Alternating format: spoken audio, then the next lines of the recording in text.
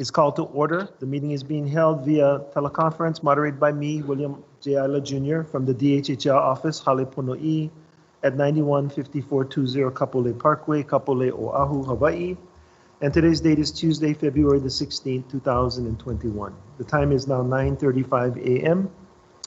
Agenda notes: pursuant to the emergency proclamation by Governor, Hawaii Revised Statutes Chapter 92 regarding public agency meetings and records currently is suspended to the extent necessary to enable boards to conduct business without holding meetings open to the public and to allow state agencies the ability to effectively and efficiently provide emergency relief and engage in emergency management functions. Leah, would you please call the roll? Commissioner Awol. Commissioner Awol will be joining us shortly. Commissioner Helm. Aye. Commissioner Ka'apu. Aye. Commissioner Kalekini. Aye. Commissioner Ka'upu. Aye. Commissioner Namu'o. Here. Commissioner Neves. Aye. Commissioner Teruya.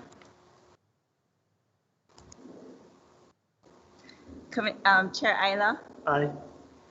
We have 8 members present. Chair, we have a quorum. Okay, mahalo.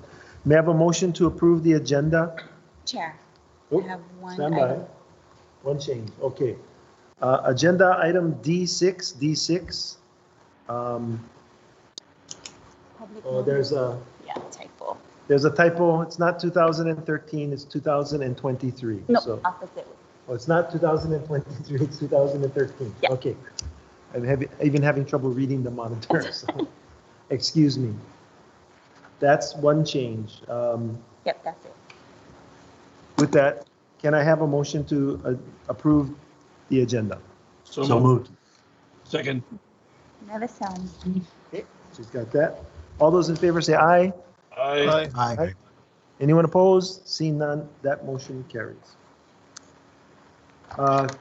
Could we have a motion to approve the January 12th, 2021 special meeting minutes? You all should have them. Are there any amendments to the January 12th, 2021 special meeting minutes?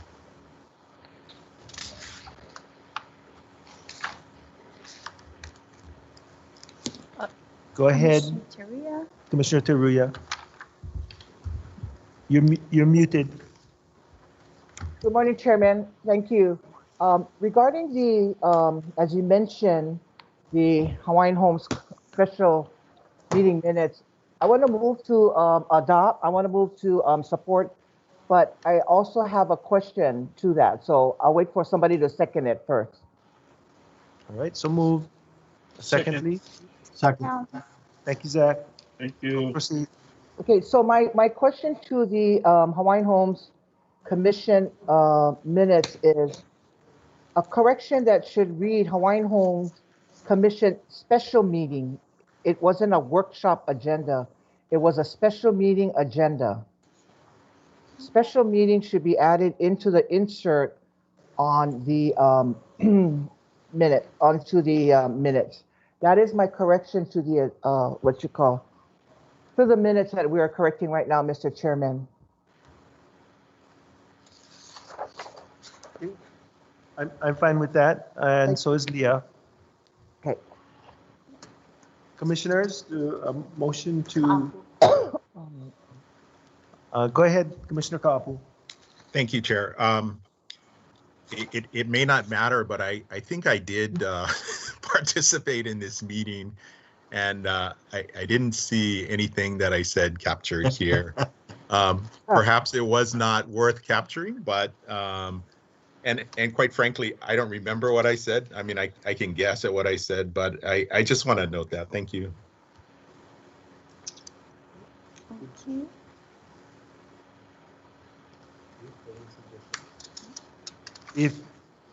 If you want to send us what you think you said or remember what you said, then we can attach it. I'm not sure that that's worth the time and effort, but I will make sure from here on that I note my comments for the minutes. Thanks. Okay, thank you, Commissioner. We'll endeavor to do a better job next time. Patty? And then, You know,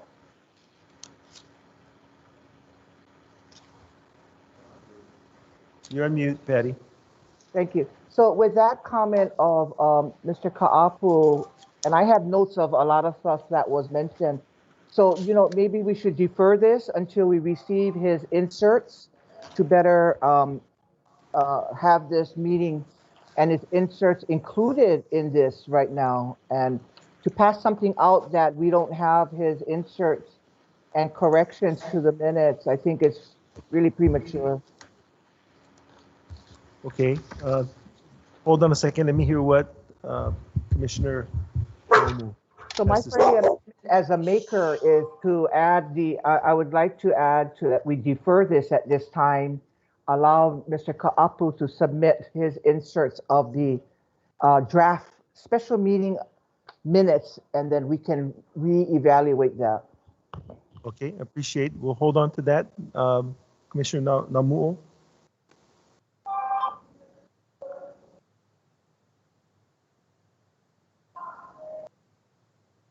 You're muted. I have nothing. Okay. Okay, I thought I saw your screen lit up. I will make this suggestion and agree to defer the approval of these minutes, and then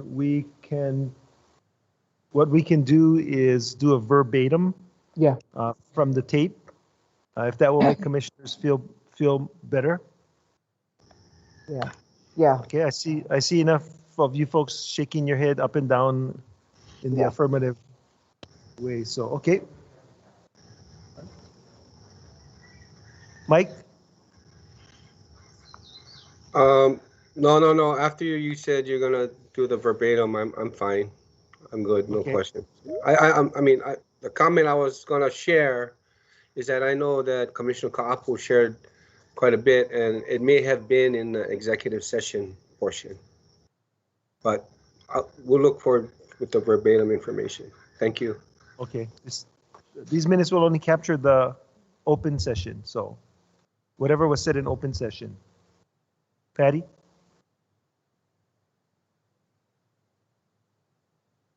You're muted again. I think it's very important that because we normally shut down executive session a lot to the public, but Mr. Ka'apu stated a lot of information through the opening of the meeting before we went into executive. So I think it's very vital that we have this documented in the minutes, and minutes are for record keeping. It is very important that we just don't push minutes really quickly, but we make sure that we document this correctly. So thank you, Mr. Chair, for your suggestion that we can defer this and we can look at it thoroughly for verbatim minutes. Thank you, Mr. Chairman. You're welcome, Commissioner Teruya. Next order of business is the January 19th and 20th, 2021 Hawaiian Homes Commission minutes. Are there any suggested corrections? I have. Yes, go ahead, Mike. Thank you, Chair. Yes, I want to make a point of clarification on page 11 of 30 in the third paragraph. I want to elaborate on this. I made a comment in the minutes. It states that in addition to Uncle Pat's testimony, we did get testimony in support from the Maku'u homestead. And I just pointed that out. But to clarify, the support from Maku'u was supporting Uncle Pat's testimony.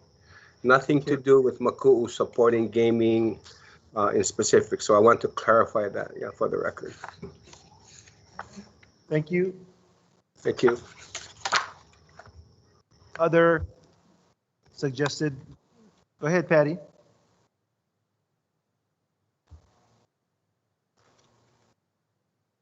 Thank you. Under page 3, last paragraph, Commissioner Teruya asked to recuse herself from voting in item to D3. As a homestead, she refinanced her home. I also mentioned that I submitted my application like everyone else. I want to make sure that was inserted, and I also thank the staff for their assistance. Please insert that. Thank you, I want to Mr. make sure Chairman. that was inserted, and I also thank the staff for their Okay. assistance. Please insert that. We'll do so. Thank you. I want to Mr. make sure Chairman. that was inserted, Other and I commissioners? also thank the staff for their assistance. Please insert Okay, that. seeing Thank none, you. can I have a wanna motion make to sure approve that as was amended? inserted, Other and I commissioners? also thank So the moved. staff for their Second. assistance. Please insert Okay, that. seeing Thank none, you. can I have a wanna motion make to sure approve? that All was those in favor say inserted, aye. And I Commissioners? also Aye. thank So the moved. staff Anyone for opposed? their Second. assistance. Seeing none, Please that insert motion that. seeing Thank none. you. Can I have a wanna motion make to sure approve? All that those was in inserted, favor say aye. and Public I testimonies also thank received the by staff anyone for opposed? their Seeing assistance. none, that Please motion insert seeing that. none to I wanna the, make sure all that those in was favor say inserted, six and public I testimonies also Commissioners thank Cloud received by anyone for opposed? their assistance. Seeing none, Please that insert motion that. submitted to I wanna the, make sure all that those in was favor We have say Russell till aye. about 2:30 Commissioners today. Cloud received by anyone Just, opposed? Seeing none, that motion Announcements. submitted to the G agenda item.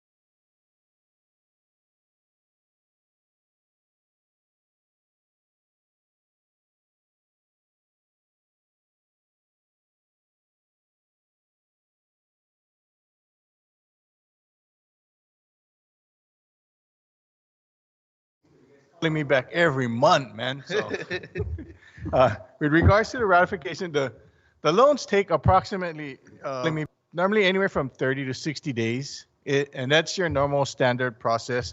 For us, as you know, the documents need to go to the Attorney General's office for review. These loans have to be approved by the chairman, and then documents are prepared and things of that nature before it's executed. Dean, would you just, for their benefit, would you just like talk through the process real quick about somebody comes in or somebody approaches us to refinance a loan? What is the process? It's no different than if you were to apply for a mortgage outside. There is an application process, an application, a credit report. They'll verify income if we need to. We don't on streamlines, of course, but for ratifications, there is go through the whole underwriting process. There is a loan presentation document that is prepared with the underwriting guidelines of the department. It is again submitted to the chairman for his approval with a recommendation. And once approved, it does come to you folks for ratification before it can be executed. Where might there be some delays on the part of the lessee or the financial institution? These are going to be in-house loans for ratification. So the delay would most likely be if the beneficiary has problems providing us the necessary documents to verify income or pay stubs, that kind of thing. Or if they have issues with the credit report and we're looking for some type of explanation to what has happened in their past that will justify a correction. Okay, Patty, you have any questions? Yeah, one more last one. So how long does it stay in the AG and the chairman's hand? Is it 30, 60 days? Chairman, normally about 1 day. The turnaround time is very quick from the chairman. Oh, The okay, thank you. AGs are relatively quick too because we're doing everything electronically. As in the past, we used to hand deliver the hard copies. They would take time to review it, and then it'd have to be couriered back. Now they're willing to take some of the loan documents electronically. Ryan's turnaround time has been fabulous. Guy works on Saturdays and Sundays, so we get him back in 2 to 3 days max. Wow. Good, thank you very much. Thank you, Mr. Chairman, for that update. You're welcome. David? Thanks, Dean. Thank you, Chair. Dean or Juan on D4. I guess my question is, what is the prevailing mortgage rate, market mortgage rate for Hawaiian homelands in the open market right now? Because the mortgage rate for private mortgages are like 2.25%. And I'm just wondering if that is the market. We're still giving streamlined loans at 4.5%, which is double the market. And I'm just wondering why that is. Our rates are determined by the commission and also by the rules which allow us to go 1% or 0.5% below the RD rules rates. We can revisit that, especially because only recently has these numbers dropped as far as the interest rate. Normally they're done at the beginning of the year, so it's about that time we review it anyways. Thank you. Yeah, Chair, I'd like to suggest that we take a look at this, because this is would be a significant savings for our beneficiaries over time. And especially for those, it would be an incentive for those still at 7.5%, 8% to get 12 payments in, so that they can get a 2.5% or 3% loan. And then on D5, this may be a question, or D5, D6. This may be a question for Chair. This has to do with the wait list. And I know we had some conversation in the past couple of months about the wait list and why it was necessary to raise monies for to address the wait list. Understanding that the wait list is an animal that this commission created. And based on the testimony from Lehua, who said, I think she testified that 60% of the existing people that are on the wait list already have a home. And so I would like to take a deeper dive and then try and decide, as a matter of policy, do we owe Hawaiian homelands to everyone who is 50%? And if we decide that that's what it is, that's what it is. But if we're going to prioritize how we address the wait list, I don't think we've ever looked at that issue, so that, if our focus is on getting lands to people who, number one, don't have a home, who, number two, perhaps don't qualify for a home, that may change how we look at things. And again, because we've never discussed it, I'd like to kind of take a deeper dive into that in a future commission meeting, if that's okay. Thank you, Chair. Absolutely. Commissioner, tomorrow we're going to be covering Hawaiian Homes Commission policy actions, and we're going to be covering presentation on concerns impacting the application branch. So perhaps at the end of those conversations, we can begin that dive and maybe get some more guidance from other commissioners on how to set that up for the March commission meeting. So appreciate that. Thank you, Chair. Russell, you have your hand up? Thank you, Chair. I have a question for Juan regarding item D12. So on this approval that we're giving, I support the approval. I just want to know more about this process. So I see that there was an application that was made in the beginning of February. I think it was February 2nd.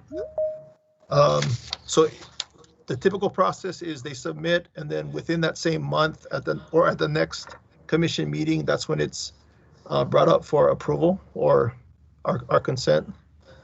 Yeah, thank you for that question, Commissioner. In this particular case, the existing parties had a previous agreement that was a few years old, but was never taken to the commission for approval. It was my request for the West Hawaii District Office, rather than coming before you with a third-party agreement that was several years old. I wanted a more current, we asked for a more current agreement, and that's the reason why the date is more recent. But we don't typically take it in as early as the same month or the following month. It was just that it was requested, rather than using an existing agreement that was several years old, we did request for the agreement to be updated. In this particular case, it was dated this month.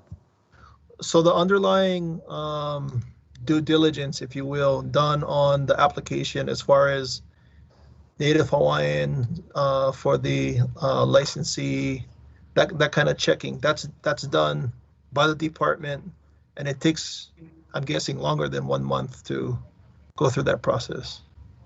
That's correct, Commissioner. The licensee's blood quantum must be verified at 50%. In this particular case, the licensee is not only a lessee of a pastoral lot, but is also an applicant beneficiary on our wait list. So yes, he does have the required blood quantum to enter into a third-party agreement.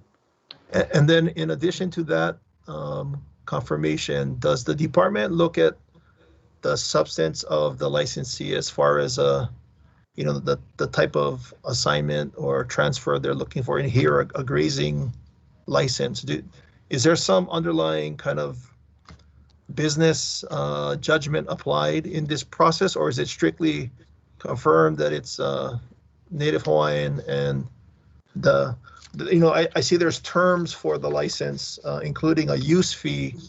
Does the department, bless that or recommend what that should be, or how does that work? We don't. Yeah, Commissioner, the only requirement that we have the responsibility to affirm and or verify is that the licensee must be Native Hawaiian or 50% Hawaiian. We don't provide any input with respect to the fee or the length of the third-party agreement. Okay. Okay, thanks, Juan. Appreciate it. Thank you, Commissioner. Okay, thank you, Russell. Back to Chair? David. Chair, I'm sorry. I'll raise my hand. Go ahead, David. Sorry, Dennis, I did not see your hand. That's okay, David, then Thank you. Dennis. How's that? Thank you, Chair. This will be quick. I will recuse myself from voting on D12. That's it's one of my clients. Thank you.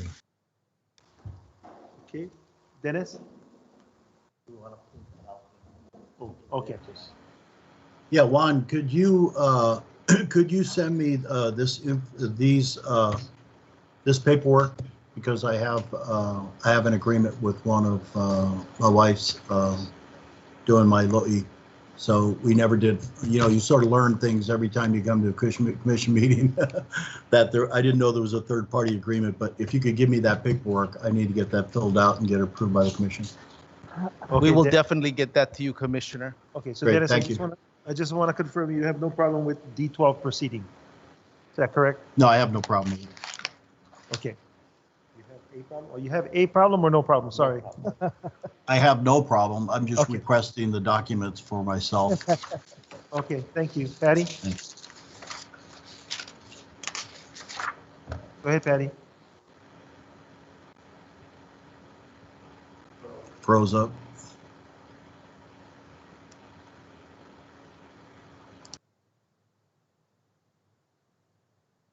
Okay. Patty, I can't hear you. You may be frozen or you may be muted.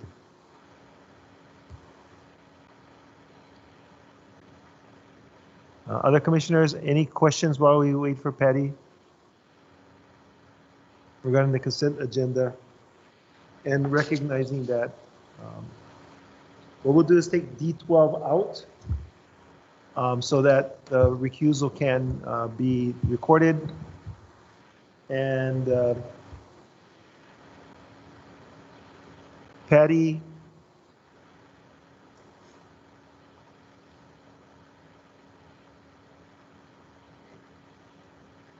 okay, technical crew, any suggestions? Okay, okay, so she just went out and she's gonna dial back in a few seconds. Good morning, Randy. Thank you for joining us. Good morning. Okay, let's give her just another minute to get back in.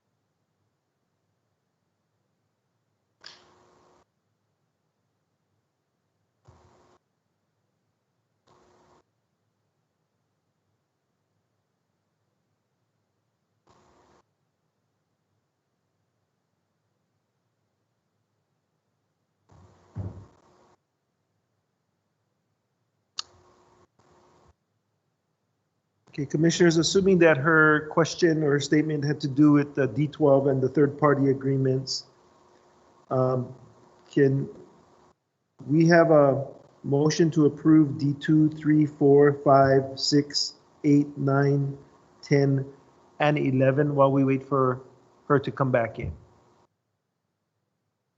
So move. Second. Moved by Zach. Okay. All those in favor say aye. Aye. Aye. Does anyone oppose? Seeing none, that part of the consent agenda is approved. Awaiting D12.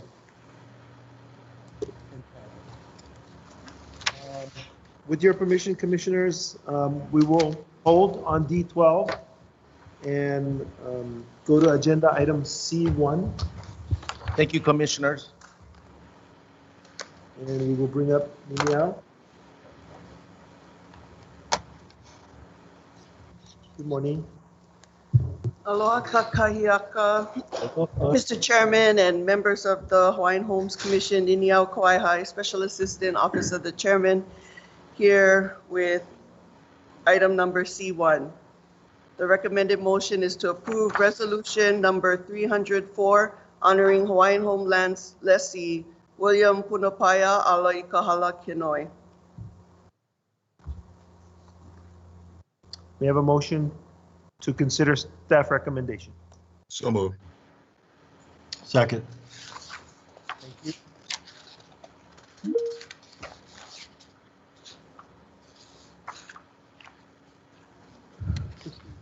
Hawaiian Homes Commission Resolution Number 304, honoring Hawaiian Homelands lessee William Punapaia Alaikahala Kenoi.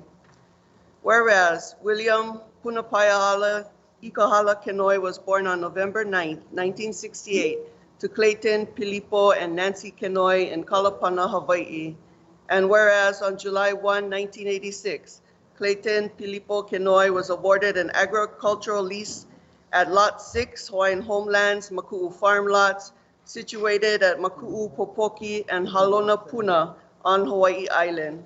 And whereas William Punapaia Alaikahala Kenoi graduated from Waiakea High School and the University of Massachusetts Amherst, where he met his wife, Takako. And whereas during his time on the East Coast of the United States, William Punapaia Alaikahala Kenoi interned for Hawaii U.S. Senator Daniel K. Inouye, which resulted in a lifelong friendship based on mutual respect and admiration. And whereas William Punapaya Alaikahala Kenoi returned to Hawaii and successfully completed his law degree at the University of Hawaii at Manoa William S. Richardson School of Law, and after passing his bar exam, served as clerk to Judge Richard K. Perkins of the 8th Division of the First Circuit. And whereas, determined to fight for the many Native Hawaiians overrepresented in the judicial system, William Punapaya Alaikahala Kenoi served as a deputy public defender in the Appellate Family Court, Juvenile Criminal, and Adult Family Court divisions. And whereas William Punapaya Alaikahala Kenoi became a co-lessee of Lot 6 at Maku'u Farm Lots on January 15, 1999, upon the untimely passing of his father, Clayton Pilipo Kenoi. And whereas William Punapaya Alaikahala Kenoi returned to his beloved Hawaii Island in 2001 to work as the executive assistant to Mayor and former high school football coach Harry Kim, a position he held for the next 7 years. And whereas William Punapaya Alaikahala Kenoi ran for elected office for the first time and was successful, becoming mayor of the County of Hawaii in 2008. And whereas the mortgage crisis and ensuing recession forced budget cuts and furloughs for Hawaii County for most of Mayor Kinoi's first term. And whereas Mayor Kinoi committed to ensuring Hawaii Island was a place for self-healthy communities full of beautiful families. And whereas Mayor Kinoi utilized community development block grant funding from the U.S. Department of Housing and Urban Development to upgrade all county parks as accessible under the American with Disabilities Act. And whereas Mayor Kinoi utilized home funds from the U.S. Department of Housing and Urban Development to create workforce housing known as Kamakoa Nui in Waikoloa Village.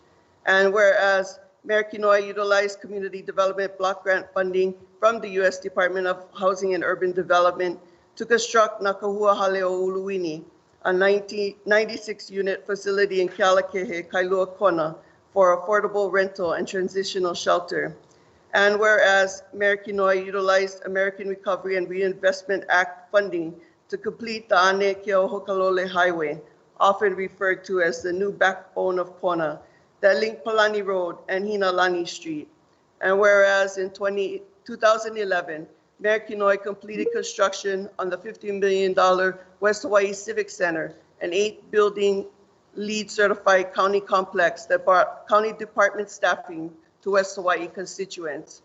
And whereas Mayor Kinoi utilized $3.1 million of community development block grant funding from the U.S. Department of Housing and Urban Development to provide a covered play court for the Panaewa Hawaiian Homestead community. And whereas Mayor Kinoi was reelected to a second term in 2012 and in 2014 became known as the Iron Mayor for completing the grueling Ironman triathlon. And whereas in late 2015, Mayor Kinoi was diagnosed with a rare form of leukemia called myelofibrosis.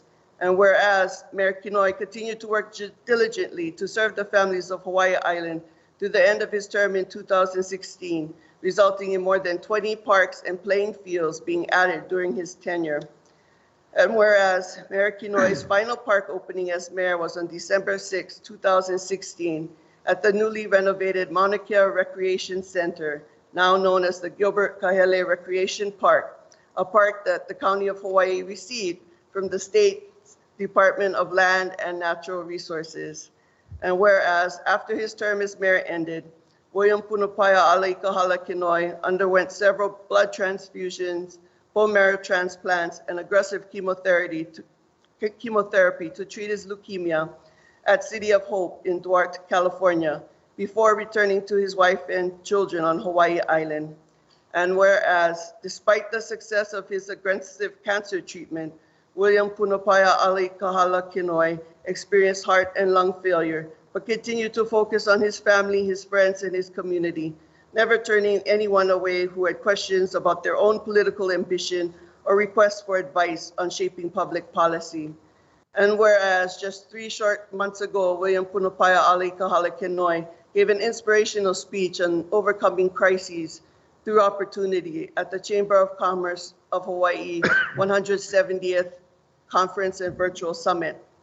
And whereas William Punapaya Alaikahala Kenoi's last public speech was at the inauguration of Hawaii County Mayor Mitch Roth and the County Council in December 2020, stating to all who listened that by chasing perfection, we reach excellence. And whereas William Punapaia Kahala Kinoi's closing remarks at said Hawaii County inauguration was from Joshua 1:9 of the Holy Bible. Have I not commanded you, be strong and courageous. Do not be afraid. Do not be discouraged, for the Lord your God will be with you wherever you go. And whereas on January 26, 2021, William Punapaia Kahala Kinoi passed away at his home in Volcano, surrounded by his wife of 25 years, Takako, and their 3 children, Justin, Liam, and Mahina.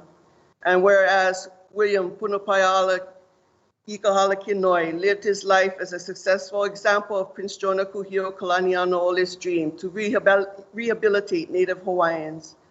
And whereas both William Punapaia Kahala Kinoi and Prince Jonah Kuhio Kalaniano Ole shared the gift of oratory, charisma, intelligence, and a deep personal commitment to their Hawaiian people and communities. Now, therefore, be it resolved, the undersigned duly recognized as the chairman and members of the Hawaiian Homes Commission on this 16th day of February 2021, do set forth their hand to recognize, honor, and memorialize the life of William Punapaia Kahala Kinoi. And be it further resolved that copies of this resolution be transmitted in its entirety to his wife, Takako, their 3 children, Justin, Liam, and Mahina, and to his sisters, Patricia, Mary, and Roseanne. Adopted this 16th day of February 2021 at Halepono'i, Kapolei, Hawaii, by the Hawaiian Homes Commission in regular meeting assembled. Thank you, Niniao. And, you know, it's easy to hear the affection in her voice, having been part of his administration for a while. I would also add that, I'm sorry, when I reviewed the resolution, we didn't add the word humor. Anybody that knows Billy understood he could intertwine humor into those sort of inspirational talks. The only thing that I have to add to that is I hated following speaking after Billy because it was so hard to get the attention of the audience after that. Do we have a motion? We have a motion. All those in favor of supporting the said resolution, but before I say take the vote, does any commissioners want to say a few words about Billy? I didn't know him. Okay, go ahead, Mike. Yeah, thank you, Chair. First off, I just want to applaud the department, for doing this resolution.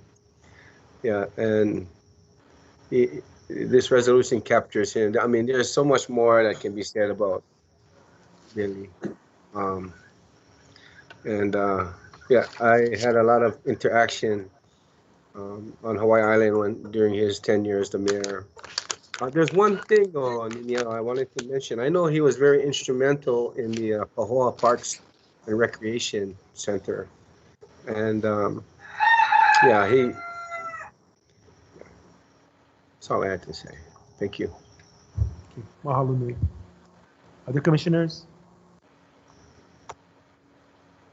Seeing none, all those in favor say, David? Sorry.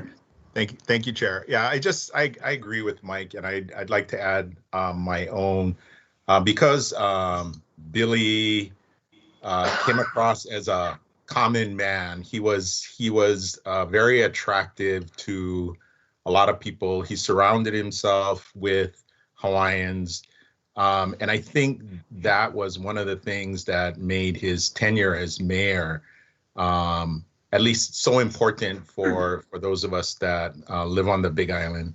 And I think we can't understate the Ane Kehokalole roadway that nobody believed would be able to get through. But it is now, it is that connector, that that reduces traffic. And I think at least on the Kona side, that was one of the highlights of his tenure. So I appreciate him. You're right. He could make you laugh even if you didn't agree with him. I mean, he would break into pidgin, but he would then break back into serious discussion. So he was not a dumb guy. He was a very, very smart man. And so I appreciated that about him. And I think he was a fine example of a Native Hawaiian. Thank you. Thank you, David. Dennis? Yeah, I'd just like to say that I had an opportunity to see him speak at the HTA convention when I was with the airports. And it was really funny because we had if you have a chance, you could see it on YouTube, but we started the convention with the overthrow of Hawaii. And when he stepped up there, he said, wow. He said, what am I doing here? You talking about overthrow, and now I'm going to try to talk to people about bringing people to Hawaii. So it was really a sweet guy, big heart, and could talk to almost anyone and put it into perspective. So I'm glad I had a chance to meet his presence. Thank you. Mahalo, Dennis. Michael, and then Randy again. Michael and then Randy. Yeah, very, very brief. But I just wanted to ask, with regards to the lease, is department doing whatever we can on the succession? Yeah, the department is going through its process. Right now, we're allowing the family time to grieve and get a hold of the situation. So we will. Thank you. Randy? Yeah, I just wanted to say a few things. I did not know Billy Kanoi personally, but I knew of his work, and YouTube videos helped to memorialize the person that he was. And he was certainly inspirational as well as aspirational. My daughter continues to periodically send me his videos on YouTube because she looks up to the person that he was. And like others have said, he had this gift for speaking in ways that we could all relate on a common daily basis, but also had the intelligence to navigate through difficult political situations that required a skill set in such a way that he could advocate with success. So it's fortunate as one of the Native leaders. Thank you. Okay, mahalo, Randy. I have a comment. Oh, go ahead, Ninyo. I just wanted to share that I remember meeting Billy in catechism class in 4th grade when his mom was teaching at St. Joseph Church. And then the following year, my dad taught 5th and 6th grade catechism. And he was always kolohe, of course. It's hard to go to catechism after school and then, sit down for another hour trying to learn something about the Bible. And then I met him again in 9th grade. I had, in prior years, since elementary and intermediate school, I had run for class president. So 9th grade, I was running unopposed, and then Billy transferred from Kamehameha schools to Waiakea High School.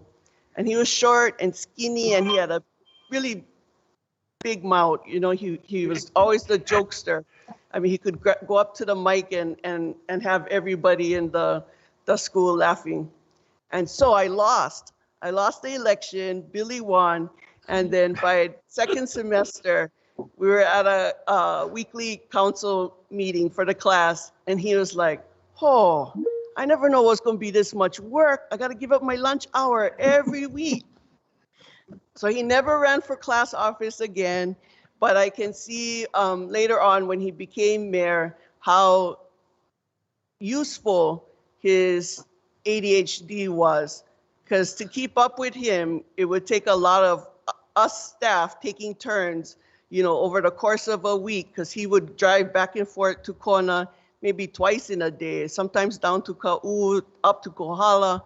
And then, for the rest of us, we would call that carrying holoku, when you're in the attendant for the chief. So we'd say carrying holoku, whoever had the duty to switch off and tag team and get to help him do his work. But I think what was really inspirational towards the end after his illness was his deep love and open expression of Keakua. And I think that inspiration, that ability to just talk openly about his faith has left another legacy, so that many people who might not understand the power of compassion and love and aloha and forgiveness, he was able to practice it as a Native Hawaiian man raising Native Hawaiian children in Hawaii. So I want to mahalo all of you for your comments this morning. Okay, thank you. Zachary, and then Dennis. Yeah, thank you, Chair. Thank you, Niniao. I'm so happy that the department is doing this resolution for Mayor Kanoy. I did not know him, but he could vala'au. This mayor was he had a personality, but I think he demonstrated as a great role model as a Native Hawaiian. So. But very very fortunate to do this resolution as the department. So I just wanted to say that. Thank you. Thank you, Zachary. Dennis. Yeah, I think there needs to be one correction at the bottom of the resolution. I think you mentioned Patricia Chin. Yeah, we made the correction already. Okay. All right, just want to make sure the one that you guys got had that typo, and then the one that we put up online is corrected. Thank you. Thank you, sis. Thanks for catching that, Dennis. Yeah.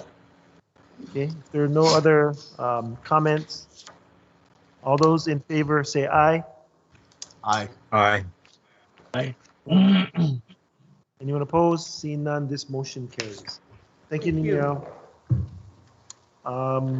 We don't have Commissioner Karuya back yet. So let's move to agenda item C2. I do know that we have Hokule standing by.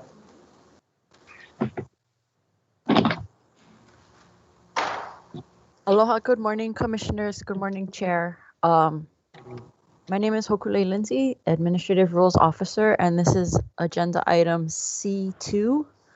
Adoption of proposed Hawaii Administrative Rules, Chapter 10-4.1, entitled Management of Water Systems. Okay, do we have a motion to consider staff recommendation? So moved. Second. Thank you. Continue, Hoku. So first, Commissioners, you'll notice that we split the motion into three pieces for approval. One, for approval with water service rates for Ho'olehua attached to the rules as Exhibit A. The second, with the water service rates for Anahola attached as to the rules as Exhibit C. And then third, with the water service rates for Kauai High attached as Exhibit B, and the Pu'ukapu maintenance fee attached as Exhibit D.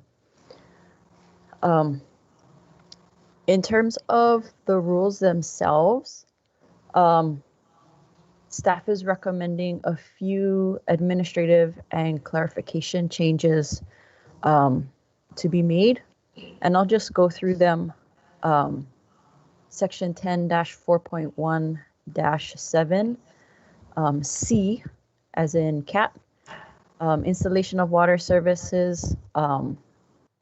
We're just clarifying in the last sentence that the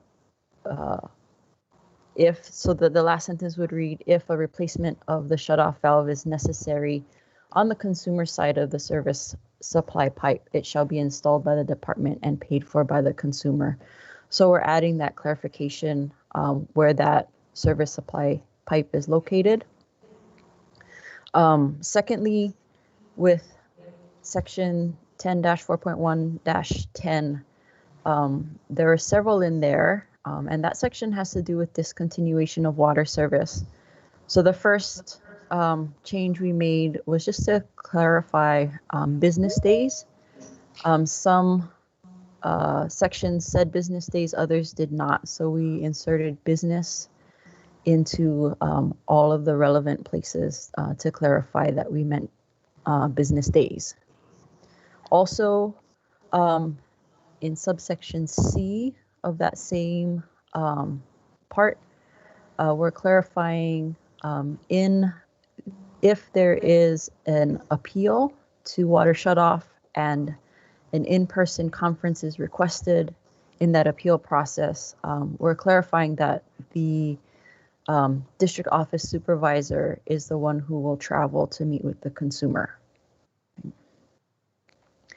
And then lastly, also with the discontinuation of service, subsection F, in the very last sentence, we're clarifying that buildings that are to be demolished, we're just inserting buildings with water service that are to be demolished. The department shall be notified so that water can be shut off. So we're just recommending those few technical and clarification changes for these rules. And I just want to say that these rules have been a long time in the making, and the department really needs these rules would provide a great service to the department, just in terms of better operation and enforcement authority. And so if you have any questions or comments, thank you. Thank you, Ogle. Dennis? You're muted, Dennis. Yeah, I want to thank Ogle and Gigi also for providing some information over the past couple weeks. Some of these changes were something that I asked to have clarified, just so we have clarification. I actually have some concern, and I know this process started back in 2014 when the commission or the department approached the commission about trying to break even on these systems, and I have some concern about the fact that we're going to use this type of process to try to break even on the systems. I'm just concerned that my understanding, as I read back through what happened in August 2012, I had to pull up the information to find out why we decided to go to enterprise account type accounting process. And enterprise, first of all, it seems to me, and somebody let me know if I'm wrong, it seems to me that this has to do with the lack of funding, that we're pulling money out of trust funds to supplement these systems. Am I correct? That is correct. Subsidizing water systems at a great cost. And then Gigi, go ahead. Yeah. Aloha. Good morning, commissioners. Morning. Gigi Kyrell with the planning office. Yes, that is correct. Part of the reason the 2012 commission approved policy for enterprise accounting was for us to better understand the costs of these water systems and how much the trust has been subsidizing. Secondarily, because we were in discussions with the federal U.S. Department of Agriculture on seeking funding for capital improvements to the system. USDA typically works with water utilities. Because the Department of Hawaiian Homelands, we are not set up, structured as a water utility. USDA at the time was unable to determine our financial need because we did not have clear water system budgets for each system. So that was the other premise for bringing forth the enterprise accounting policy in 2012. It is somewhat of a federal requirement given the $30 million of funds from the federal USDA. So, so the $30 million in funds, is that an annual fund we get from the USDA for all these systems? No, the $30 million is specifically for improvements, one-time capital improvements to Ho'olehua, Anahola, and the Lai'iapua Village 4 water, sewer, and drainage project. It's only for those 3 projects. Okay, and we've already received those funds? Well, they have been awarded. We are waiting the construction. So Anahola, Stewart's probably there. Anahola is well underway in construction. Ho'olehua just recently got started. I believe, and correct me if I'm wrong, Stewart, Lai'iapua is still waiting to be bid out. Okay, so basically what we're doing is we're coming into compliance to get approved for these loans, or are they already approved? I'm a little They are awarded. They are awarded. Okay. It was awarded in 2016, 2016. Okay. Yeah. And so we need to bring the systems under this process, this enterprise accounting process, to be compliance with future funding, or with the current funding? Current funding. Okay. Okay, so Yeah, that makes a little more sense to me now. Yeah. So let me ask you, and I can only speak about the Anahola system because that's where I live. I use the system. What is the department's plan to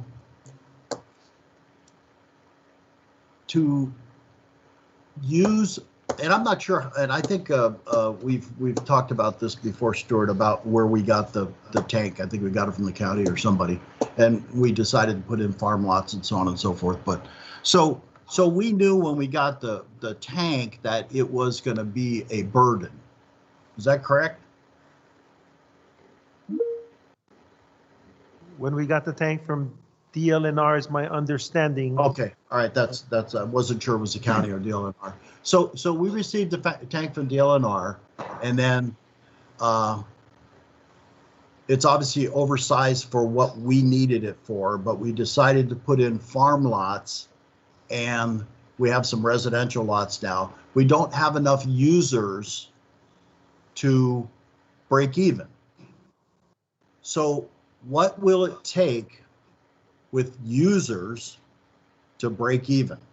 My point is that I don't want to see us just say, okay, we're going to use this system and we're going to have the beneficiaries pay for something that we have not tried 100% to put in full to get us to break even. So how many lots, how many more people do we need to make it to break even? And what are we doing to get to that point? Gigi, was that part of the study, the cost structure study?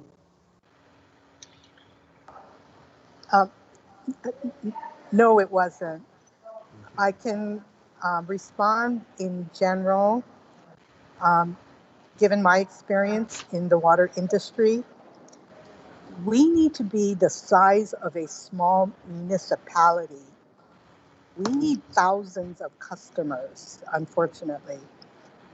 The size of systems we have are are um, are considered very small systems, and they generally do not break even.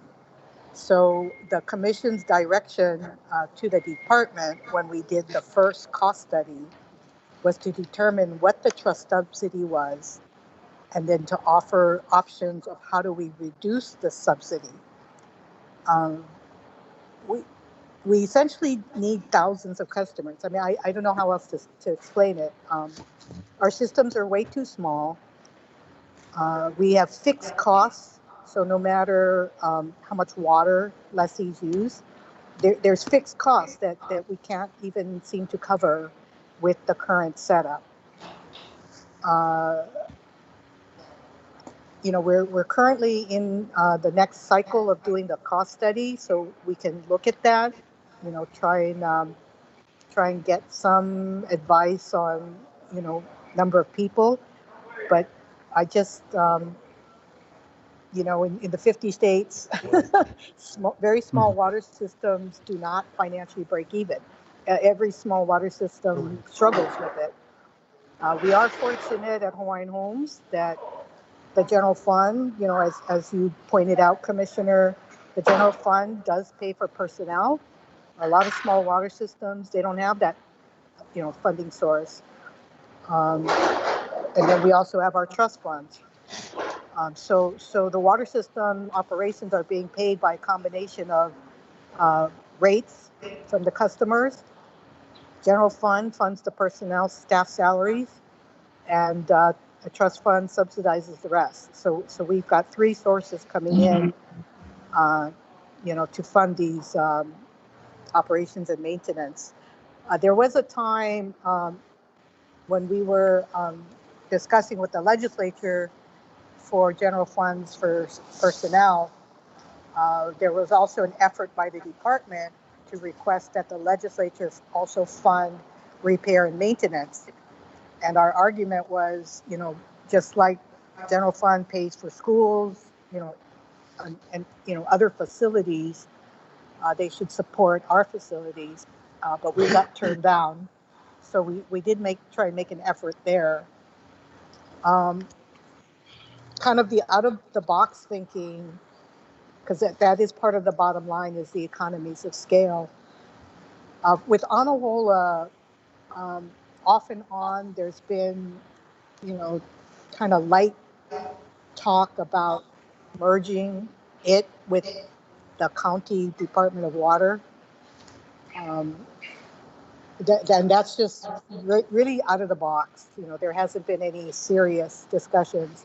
But that's what a lot of small systems do, is they end up merging, regionalizing, with a larger system.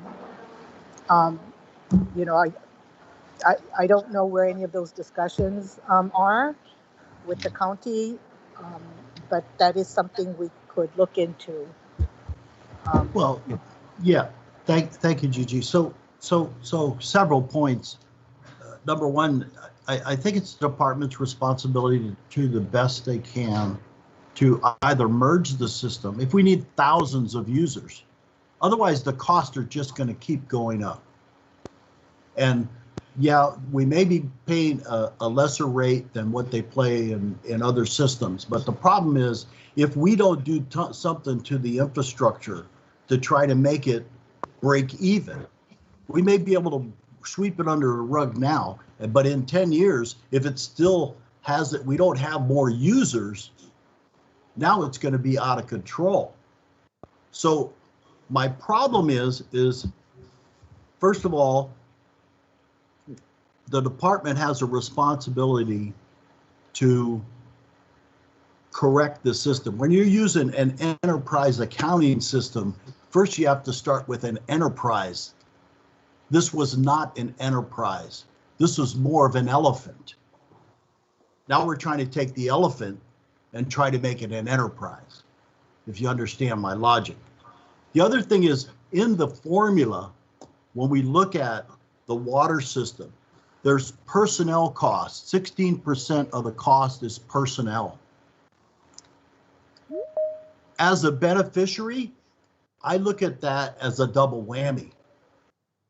The state's already paying for the personnel. It's a state's responsibility to pay personnel to manage the trust and to work for the trust. Now we're saying that that's included in the water formula because that comes from state funds. The problem is that, as I recall, since I've been on the commission, in our budget process, we've not been credited for personnel costs, only till recently. So do we go back and get credited for all that money we gave that we spent for personnel costs? The other thing is that why aren't we merging with the county? If it's going to take thousands, and Gigi, I agree, if it's going to take thousands of people to get this to a reasonable rate to pay for the system, why are we not tying to our other beneficiaries in Anahola? Why aren't we tying to the county? And we're just putting in a bunch of money right now. I understand about $12 million to redo the system. We're also extending the lines up to about 100 acres that are on an ROE right now. We didn't develop because we didn't have water to it. So if we need to add people to the system, we currently have farmers that are not farming. That's a whole animal, because it seems like there was some responsibility on the department side for technical advice, equipment. As I talked to some of the farmers, that was sort of dropped. Okay, we didn't have the funding. So really what this comes down to is funding. And I'm concerned that because we don't have the funding, if we got all the funding we were supposed to get, we wouldn't be worried about this. We'd continue to subsidize it. I think that the department needs to continue to subsidize it, and we need to force the state to get us funding. Easily said. Will it happen? I doubt it. So I don't have a problem with having rules for the system. My problem is how we calculated the rate. The double whammy on personnel, it's chewing me up. That's $40,000 on our, and I can only speak to our system. That's $40,000 off the system. Currently, the cost for the system is about $248,000 a year. We bill $66,000. The problem is that's about 27%. We only collect $26,000. Obviously, there's a lot of people aren't paying their bill. There's a lot of people going to be out here looking for water. And I understand that. That's why we have now we have rules. I'm not trying to throw a wrench in it. I'm just trying to make sure that, first of all, I don't think the personnel cost should be in there, period. We already pay for the personnel costs. I don't care where it's coming from, because that's a double whammy. When I call the island supervisor and say, I have a problem, and that supervisor now is off on another island handling a case because somebody filed a case and that super has to fly there. Now, that's obviously more cost right there. So I have a problem with that part of it. I don't have a problem with the rules per se, because I think we need rules. Don't want to throw a wrench in it. I got an issue with that issue. Okay, Dennis, thank you for bringing all of those points up. I want to seek clarification from Gigi regarding the personnel costs. Gigi, is that attributed to state personnel, or is that the cost of the contractor that's managing the system now? What Commissioner is referring to is state employees. Okay. So that, like the guys, Elroy and David, who operate the system, their salaries and time. So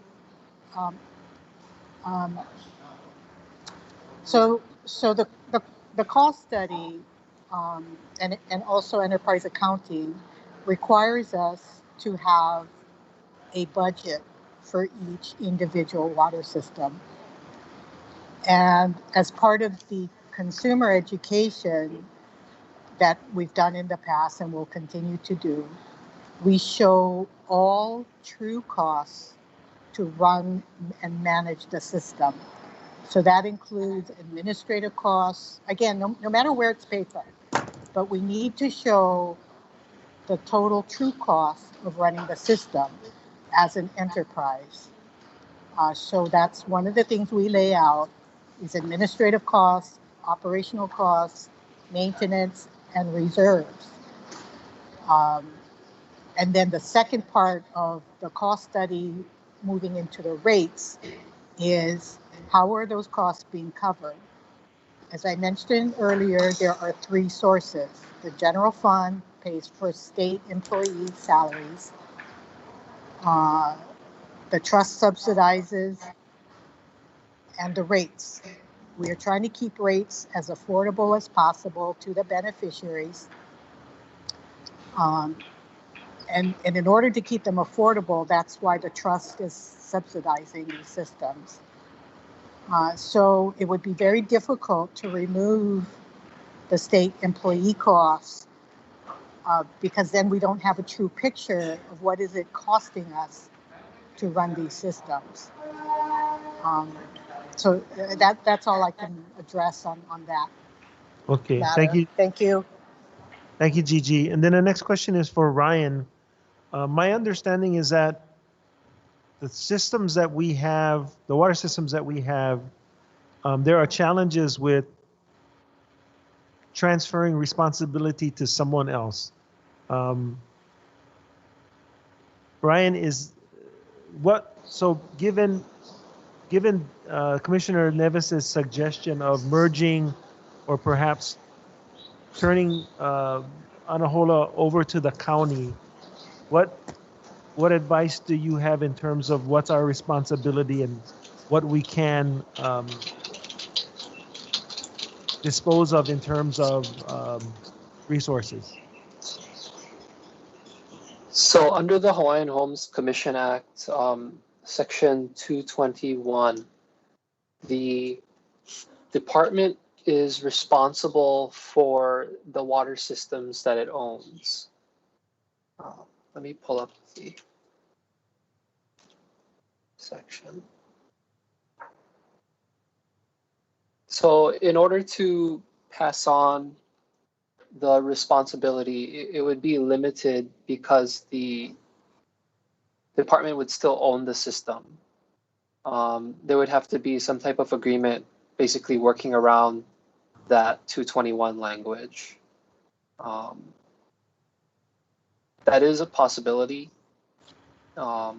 It's just the department can't free and clear pass the water system on. So there is a possibility of some sort of licensing agreement as long as we maintain ownership.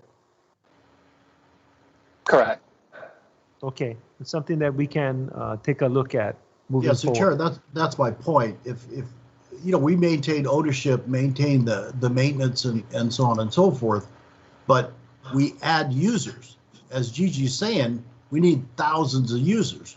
We've got Moloa'a, we have neighborhoods around here. We have a tie-in to the county right now, right across the highway for emergency use. What I'm saying is we open that up, that now gets us back in a better financial system or situation so that we can break even. Hey, Dennis, what we can do is start discussions with the county water supply to see how receptive they would be. The other way that you and I have talked about is to create more customers within the homesteads, which is to enforce lease violations, offer lessees the opportunity to sort of transfer use of the agricultural lots. They maintain a subsistence agricultural lots system, and we subdivide and make more lots available and therefore get more customers. Correct. And my point there is that it's not going to save us, but at least we're making an attempt to say we have done everything possible to get this system used like it should be used. We should not be giving out any more farm lots. They should, the additional 100 acres we have should be all subsistence ag, because at 100 acres of subsistence ag at 2 acres a shot, you could keep it under the farm lot requirement. That takes people off the list. It helps our situation. I'd like to go through the, just shortly, I know I don't want to take up everybody's time here, but what Gigi was saying about, I have the water, the beneficiary consultation chart here, and it says personnel, DHHL, 16% of the total for $40,000. Contract operator, 71% of the total for $175,758.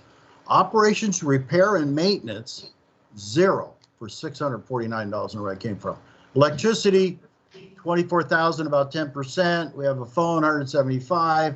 Fee for service, 6,800. That's a total of $248,000.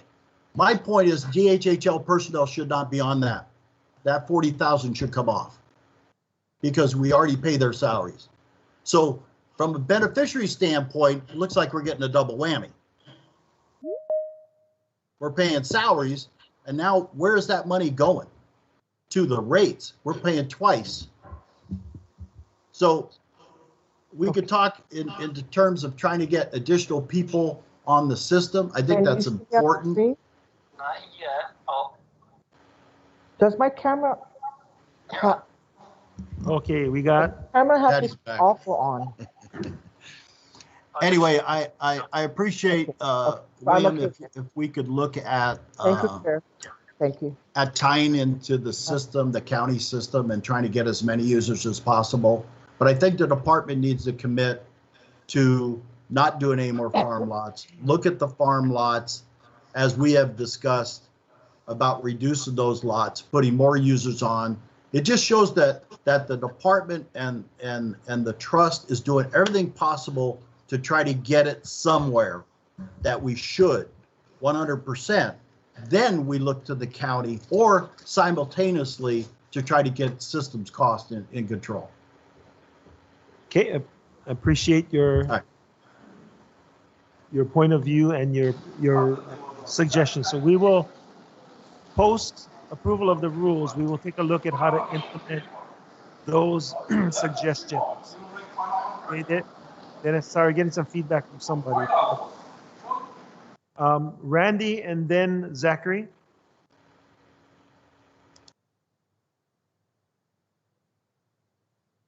Randy, Just a couple of things. Can you hear me okay? Yes, hold on. Okay. Oh no.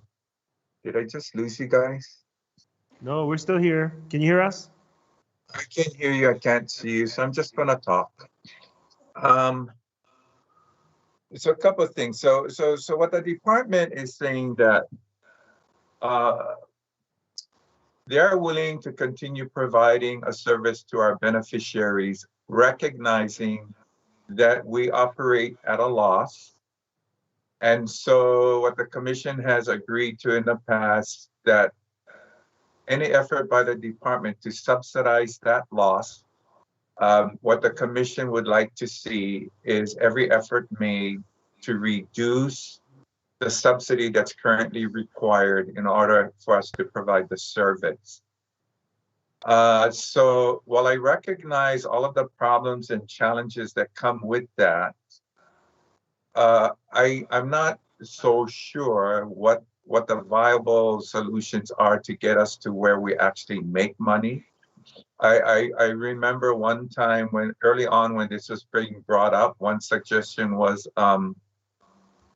make payment with sweet potatoes. I mean that's how creative the department was trying to be on this matter. But I want to go to one solution that was brought up. Can you guys still hear me? Yes. Okay, so merging with the county. Early in my tenure as a commissioner, one of the proposals that came up to merge with the county occurred with the Honokowai water system between the County of Maui and the department. Having sat in on 2 meetings with the engineers, and maybe Joby can speak more clearly to this, the challenges, the pros and the cons of even that proposal. But from what I recall in those early meetings was, one, Joby was open to some form of negotiation, but wanted to ensure that any kind of agreement that was struck between the county and the department was done in such a way that we were maximizing the benefit to our beneficiaries. Now, on the county side, there was strong interest in formulating an agreement because our water, I think our test well was viewed as promising versus what was available to the county. So there has to be any kind of memorandum of agreement. There has to be a benefit to both sides before we can strike an agreement. And I'm still not sure where we're at all these years later on that subject. So my question back to the department is, do we know where we're at? And if so, what are the pros? What are the cons? What are the challenges of merging with the county? Because it's not a straight path forward. Okay. Thank you, Randy. I'll summarize, and then Stuart is here, so he can answer any specific questions. So in that case, we did not own any of that components of the water system. HHFDC contributed some money.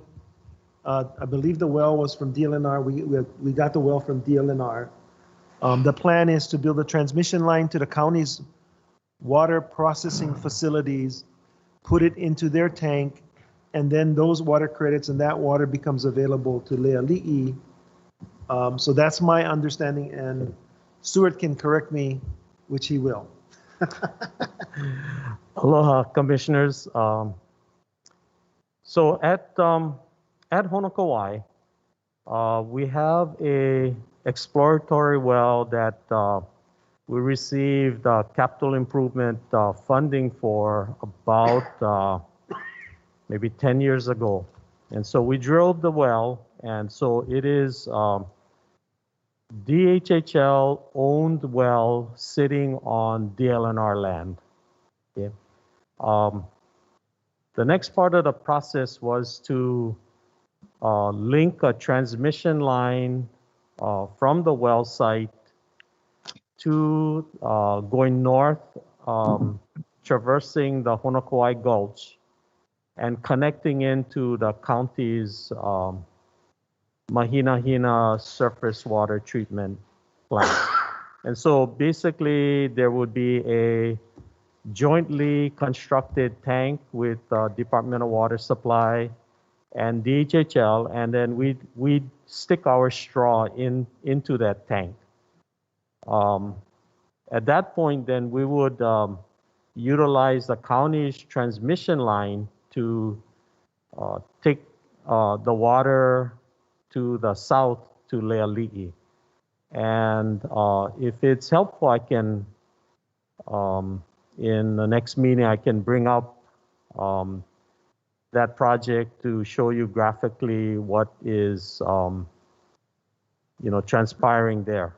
So right now we are in the environmental assessment process. We're doing archaeological, flora, fauna, and stream studies in Honokowai Gulch, pretty much as we speak.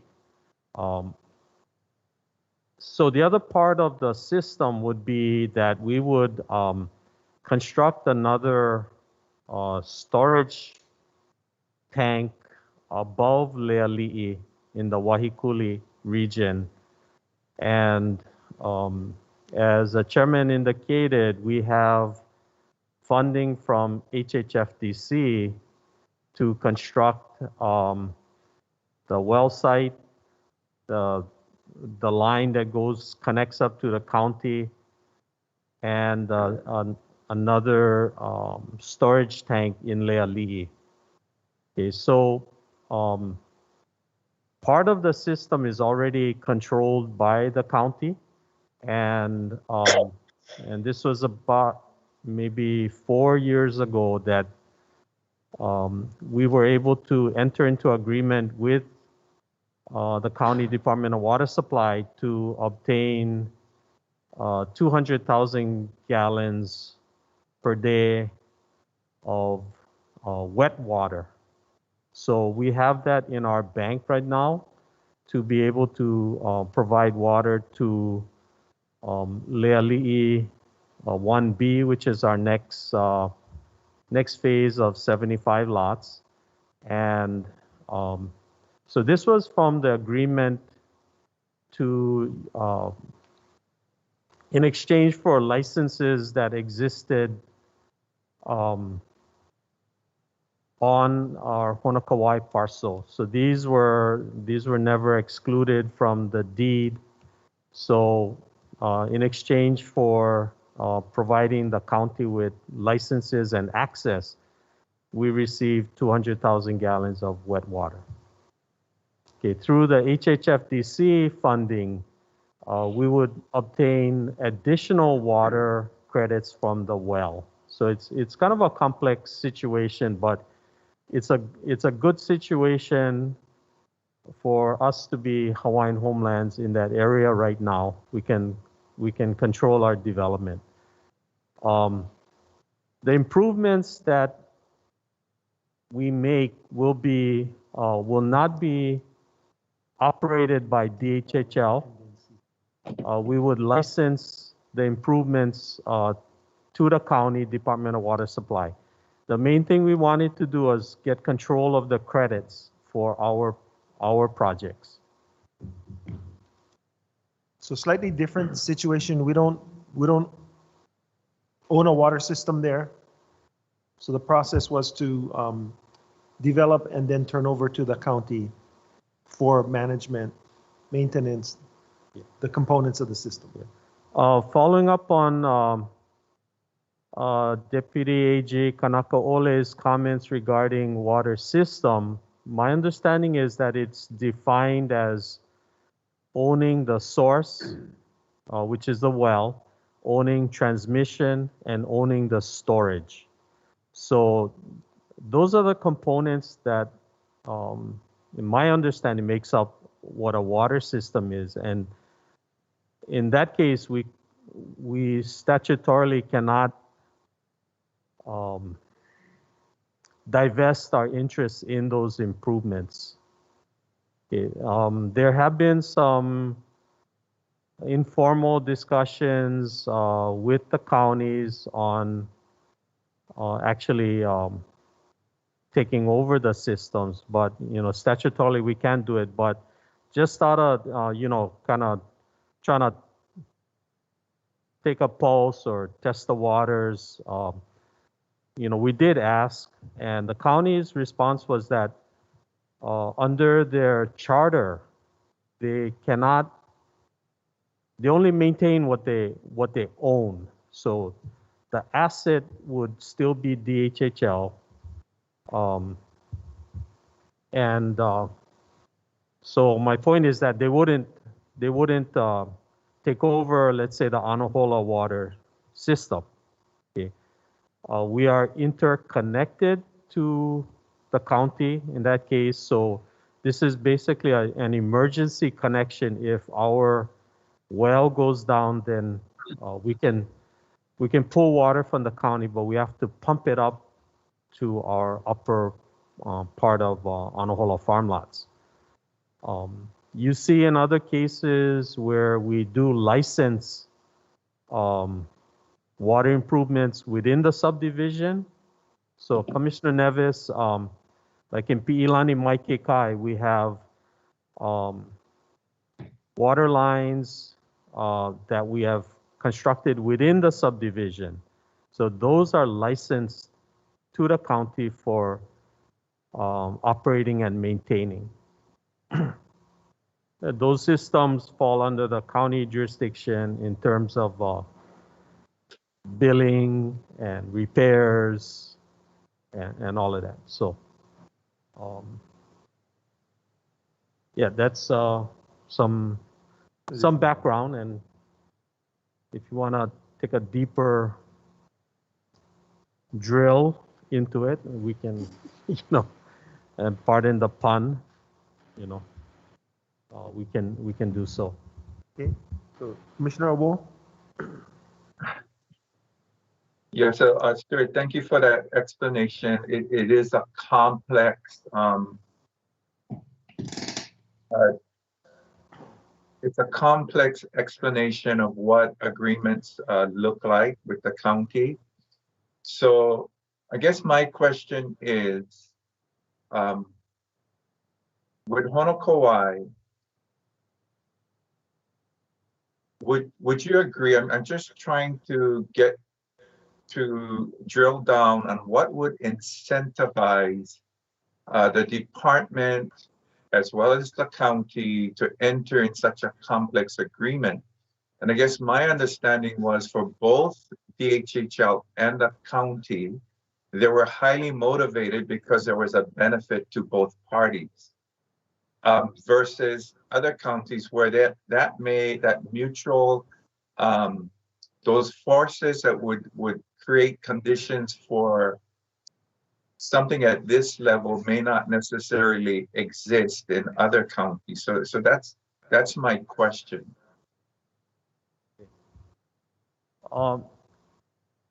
Okay, so in Honokowai, when the lands were transferred to DHHL from DLNR, the water system improvements that the county had sitting on the Honokowai lands were not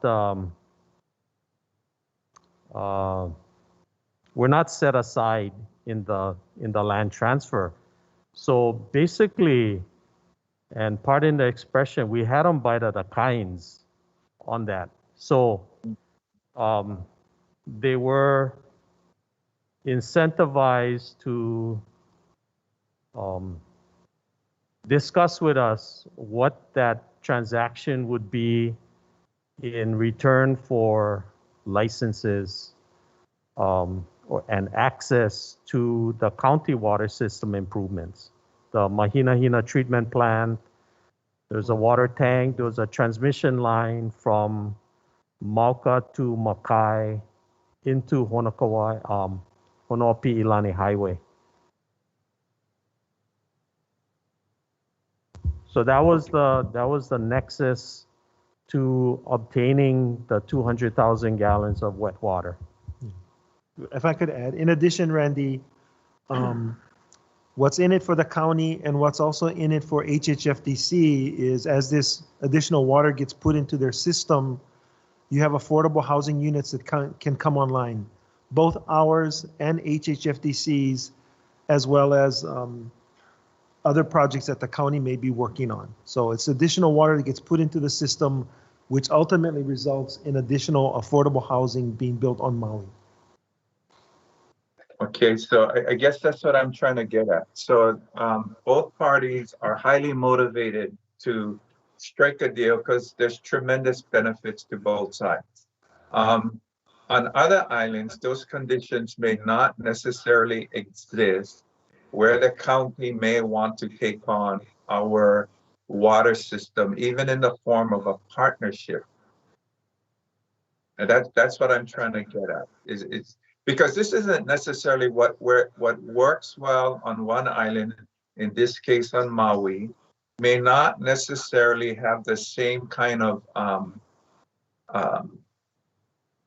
attractiveness on another island to strike a deal. That's what I'm trying to get at. Is that a correct analysis or no? It is a correct analysis because each island and even parts of islands are different, and we may have water systems that aren't even close to county systems, and there are county systems that actually service our beneficiaries. So it is complex and it's a case-by-case basis. Okay, thank you. Okay, so thank you for the discussion. This was really, really good. We have a motion on the table to approve agenda item C2. All those in favor, say aye. Aye. Is there anyone who opposes at this point? I Seeing oppose. none- Yeah, okay, so Dennis votes no. Thank you, Dennis. Anyone else? Okay, Zachary, we're, I never had a chance to say something. Can I? okay, before go you- ahead, Zach, before you do your vote, go ahead. Yeah, I never had a chance to because I wanted to speak. Yeah, the bottom line for me is to make sure that the rates or the water rates does not really impact the beneficiaries here on Molokai. And I'm not sure Anahola or Holihua water system is basically the same as far as how they operate. But I appreciate the discussion on this, and then Commissioner Nevis brought up a concern of mine, which is the personnel cost that is included as part of the rate. I'm not sure if it's for our Molokai beneficiaries for the whole water system, and if you can clarify that, if that's true, then hopefully some way somehow that expense could be put back to the general fund for personnel. And the other question that I have, Chair, the non-beneficiaries that purchases water from this Holihua system, that monies, does that go back into the general fund or does that go back into the water system? To answer your question, Commissioner, that goes back into the water system and helps subsidize keeping the cost of the water users on Molokai down. And then the personnel cost, because Molokai is such a big system, does include the personnel cost for the staff that actually does the repairs to the system. So those are real costs to the Molokai system. As of this moment, and irregardless of the rules, the department will have to continue subsidizing all of these three water systems until such time that we can get enough customers, or until such time that we can find additional non-beneficiary uses to subsidize cost. Okay, that's fine. Thank you, Chair. Okay, with that, I think there's only one no vote. Just to be clear, your vote, Commissioner? Yes. Zach, vote is a yes. Okay. Chair? Yes, Dennis. Yeah, I'd like to just clarify my position. I'm in favor of the rules. I'm not in favor of the calculation with DHHL personnel in that calculation. Just want to make that clear. Okay, that will be. Thank you. That will be recorded for the record. Thank you. Thank you very much, Commissioners, for a great discussion. Patty Turia, you're back on, so we can go back to D12. You're about to say something on D12. Oh, hold it, Chair, sorry, Chair. I just need a clarification. This is Gigi. So the vote on C2, does that include all three motions? Yes, it does. Okay. Oh, it did. Sorry, it did. Yes. Okay. Okay. Okay. Thank you. Patty? Can you hear me, Mr. Chairman? Yes, we can. Thank you so much for your patience. I had a computer malfunction. It's just too much, but thank you for your patience. Well, let's go back to, all I wanted to state when Juan was on there was that on the approval of streamlined financing of loans, I was reading through this document and I just wanted to bring one success beneficiary, to the attention. And this is the Ellis family, Stephen Ellis, because I remember in January 2020, they were in contested case and we worked on an agreement. And so there is success to this department and the commission in our contested case hearing because they have allowed to recover their house, one, and by seeing that they were opportunity to refinance, that they kept within their 1 year term of paying their rent. And so it was just a success story that I wanted to bring attention, that out of a contested case hearing, we have a beneficiary that did step up, paid their rent on time, and now with the 7% interest, they are now down to the 4.5, the opportunity to work to refinance with the department. So thank you for staff. It's just a comment of helping and working with our beneficiaries through that process. Thank you very much, Mr. Chairman. You're welcome, Liz. Thank you for that comment, Commissioner. Yeah, it was Ellis as well as Balbin who had a contested case hearing as well. Correct. Thank you very much, staff. Okay, so we have a motion to approve D12 already. Yes. But we don't have a motion. Can I have a motion to approve D12? So moved. Second. Patty. Any questions? If not, all those in favor say aye. Aye. Aye. Anyone opposed? Seeing none, the motion carries. Commissioner, just hang in there. One more agenda item, then we'll take a short break. Agenda item C3. Paula? Getting funded from DHH.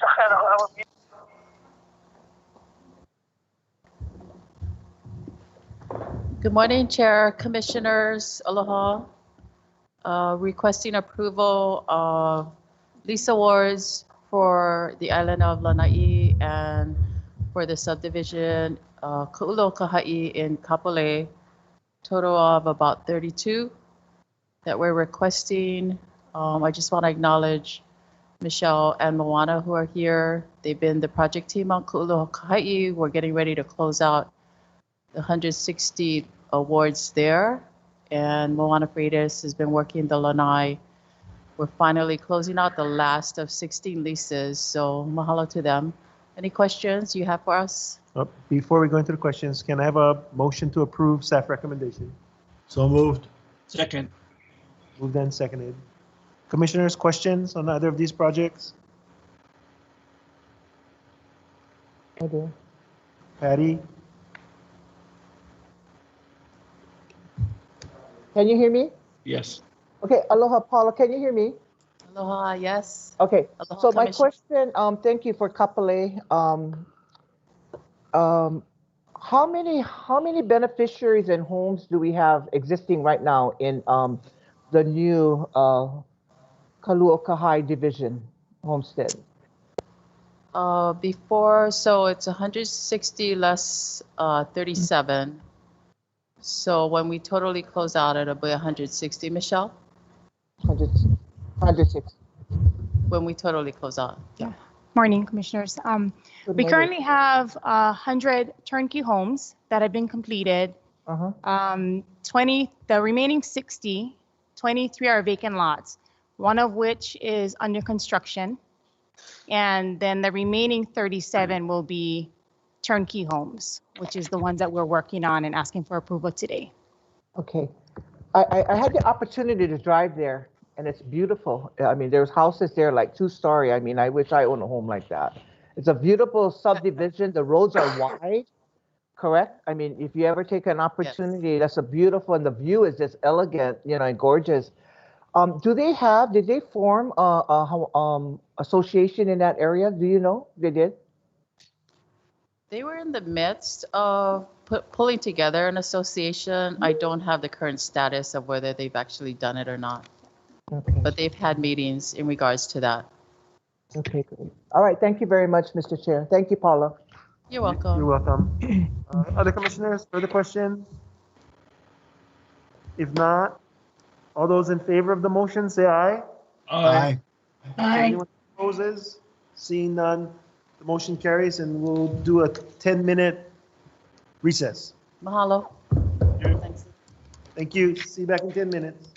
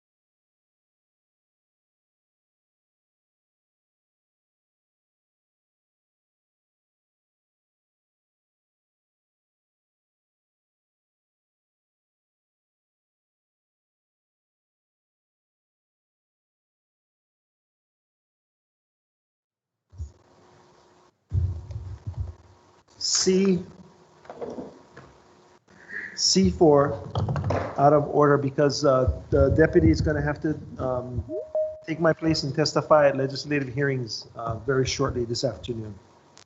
So with further ado, Tyler? Aloha Commissioners, Oval Tyler Gomes, Kahope Luna Ho'okele on item C4 for information only. Budget amendment to cover implementation of memorandum of agreement with Ameren Critical Infrastructure related to tribal broadband connectivity program and 2.5 gigahertz licenses. Joby is also here at the table with me. Last month in our presentation, we explained the status of the 2.5 gigahertz license applications. We are still waiting on those last two. We also discussed a tranche of $30 million in the form of a grant that was coming to the department by way of the last stimulus package. That was released at the end, or excuse me, that was announced at the end of December. We've had maybe about a month and a half to cobble all of this together to meet the needs and requirements of the expenditure of that $30 million, which is attached to a very tight timeline. And so we entered into a memorandum of agreement with Ameren Critical Infrastructure, which is a tribally owned Section 17 corporation, which essentially means under the Indian Reorganization Act, they are an arm of tribal government, so it comes with an element of sovereign immunity. So the memorandum of agreement was the probably best and most agile solution to entering into an agreement with them. The Ameren team is made up of Jeff Blackwell, who some of you may be familiar based on his experience with the commission in the past. He's also joined by Irene Flannery and Ediel Casaperalta. Jeff and Irene were attorneys at the FCC for many years, so they are familiar with telecommunications issues. They are also very familiar with Hawaii's telecommunications issues and the department's telecommunications issues because of their experience with the FCC. And so for a very brief overview, we included the scope of work in the addendum to the submittal, but they are largely there to help us execute the expenditure of the $30 million, as well as plan for the future of broadband build out to meet the requirements for our 2.5 gigahertz applications. And we can answer any questions you folks have about either Ameren or the memorandum of agreement or the tribal connectivity fund. Commissioners, this is a workshop with action to be taken tomorrow.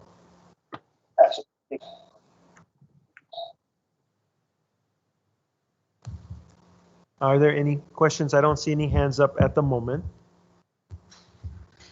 Patty? Oh, this is another quick one. Action tomorrow. Okay. So my whole thing is this. I mean, I just got this, but Tyler's presentation is we did a memorandum of agreement. It's we. And so that we is that the memorandum of agreement in front of the commission to view? The memorandum of agreement has been executed. That's a authority delegated to the chairman. So the memorandum of agreement itself was included in the packet for information only. Unfortunately, given the very, very tight timeline with which we were notified we would have this money, that has contributed to the speed at which we need to turn this around. The Department of Commerce, which is the federal agency with oversight of the 30 million, will be releasing their application for the funds very shortly in the next a little over a week. We have 6 months, I believe, to encumber those funds and a year to spend it. So the planning element of the scope of work is critical in order to get this done as fast as possible. We've had several conversations already that the speed at which we need to move has been gently suggested to us. So, Commissioners, Tyler, I'm sorry, Joby, hold on. So Tyler, and I don't mind this presentation, but it seems to be everything is a tight discussion, we have to make a tight decision. And I think we need to get away from that, to give the commission some time to look, read, digest, elaborate, I mean, to discuss. It seems that, and this is just my mana'o, we're pushing a lot of tight screens things, and I feel like we just don't have the opportunity. And I don't feel so comfortable as a commissioner. I don't want to see this money lapse. I mean, if we don't move it, it'll lapse. Is that what I hear? Is that what I hear? Yeah. Well, Is that what if I I, hear? No, if, wait, Bill. if, Wait. I'm talking to the deputy. If we don't move it quickly, the budget will lapse. Is that what I hear? That's correct. If we do not submit a timely application and we do not encumber the funds and we do not spend it within the next year, there are consequences. But like I said, we were not notified of that money until the end of December, which means we've had 1 month to prepare this for you. yeah. So this is a Commissioner is just that we should not push things so quickly, that we need to have more time. You don't put something on the agenda one day and we have to vote tomorrow. It seems that we keep practicing this exercise, and it's just my comment. Thank you very much. Thank you. If I could provide some context. So this is a sort of congressional appropriation to increase broadband services on the homesteads. There's a portion of it that talks about being off the homesteads. So we are as surprised as you are, Commissioner Teruya. But when the congressionals say, hey, in the stimulus, not the stimulus, but in the COVID action, that we got this money for you and we want you to spend it to make the lives of homesteaders better and have better quality internet services, and we want you to spend it because there may be more money coming behind it. That's the reason that this particular agenda item is coming before you. And so we apologize, but at this point, we're not in control of this situation. Okay. And go ahead. And mine was just a comment, Mr. Chairman, a comment of timelines that come to us, and I'm making a comment. It just reminds me of that casino bill again. So thank you very much. Yes. So I wanted to provide context for you in which we're taking this action. In this case, there's some congressional push behind it. And so if we had more time, we would certainly provide you with additional information prior to. So Joby, you wanted to add a few things? Yeah, so commissioners, I think just from maybe taking a step back to the 20,000 foot level, every year in June, we take a budget to the commission and identify the program of work that is anticipated. As we move forward through the year, the department uses a variety of procurement processes to implement that program of work, one of which is the use of a professional service list. A number of these contracts are executed administratively as we utilize the procurement process. So I understand Commissioner Teruya's concern, but in this case, actually, the selection of Amarant infrastructure is more analogous to what we would do through a procurement process. The only difference in this particular case is that because Amarant is essentially like a governmental entity, a memorandum of understanding between a government, which is us, a state government, and a tribal government, which is Amarant, was recommended as perhaps the most appropriate mechanism to secure these services. This is very similar to what we do with the University of Hawaii and the memorandums we enter into for the contracts that we have on the Big Island and in Molokai.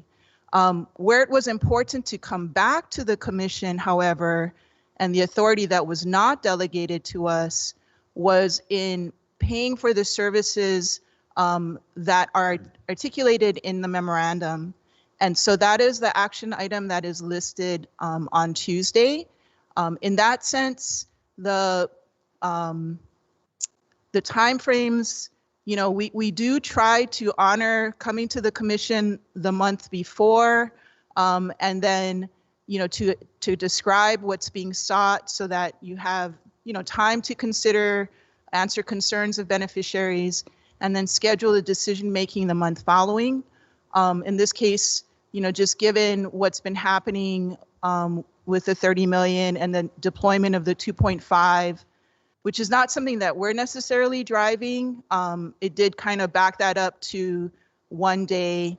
Our hope is that because there is no budget add, there's a reallocation of amounts to fund this over a 5-year period, that the commission is comfortable with that. However, that really is still a discretion within the domain of the commission in basically articulating what the priorities should be for the program of work. And so, I think it is kind of an unusual contract because it's a memorandum and not a purchase of service or a professional service or an invitation for bid.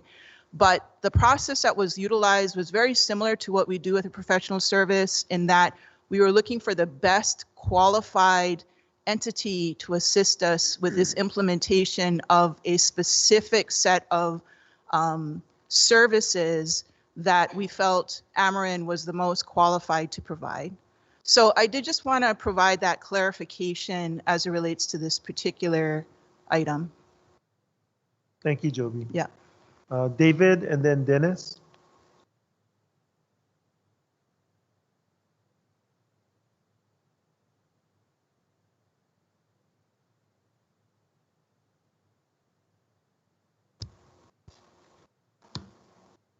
Okay, I see your hand up, David. Thank you. And thank you, Joby, for that explanation. I don't have a disagreement in finding Ameren or any other company that can perform the job that is going to be necessary on the broadband. And I know that we had approved going after broadband services, but the last thing that I know, and that's why I'm a little unclear, the memorandum of agreement, which is essentially a binding legal contract, right, has been signed already prior to coming to the commission. And so any concerns that we would have regarding the contract are gone, right? Because it was signed already. So that's my concern as far as, and I don't remember authorizing the chair, and maybe I'm wrong, but I don't remember authorizing the chair to enter into a memorandum of agreement with Ameren. This is the first time I'm seeing this. I understand the need to mobilize the monies, however, as quickly as possible. However, our own submittal says we basically hope that we're going to get reimbursed for this. What's $750,000, 805,000 over 5 years. We don't know that is going to be reimbursed. So those are my questions. Perhaps you can provide a little bit of clarity around that. Thank you. Yeah, Hold on. Okay. Joby's. So I think that certainly so number one, the vendors, or in this case, our partners, were informed that although the memorandum is signed, it is subject to the funding being made available by the commission. And so unfortunately we had a miscommunication, but they will be available. Oh, they are on, okay. I also think that if there are concerns regarding the language of the memorandum, we've worked enough, and I think Mr. Blackwell and Jeff Blackwell and Irene are very familiar with the Department of Hawaiian Homelands and the deployment of, broadband on the homelands. Jeff Blackwell is actually one of those unsung heroes that ensured that when the federal regulations at the FCC level were going through, that homelands were characterized as tribal lands, which, you know, if that hadn't been the case, there wouldn't have been these opportunities, you know, so many years later. So there may have been, again, you know, like, we saw this more as analogous to when we're procuring professional services. We don't bring all of those contracts to the commission. We go through a process, but perhaps hindsight being 2020, because this was an unusual type of contract, you know, bringing the MOU in a more draft form, at least to run it by the commission. But if there are concerns, I'm sure it's something that we can revisit, you know, to work out with Amerant. I mean, it is a memorandum. I think the working relationship that we have with this partner is such that, you know, I believe they want to feel comfortable that the commission feels confident in the services that are being provided as we move forward. It is, you know, an evolving process. I mean, how we deploy this 2.5, the timeframes they're talking about at the federal level are just lightning speed fast. And so working with partners that you feel confident in is an important aspect. So I know that, you know, if there are things that you would like to reconsider in the MOU, it's something we can, I'm sure, talk with Jeff and Irene following this. Thank you. I just kind of want to understand what it is, and I've read the statement of work, so I understand what they're proposing, but you know, just basically on a time frame basis going forward, what's going to happen? What are the milestones that we know that we're getting stuff done in a certain amount of time? There's no clue in the submittal, and perhaps Amarin. I note they're here, but I don't know if I came back late, so I don't know if they've already made their presentation and I missed it. If I did, I apologize. But I'm just not sure what all of this entails. So that's the discomfort that I'm having. Commissioner, we can have Jeff and Irene. They didn't do a presentation. They're here to answer questions, and they can answer your questions. Part of the problem is for the federal granting money, the overseeing department or agency is required to give guidance. So that's going to be NTIA under the Department of Commerce. They haven't put out their guidance yet, so it's very hard for us to anticipate what allowable and unallowed uses there will be for the funds and how all of that works until NTIA puts their guidance out. They've been in the process of doing tribal consultations, which Ninial was present for on our behalf. So they're doing a very short timeline of quick consultation before putting out the guidance. But I'll let Irene or Jeff speak a little more to what we can anticipate in terms of timeline for execution of the memorandum of agreement. Thank you. So aloha, Hishche Chukma, Shikasha Saya, Sohoshivad Jeffrey Blackwell. My name is Jeff Blackwell. Thank you very much for those kind words. It's probably appropriate that we do start at the beginning and introduce ourselves so that you know who we are and then also what we have done that bring us to this moment. And then also, I think that's a very important question about timing, because timing is, this is absolutely unique in the last 25 years of funding, direct funding for Native communities. So my name is Jeff Blackwell. I'm an enrolled member of the Muskogee Creek Nation. My father was Chickasaw and Choctaw and was the ambassador to the United States of the Chickasaw Nation. My mother is Omaha and Muskogee Creek, and she retired as the Deputy Commissioner of the Bureau of Indian Affairs, so the career head of the United States Bureau of Indian Affairs. My mom was the first American Indian woman to ever work for the Department of Interior as an attorney. Prior to her, they had been clerks and what used to be called secretaries, now called administrative assistants. But it did not impress my mother at all. Therefore, when I became the first American Indian enrolled member of a tribe to ever work at the Federal Communications Commission, that was 21 years ago. I think I should probably disclose that some of the people I learned Indian affairs from and work in Washington, D.C. are Native Hawaiians. Long ago, as a skinny kid that I don't even resemble a faint whisper of a memory of, I worked on the staff on the Indian Affairs Committee, the staff of Senator Inoue. And there were a couple of Native Hawaiian aunties that I had who taught me how to make copies and answer the phone the way the senator wanted the phone answered. So if you fast forward about 20 years, I did 2 stints. I'm an attorney. I did 2 stints at the Federal Communications Commission.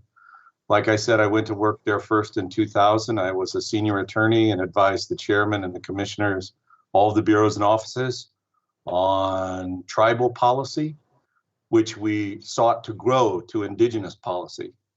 I went away, I worked for my father's people, for the Chickasaw Nation. I went back to the FCC to help the FCC found the Office of Native Affairs and Policy. I was the commission's inaugural chief of the Office of Native Affairs and Policy for 6 years, almost 6 years. You probably recognize ONAP. The FCC has its ONAP office. We named it that purposefully. I named it that purposefully because we wanted to, as Joby said, we wanted to assert jurisdiction and bring the benefit of FCC programs to Hawaii. So we did. It is called the Office of Native Affairs and Policy, not the Office of Tribal Affairs. And I'm sure that this body can certainly understand the difference there. So the only thing that I had at the time was, of course, the Hawaiian Homes Commission Act to leverage federal jurisdiction to be able to assert FCC jurisdiction and to make FCC programs available on the homelands. If you think back a good 10 years, there was a lot that was going on, and there's a lot that's happened in telecommunications in Hawaii between now and then, particularly with a company called Waimana and Sandwich Isles. So Irene and I both were involved at the federal level on the team that dealt with those issues. And while we did not work at the Department of Justice, we certainly did coordinate on a team that worked entirely across the federal face. So more recently, however, 5 years ago, I left the federal almost 6 now. I left the federal communications and came to Ameren. Ameren is really a household name in Indian country. We are the financial management and insurance company that does business with about 400 tribes. After about 6 months here at Ameren, my title here, my job here is really 2. I'm the Chief Strategy Officer and General Counsel. So that means that I get involved in the development of new businesses and new business lines, and then also all of the legal and regulatory. We've started 3 new businesses. One of the businesses that our board of directors asked us to begin was a business that would do something other than the rest of our business lines, but actually try to make Indian country improve the quality of life. And they asked us to look at 3 different areas. They asked us to look at energy, transportation, and broadband. This was 5 years ago. By far the most amount of money and the greatest opportunity and the greatest need was broadband. We never thought that a pandemic would lay all of that need bare. So we started Ameren Critical Infrastructure. As I told you, my second time around at the FCC, I was an office chief. When I met Irene Flannery in 1999, she was also an office chief, although her office was much larger and much more powerful than mine. She oversaw the Telecom Access Policy Division, the division that now distributes about $11 billion a year in subsidy. I was very fortunate having met Irene the first time and then coordinating with her. She went to be a vice president at the Universal Service Administrative Company, which deploys all of those funding, all of that subsidy support. But we lured her out of federal service, and now she goes to work every day like me on an Indian reservation. She can tell you her true calling, though. I'll keep you in suspense there. But what we created is a division that is essentially got the capacity to access larger amounts of funding, and then also has a deep amount of experience working on tribal lands and, if I may be so bold, in the homesteads and on the homelands as well.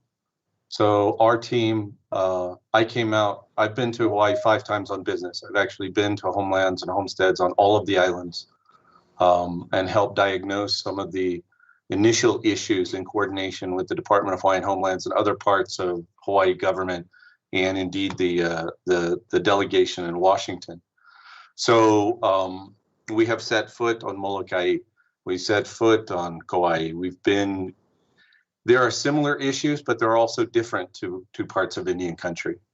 Your commission is in a different place than it has certain variables are very different from tribal nations. Some of them are exactly the same. Now that we're on the outside too, we've also worked with the United States Congress. And in the middle of December, when the call came out to see what more could be done for Native communities in the most recent COVID Stimulus Act, my committee at the National Congress of American Indians had ink on paper on the concept of a tribal broadband fund. I do some volunteer things now that I'm on the outside of government. Previously, in between 2 stints at the FCC, I chaired the National Congress of American Indians Telecom Subcommittee.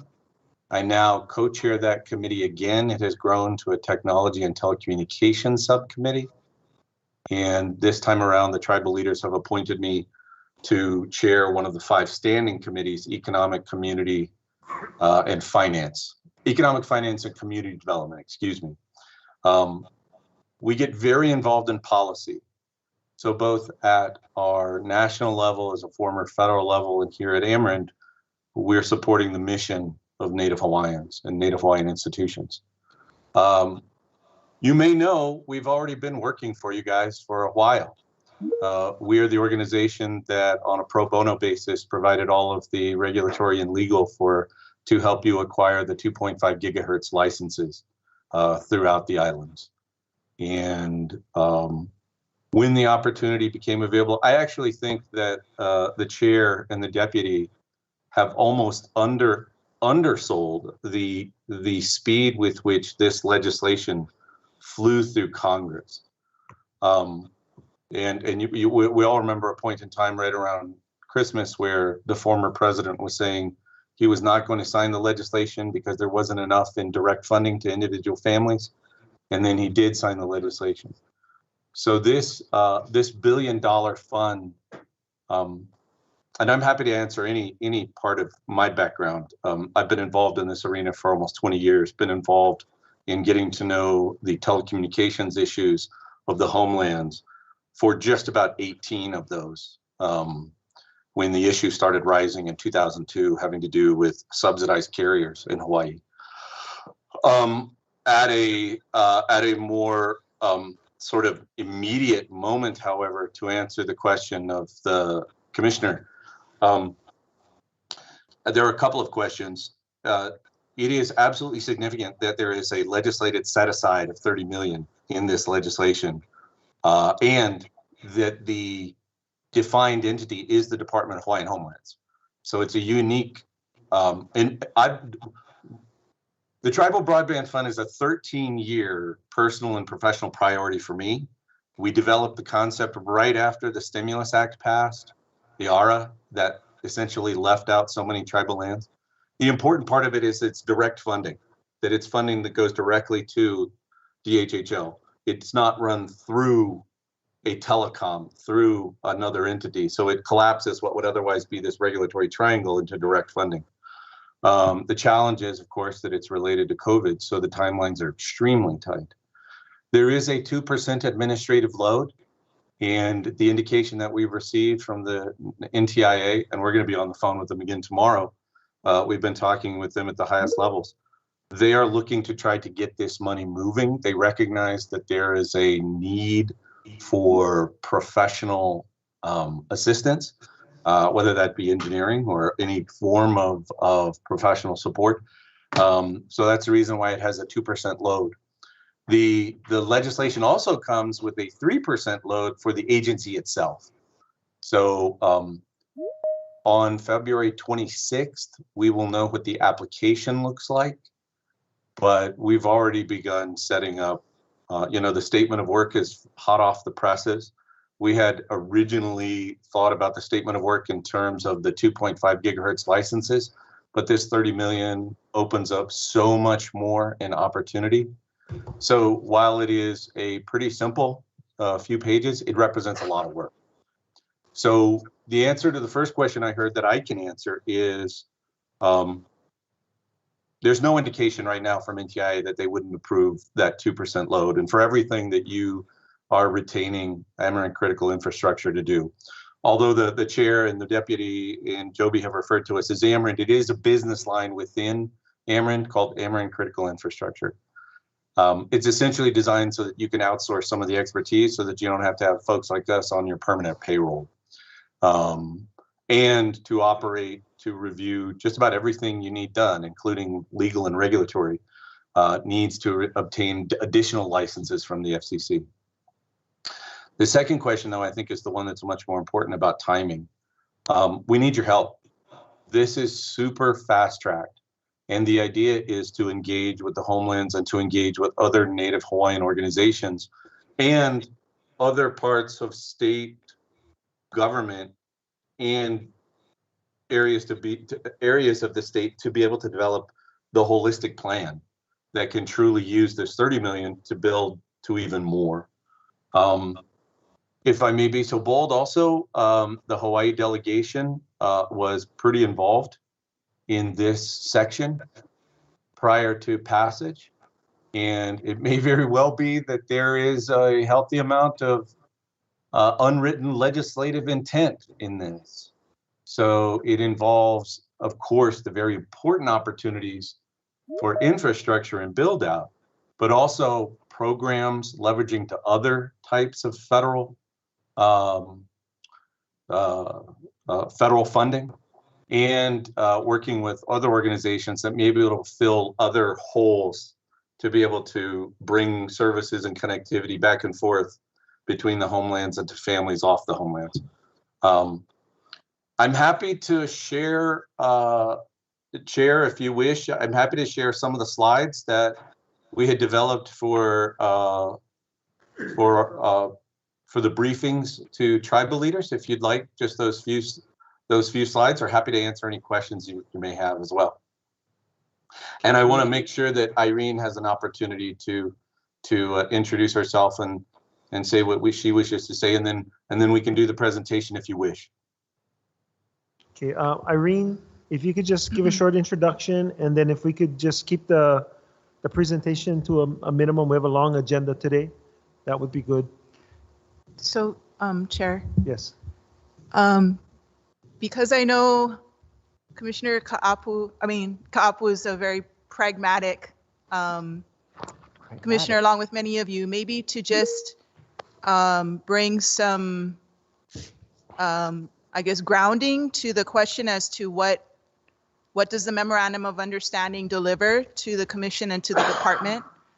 So if you look at the statement of work, as Jeff had kind of expressed, it's broken into two parts, a Part A and a Part B. Part A has two significant portions to it. One is a strategic plan that has a number of tasks that are fairly broadly stated. And the second talks more specifically about the management and deployment of the 2.5 gigahertz broadband initiative. The strategic plan part, I think, is evolving as this $30 million appropriation has become available, because there is a strong desire by our congressional delegation, particularly the senior senator, to ensure that resources touch a number of programmatic partners. So I think the strategic plan is meant to help us understand the 2.5 gigahertz, because this is a new arena for us, and the opportunities it provides to the homeland's long run, along with the potential deployment and distribution of a portion of these resources that were made available to DHHL for broadband on the homelands and to help beneficiaries. in light of the challenges that we're facing with our existing telecommunication. So I think the strategic plan will help us to organize kind of all of the things that are happening simultaneously as it relates to broadband communications on the homelands, given the opportunities that are presented by the 30 million, as well as what's happening with the 2.5 gigahertz license. And then we get into this, yes. Is the strategic planning something that the commission will be able to participate in? Yes, I believe so. I mean, if it's something that the commission, wants to be a part of, absolutely. I mean, I think it was intended to, and if you note the 5 years, it's front loaded to the first 2 years, because the thought is that most of the work is going to happen up front.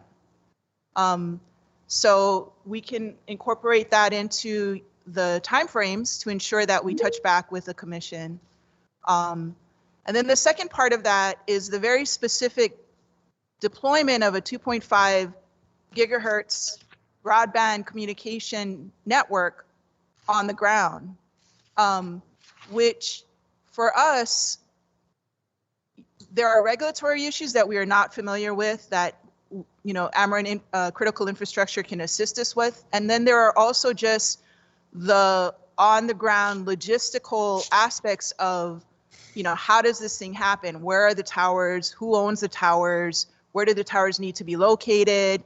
What are the environmental issues that need to be confronted, the planning, et cetera, et cetera. So I think there are more tactical assistance that we would be seeking with Ameren's support as we navigate these regulatory issues at the federal level and the state level, along with the actual deployment, which may not be as, from a physical standpoint, it may not take a lot from an infrastructure standpoint, but it may take a lot more than we're anticipating. It's just we have no one here on staff with that expertise, and understanding how that happens as a state agency, having to comply with the state laws that we need to comply with, i.e., is it going to impact Chapter 343? Does it require an EA? What kind of, construction support are we going to need? What kind of, all of that. So Part A was focused on the communities for which we did secure a 2.5 license. And then Part B, I think, was focused on looking forward to potentially secure an opportunity on the island of Oahu, because we don't have that license right now. And securing that license from the FCC may be a little bit more complicated than it has been in the past. So, ideally, we would have had specific deliverables that could be looked at, but because the whole area it's like the train is moving, the train always moves at 55 miles an hour and we're trying to fix it. But this train is like a bullet train. And so part of, I think, the strategic planning will help to identify specific deliverables out of that, that we can, help to key milestones as we move forward, right? So that's greater clarity than what's, I think what was provided here with the scope, the statement of work, was the best we could do, given a lot of uncertainty regarding the opportunities and the environment that we're currently in. So I hope that brings a little bit better clarity for the commission. Thank you. Do we have this available on the outer islands as well, or is this just Oahu? So our neighbor island homesteads are nearly all covered under the 2.5 gigahertz licenses. So we'll secure the neighbor islands with 2.5. The idea for Oahu was really Jeff and Irene's brilliance of trying to figure out their knowledge of the FCC to find additional ways to expand coverage on Oahu. So a little separate, but we've got both bases covered, I think. Okay, and then is this available to Hawaiians as a greater whole? Because I just noticed there was a large N in the submittal or is this going to be restricted to the homelands? In the case of the expenditure of the $30 million, we have been directed to the use of the Big N Native Hawaiian definition, which they used from the HASDA. So absent any conflicting instruction from NTIA once they release their guidance, on its face, it appears that this money is intended for capital N Native Hawaiians and not restricted to Hawaiian homelands. Thank you. Okay. Patty, you have a question? Yeah. So my question is Indian tribes are going to make money off of our people's backs? You know, the train is going real quick, so that was part of my question. Will that happen? I believe the answer is no. They have their own pot of money that is being considered, and they have consultation going on. Our portion of the allotment is specific to Hawaii. Okay. You know what bothers me. No, I know, Joby, you spoke 27 minutes or some more. But what bothers me is looking at this MOU. It was talked about in December 2020, and you're signing off with the Attorney General's office in January of 2021. I don't know. Is America the only company in U.S.? Did we look at other? American Critical Infrastructure is not the only telecommunications planning company in the United States. Okay. Based on our more than satisfactory. Based on yours. Excuse me? Based on yours. Your satisfactory. Oh, no, that's not what I said. Oh, okay. I'm saying based on the department's satisfaction with their work for us on the 2.5 gigahertz applications, the ability that they had to get our applications done. If you recall, that was a very heavy lift. We had nearly 53 homestead tracts that had to be recombined. There was a good amount of work they did. We were satisfied that they had the capacity to do so. The execution of a memorandum of agreement does not require us to consider additional vendors.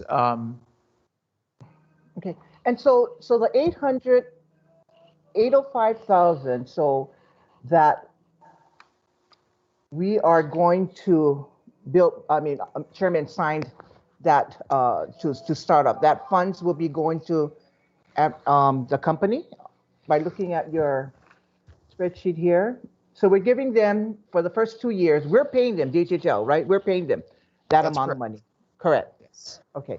So my next question that bothers me, and this is just my manao as a commissioner, is that did the chairman, why I feel like we violated some laws here that you signed an agreement prior to the commission's approval or even prior to the commission's discussion. I mean, who authorizes that and delegated this authority? I'm confused. I mean, are we commissioners here? It seems like after the fact, everything is signed, MOU is signed, and say, hey, the train is moving real quick, the rail. We got to hurry up and vote today or tomorrow now. We got to make sure. I mean, I just don't understand the process. That's what I'm trying to understand. I'm not a rubber stamper, trust me. So due to the speed in which some of these decisions had to be made, we consulted with the Attorney General's office. So I think the answer to your question is no, the chair did not break any laws. I never attempt to break any laws. What about the commission? Here we are. Sometimes the commission meets once a month, and sometimes we have to move faster than that, depending on what's before us. Now, if you can, I'll just be frank with you. If you don't feel that this is moving in the right direction, you have the authority, you have the means to get other commissioners to say, no, I don't want to go along with this. I am in an open meeting, Mr. William Isla, and I would like to express the concerns, how we move. That's it, okay? And I'm offering. I am expressing, and you keep interrupting and trying to correct me. As a commissioner, I allow you folks to speak. I listen. I want to be able to share these concerns that I want to be able, as a commissioner, to able to dialogue this and be able to digest this and vote in a Pono way. That's it. Yeah. So I just don't like things shoving down my throat and just rubbish stamp like some others. Sorry. As the chairman of the commission, I'm very sensitive to that, and that's why I was just suggesting that you have alternatives that you can utilize. Okay. So Irene, I would like you to give a short introduction, and then Jeff, for the sake of time, hold on one second. Jeff, for the sake of time, if you could hold off on the presentation to next month when we'll have the results of the application and more information available. Okay, Patty. Sure. One more thing before I close. We did have the objection. We didn't have an objection, and we moved the agenda out of order. In respect, the commissioners, we have J agenda, which means people. I would not like this presentation last too long and allow our beneficiary who is waiting for the J agenda to be able to speak to the commission. And they have been waiting since this. So because we moved deputy's agenda forward, let's also allow the J agenda people to speak. And this is what we're here about, to listen to our beneficiaries. Thank you, Mr. Chairman. Thank you, everyone. Thank you. Commissioners, the plan is to go to the J agenda after this. I just want to remind you that we moved this agenda item up because the deputy has to take my place testifying before several legislative committees this afternoon. So if there are no further questions to the presentation, I will move to the next agenda item, which is the J agenda. Did you want Irene to say anything? Yeah. Oh, I'm sorry. Irene, just a quick, brief introduction. Yes, absolutely. Aloha. Thank you very much for giving me just a couple of minutes to introduce myself. My name is Irene Flannery. I'm the director of Ameren Critical Infrastructure. I am a third generation Washington, D.C. native, which makes me a little different than most people. Most people think of D.C. as such a transient city. Both my parents and my grandparents were born in Washington, D.C., as was I. As Jeff said, when I had the opportunity to come and head up Ameren Critical Infrastructure, I moved out here to New Mexico. The first time I've lived any place other than the East Coast of the United States. I have had the privilege, though, of coming to Hawaii on several occasions. And as Jeff mentioned, the most special visit that I had the honor of participating in was when I was the deputy chief of the Office of Native Affairs and Policy. I started my career as I am an attorney as well, but before starting my legal career, I spent 8 years as an elementary school teacher, teaching kindergarten through second grade, which is a very proud part of my background. But as Jeff said, I spent a total of 14 years at the Federal Communications Commission, two different tours of duties, just like Jeff. I was there. I had the unique experience of joining the commission just before the passage of the 1996 Telecommunications Act, which changed so many things in the world of telecommunications. In between those two tours of duties, I worked as an executive at the Universal Service Administrative Company. That is the entity that's responsible for administering the $11 billion in subsidies that the Federal Communications Commission is responsible for. Since coming here in 2016 to Ameren Critical Infrastructure, I've had the privilege of working on a lot of really amazing projects. Just to give you an example, just in New Mexico here alone, we work across the United States in tribal and Native communities. We've had the opportunity to help 8 Pueblo communities here in the state of New Mexico bring over 80 miles of tribally owned fiber to their communities, the unserved and underserved communities, that was largely paid for by the federal government.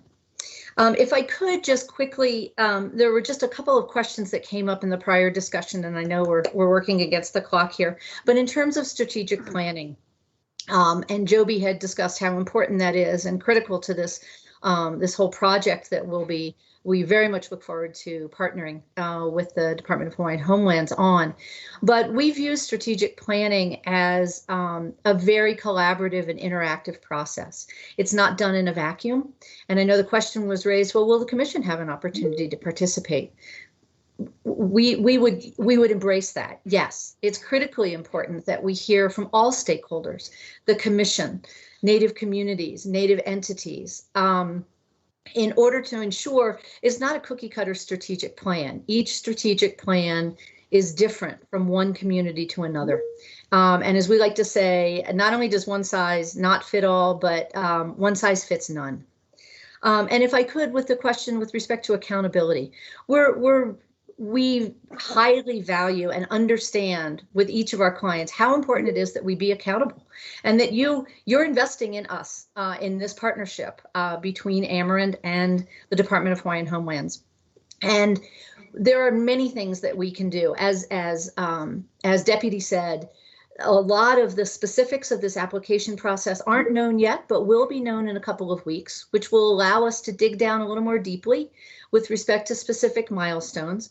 And then we can set up a process of regular reporting so that you're aware on a going forward basis and on an ongoing basis, the work that we're doing and the progress that we're making, so that you're holding us accountable. And we welcome that. So again, thank you very much. And we very much look forward to this partnership. Thank you very much, Irene. There are no further questions, commissioners. We'll take a 5-minute break and then come back for the J agenda. Okay, thank you. Mike had a question. Oh, I'm sorry. Go ahead, David. Mike had a question. Oh, Mike had a question. I'm sorry. Mike, I didn't see you. No. I just have a quick question and maybe 1 or 2 comments. I'm just curious, Tyler, when was the last time that DHHL has been considered for an award of $30 million? Maybe never. When was the last time we were called out with a potential grant of 30 million? Did I hear that correctly? Yes. Maybe never. Not Or and what and about even any so- kind of grant for any amount prior to this? Not that I'm aware of. Apart from the HASA, Mhm. very unusual, even more unusual to have us called out by name. Got it. Okay, that was my main question, but I do want to comment. I support Commissioner Ka'apu's statements regarding concerns on the MOA. I do support that. And I also support Commissioner Teruya's mana'o on, the fast track. But, given the situation, I just like to go on record that I'm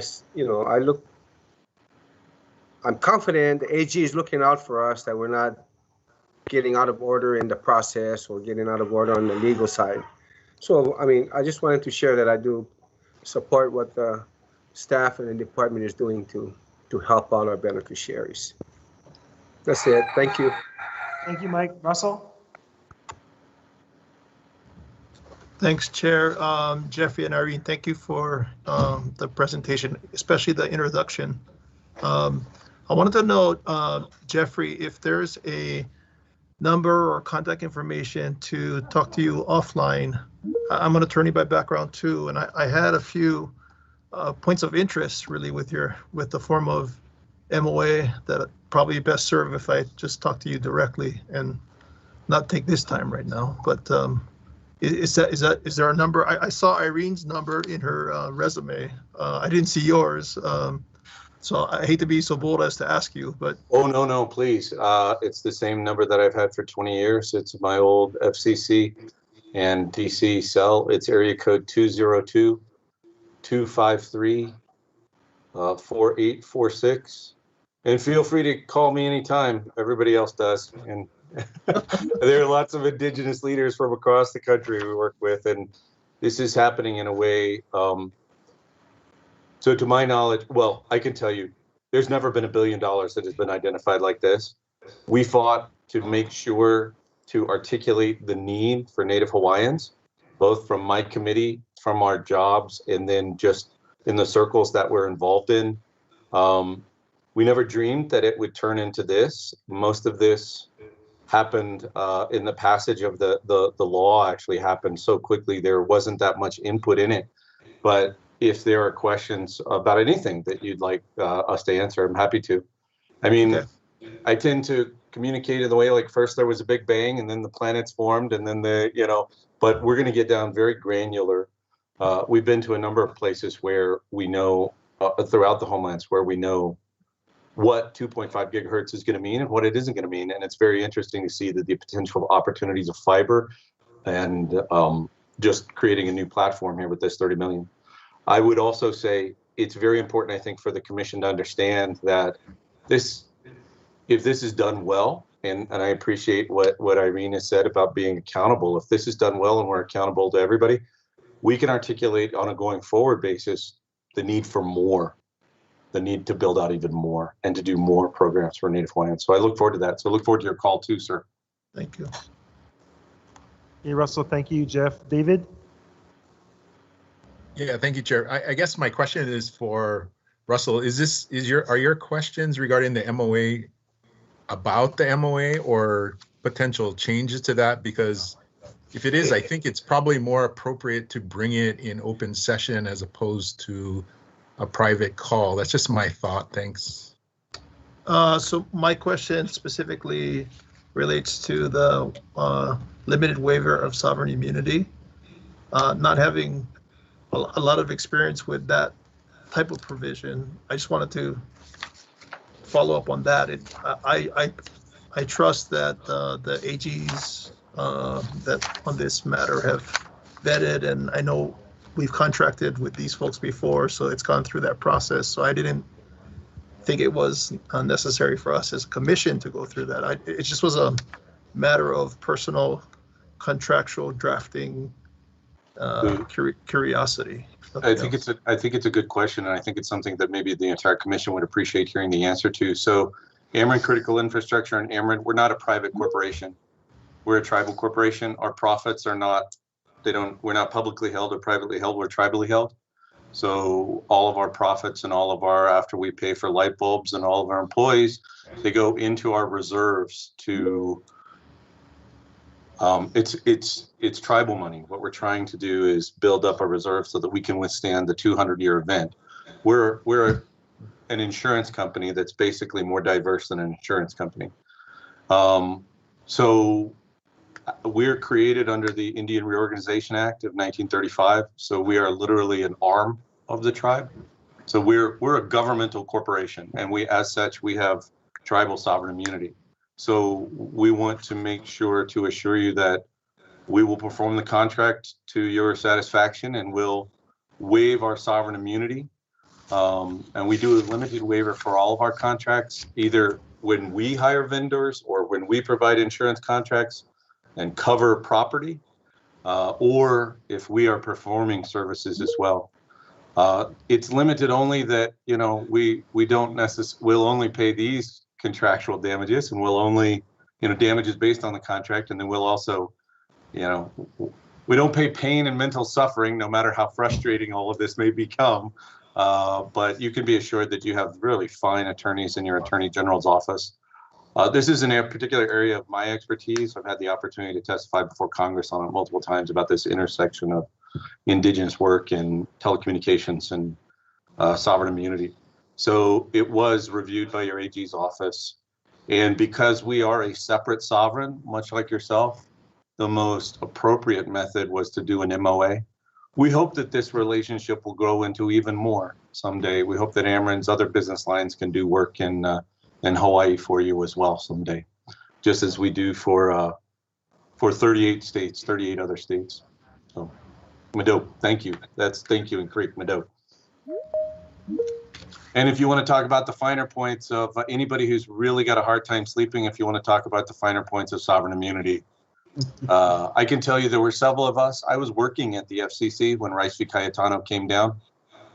There were a few of us who watched the con with vested interests, because you are cousins, although you are distant cousins, you are cousins, and your experience was much like ours.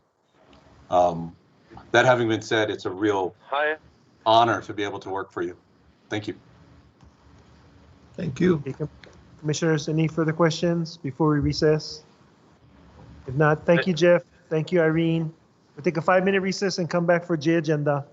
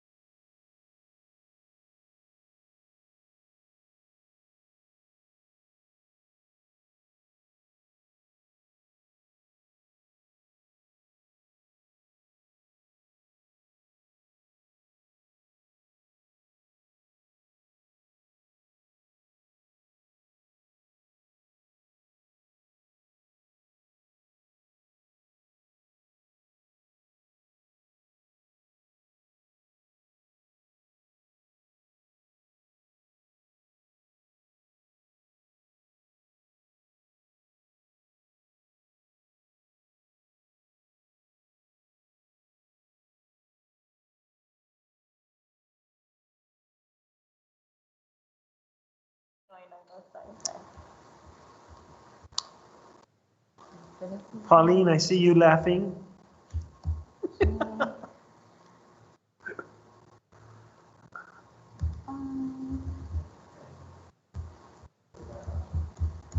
We're back on? Okay, we're back in session, folks. Mahalo for your indulgence and mahalo for the other G agenda attendees. I have a request to take out of order J5. There are some extenuating circumstances. So the gentleman that was on the phone,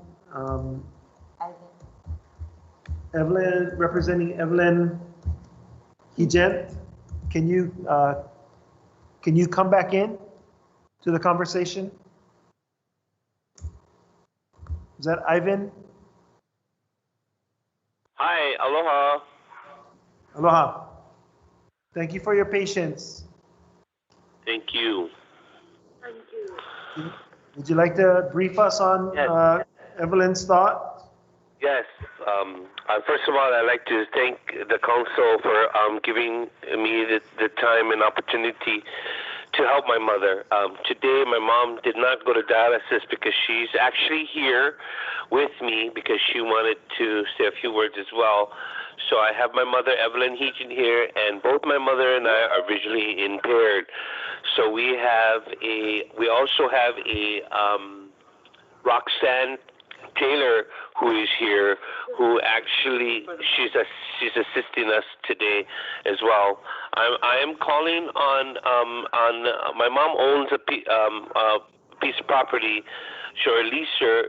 She's a leasee in Hawaiian Homes in Waimea, Kamuela. The address is lot number 36, Pu'u Kapu Farm Lots. Tax map key number is 3-6-4-004, semicolon 024, period. Address 64-876 Ainahua Alanui Road. Right, Kamuela, Hawaii. Yep. If he wants to read it back, yeah. he can. So we're calling on that property. My mom was originally the leasee way back when. If you look at the records, she was the successor of her father and mother, Bernard and Jeanette Alani. And they put her as, when they passed, she inherits the property. Well, apparently she was also her brother, which was, his name was Bernard Jr. Alani, and he had passed. So then what had happened was during this time when my mom and her brother that was still alive, he was giving her a really hard time to come onto the property. She wanted to do things on the property. I believe total property is 30 acres. It says 30 acres. So he would threaten her. We would call the police station. We tried making contact with him. We sent letters. We also went to arbitration. He refused to cooperate. Then he had passed. Then it went to her brother, which is Hersley Alani, and the same situation is happening. So every time my mom would go on to the property, he would threaten her, and we call the police, and same thing would happen. They would, tell Hersley Alani that she had has every right to be there, blah blah blah. They would leave, and then he would threaten her again. So my mom is an older woman. She's 74 years old, and she just felt very threatened and scared to go over there. But she wanted to do some things on the property, but he refused to cooperate with her. So same thing, we sent him certified letters asking if we could subdivide because 15 and 15 would be fair. Well, we went to Hawaiian Homes in Hilo and as well as in Kamuela, and they told us that they couldn't do anything. Hilo had told us that we could come to you and to state our case. That's why I'm here today. Now the property is under Hersley Alani's name, and like I said, he's been threatening her. We went through a arbitration facility and here in the Big Island. I think it's something arbitration, and they said that he is refusing as well. So I'm asking the board for help. Pretty much my mom wants to do farming on the land, and she has me as a successor after she passes. What she's worried about is the same thing will happen with me, that she's going to go with the brother, having problems with the brother. So she doesn't want that to happen. If I'm not mistaken, Hersley Alani already has or had 2 properties. One was agricultural, which is located here in Hilo, Maku'u, and then there was one in Kauai High, which he had built a house there. Now, prior to all of this that was going on, my mom was going to go on property and stuff after her brother had died, but Hersley kept telling her no. He kept giving her a hard time, and he pretty much told her to just wait. And I think what had happened was, if you guys look at the records, Hersley had put his sons on the Kauai High property and also the property in Ke'au. Now, Hersley is still living on the property in Ke'au. That's where he has his business. He owns a trucking company, a bulldozing company. All his equipment is there, and they also have a house. The house that's in Waimea is unlivable. There's no house on there. It's condemned. We have to go have it condemned, number one. But there is an old factory. It was an old kimchi factory that's also falling apart. But it's not livable. And he's saying that he's living there, which is a lie. I'm coming to the council and I'm asking for help. My mom wants to do some work on the farm. She'd like to grow. She'd like to put up, do something with the school that is near there, a Hawaiian school that's literally right next door to us, to try to teach the children how to plant vegetables and kalo and stuff like that. That's kind of what she wanted to do with the property. However, we are having a really hard time with Hersley Alani right now. So I'm asking the council what can be done and if we could get help for that. We've also went to the subdividing,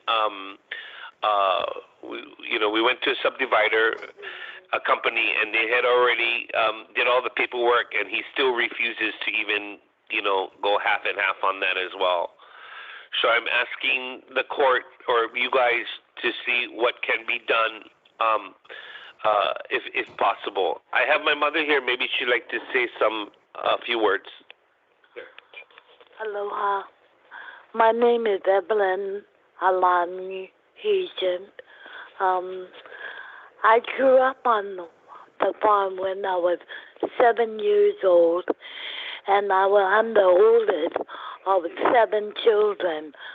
When my mom passed away, I have paperwork from Hawaiian Homes that I get half of 30 acres. My dad was still alive. I called my dad. I went to the house. I told him, Daddy, of all the 7 children, we have 3 girls. And I said, how come me? And my dad said, because you're the only one that farmed the farm. When you left, the farm went downhill, he said. So he left half of the farm to me, and my mom wanted the other half for the boys, Japanese style. Okay.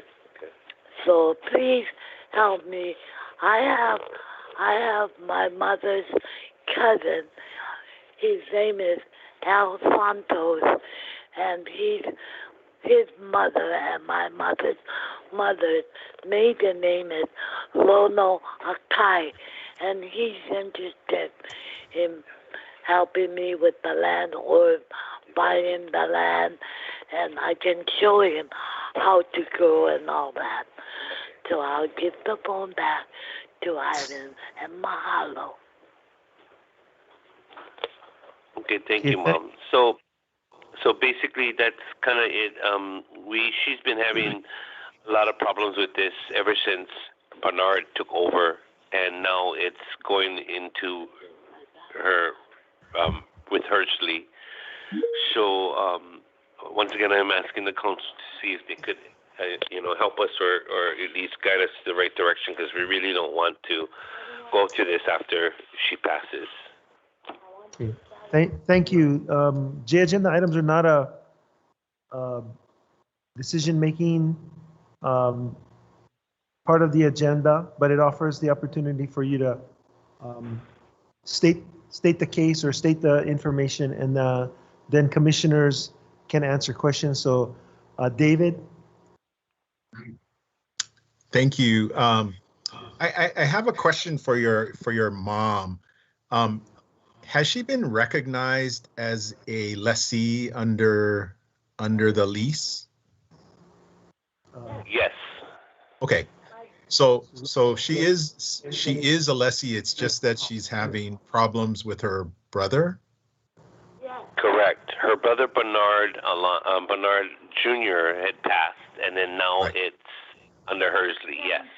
Right. And I have to tell you that when I was small, one of the boys was my classmate, and I remember going over to your guys' house, and that was the only Hawaiians that I saw who were actually farming. I mean, like actually farming. Alongside all the other Waimea Japanese people, but I remember that. And so I'm just curious. So if she is a successor, I think you can get guidance from the department, but I really don't see what the holdup would be to subdividing that property so that and I haven't looked at it, but that's just my opinion from listening to what you said. But thank you very much for your testimony. Thank you. He's refusing to sign. Pretty much he's kind of just waiting, Mom. Pretty much he's kind of just waiting till she passes, which was said. And then he thinks that he's going to have that same way with me, but she doesn't want that to happen. But you're correct about that. My grandparents were huge vegetable growers, and then they also had the kimchi factory that made Kamola kimchi. And this is kind of what she wants to do again, but with. But my mom was a teacher. My mom started Parker School. And she was a teacher there, and like I said, there's a school, a Hawaiian immersion school that's right next to the farm that we'd like to teach the kids to farm and grow, and then take that and then use that money to pay for, schooling and stuff like that. So that's kind of what my mom wants to do. Yeah, maybe. Yeah, thank you. Thank you. Okay, so Commissioner, what I'm going to suggest is that they work with our West Hawaii District Manager, Jim, and no recommendation, but there is the option of a contested case process should one co-lessee not agree to a subdivision. And I think that's how we're going to move this J agenda item forward. Any other questions from commissioners? Who? Randy, you had your hand up at one time. You took it down. No question. Took it down. My question was answered. Okay. Thank you, Randy. Okay. Thank you for presenting the case for your mom, Evelyn. Thank you. We asked you to get in touch with Jim DuPont at the Waimea office, and we will notify him that your request is coming. Okay? Okay. Thank you. Aloha to you and your mom. Thank you. Aloha. Thank you. Okay. Bye-bye. Auntie Emily is on. Auntie Emily is J2. Okay, so J1 is not available. We have Auntie Emily Naole, J2. Auntie Emily? No? Okay. Can we move on to J3? Okay, Auntie Emily, we'll come back to you. We'll move to agenda item J3. This is Jermaine Myers. Jermaine Myers?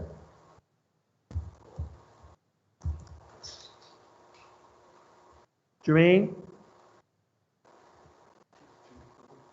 Huh? Commissioners, can you hear me? Commissioners? Yes. Can you hear me? Okay. Okay. I was waiting for pop. Aloha, Commissioners, Chair, the Hui. My name is Doreen Myers, and I'm a DHHL beneficiary for advocacy and empowerment. And I'm also a Nanakuli Hawaiian Homestead lessee. Commissioners, today I would like to address my lessee concerns. There was a typo, it's not lease concerns. First, I would like to discuss fiduciary duty. Commissioners, I'm concerned about the way in which the department and the chair is supporting our commissioners, or the lack thereof, in fulfilling the commissioners' fiduciary duty. Using today's agenda and packet as an example, I'm concerned because I got it late as well. The commissioners are given 245 pages of packet on Thursday and Friday to read, digest, and understand in 3 days before a meeting on Monday, but today's case is Tuesday. The Hawaiian Homes Commission meetings are usually 2 days, and I'm concerned that day one is a workshop and presentation. Then day two is action on the presentation or workshop. As a beneficiary, I'm concerned that the commissioners are not given sufficient time to hear and digest and all the mana'o, and to do also your own type of due diligence in researching the material to make a sound decision.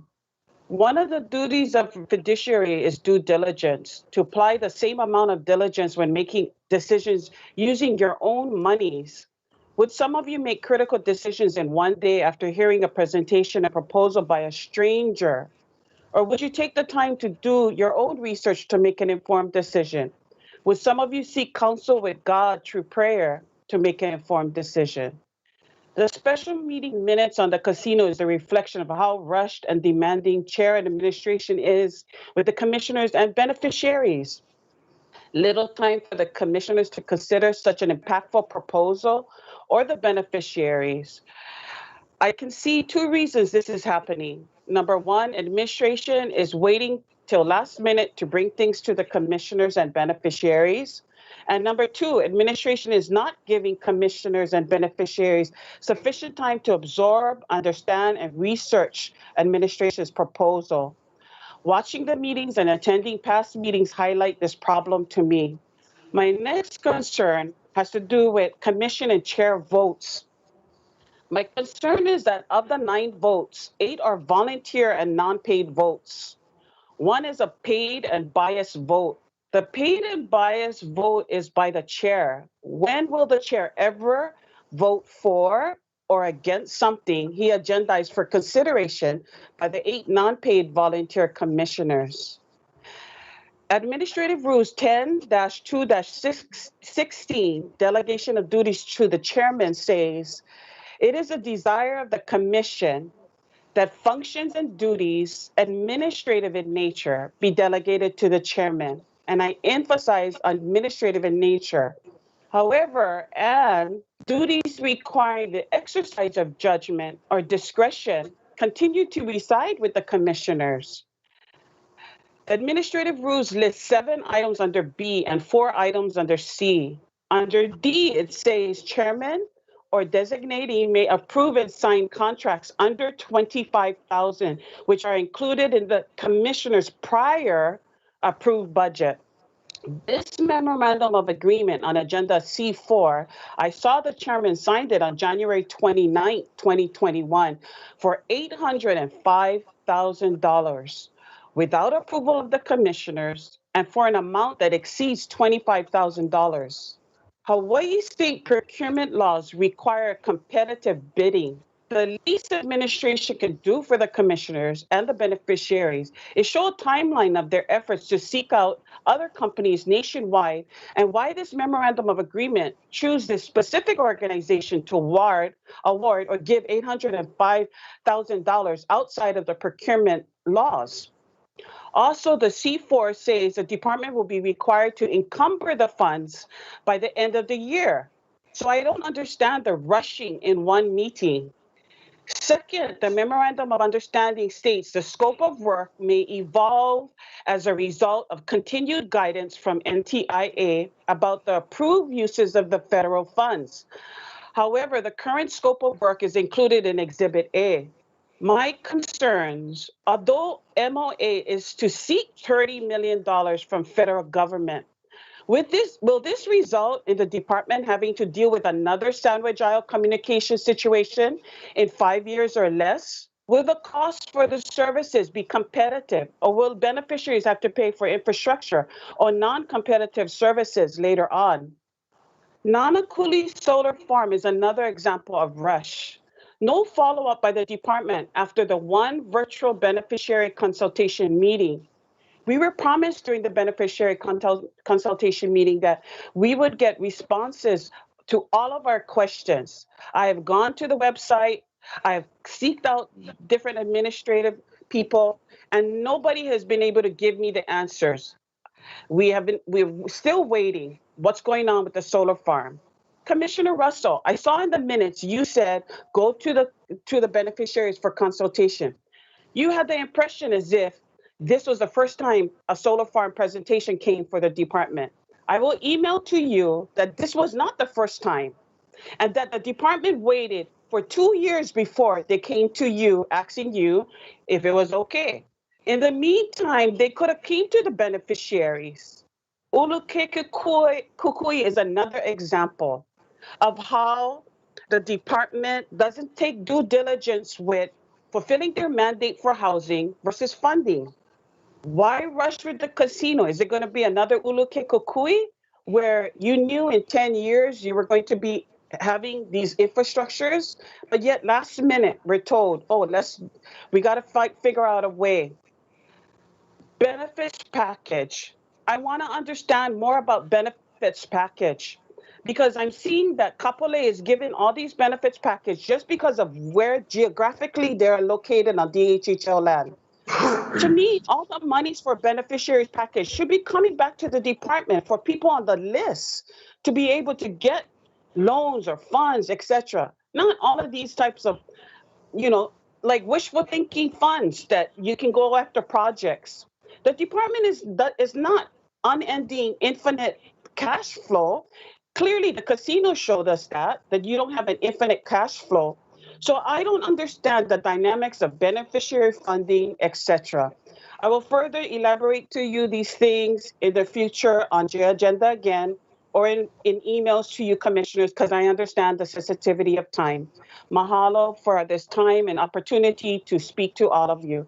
Keako Pu, all of you, God bless all of you and God bless all of us. Mahalo.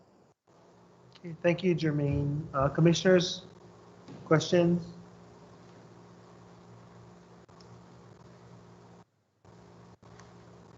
Okay, seeing none. We'll go back to agenda item J1. Is Liko here? Or who's? No. Oh, I'm sorry. Go ahead, Randy. Yeah, I just want to make a quick comment. I should have earlier before we went on break, but going back to item C4, I think what's problematic with the department's decision not to bring the memorandum of agreement to the commissioners first, it's like it's skipping, I feel, an essential step toward moving the project forward.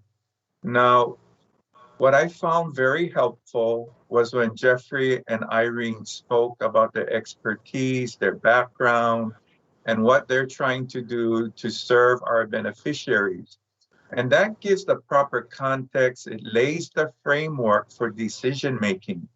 And the way I feel is the memorandum of agreement could have been brought before us along with the request to approve the budget. At the same time, Jeffrey and Irene was able to speak, to explain to us what this project is, the historical context in which decisions were rendered that got to the memorandum of agreement. But when the department does not do that, when they just decide on their own to sign the MOA before we have this kind of broader and deeper discussion, I just view that as problematic. Now, I recognize the challenges of moving within the time frame given, but I just think this is an act of good faith by saying, we're going to bring this MOA before the commission. We're going to have that workshop, even though it wasn't planned. In essence, we had a workshop done anyway. And so I just think if the department acted in ways that demonstrated good faith with the commission and allows us to participate in those kinds of decisions, I think that just establishes for a much better good faith relationship between the commission and the department. Thank you. Okay, thank you, Randy. I will try to keep that in mind as we move forward. Other commissioners, Patty, I see your hand up. Yeah, so thank you very much, Ms. Myers, for stepping up. I know you have been a watchdog under OHA and the department for years. And I just wanted to comment, and I think you brought up a very good point about benefit package. And as a commissioner, I'd like more discussion on a benefit package. We all are aware that Kapolei is still a second what you call district, and it seems that Kapolei has majority of benefit package because they're still into facility building. They're still building infrastructure from the Kroc Center to Kamakana Ali'i. I think you had a very good point in benefit package when it comes to commercial benefit package, that if it's directed to the department, then the department can look at dispersing it to other communities that may need funding or programs that can assist their associations, that just not one association in that area will be benefiting from benefit package. So thank you for sharing. I'm going to just soak that kind of in and, massage that part, because I think a lot of departments, a lot of homestead associations, they don't have the ability to have new projects or new facilities. And so they don't have the ability to have community benefit packages. And so you see the homesteads go through a deterioration of their communities. So with benefit package, it can help benefit some of these homesteads that can really be funded properly. So thank you very much. Thank you, Mr. Chairman. Okay, thank you, Patty. There are no further questions. We'll go to J4. Can we ask Kekoa Inamoto? if she's on? She was earlier, but she went off. Okay, no, I guess she's not. Okay, making another call back to J1 then is Liko Wallace online. Auntie Emily Naole online. No. Okay, with that, folks, we are done with J agenda. Should they come online, I would be happy to go back and listen to their concerns with the commission. Okay. Commission members, do you want to take a short break to grab something to eat right now? Is it time for a restroom break? Yes. Shall we adjourn for about 15 minutes, and then that'll give us time to bring the next consultants in for agenda item F1. Okay, so 15-minute break. Yeah. Thank you.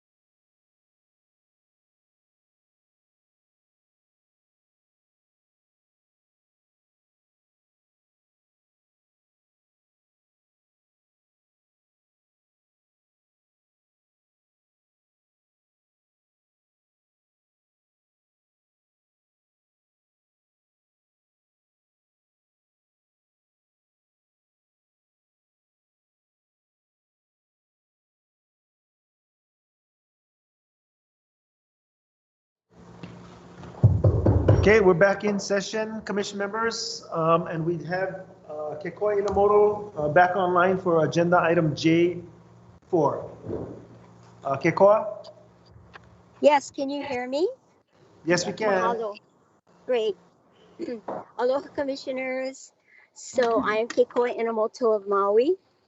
I'm a 35-year homestead lessee, a 28-year homelands leader since serving as Keokea Agricultural Association Secretary in the early 1990s.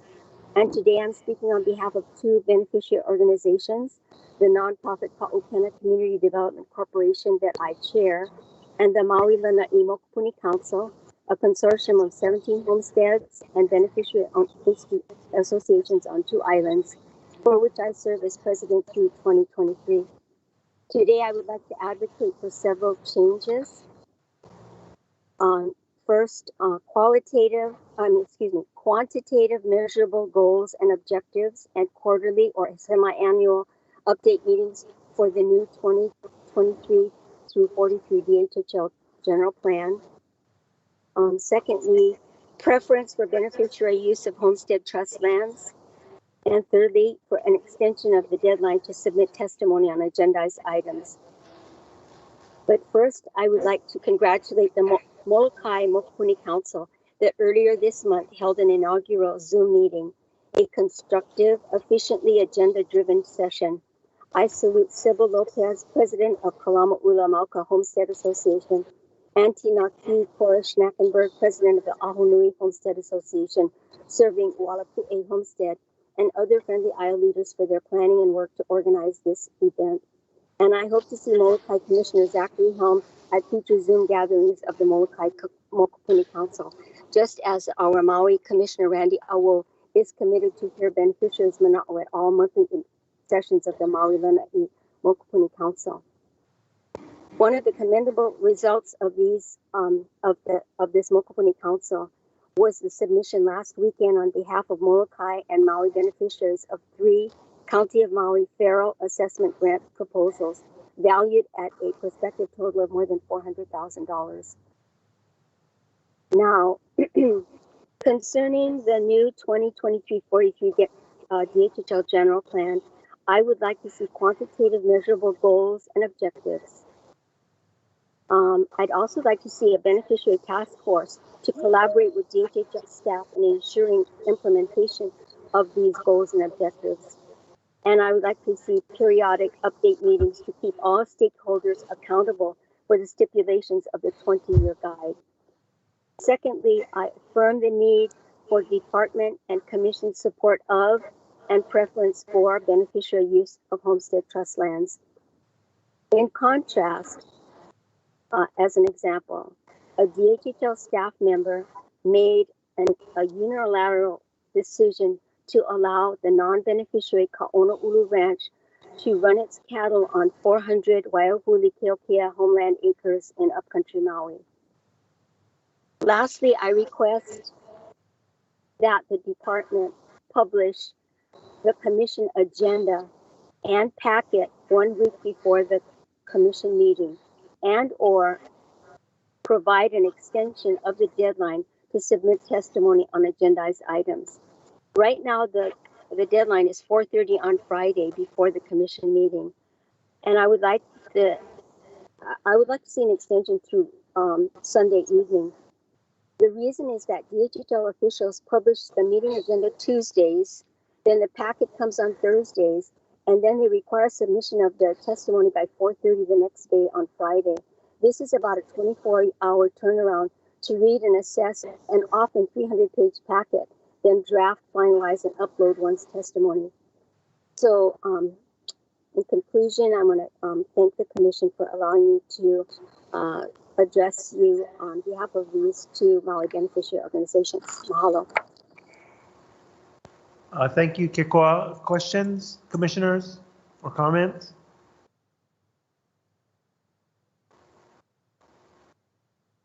Chair, I would like Randy. to make a comment. You know, Go in ahead, Randy. reference, okay, can you hear me, Chair? Yes. Yeah, so in reference to Kikoa's comment about allowing cattle onto 400 acres of land. I would agree.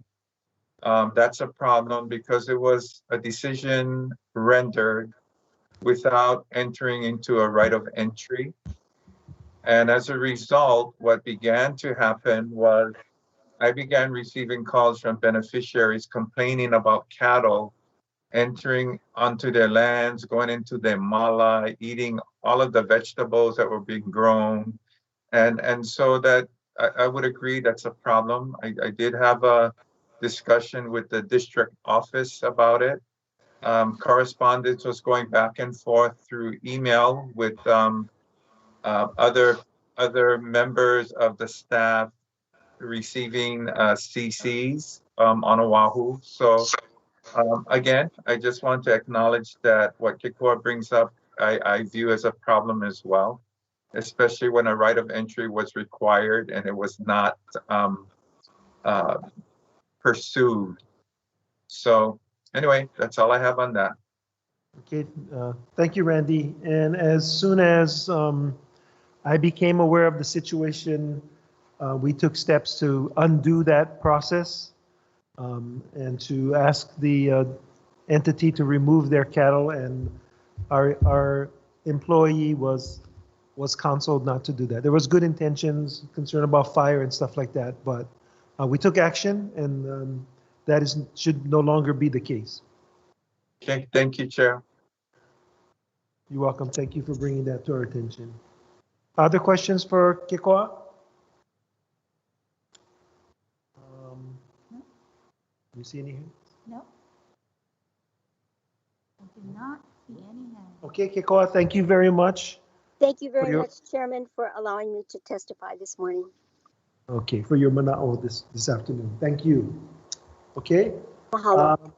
With that, I don't see any of the other folks who signed up for J Agenda. I do apologize. It did come late.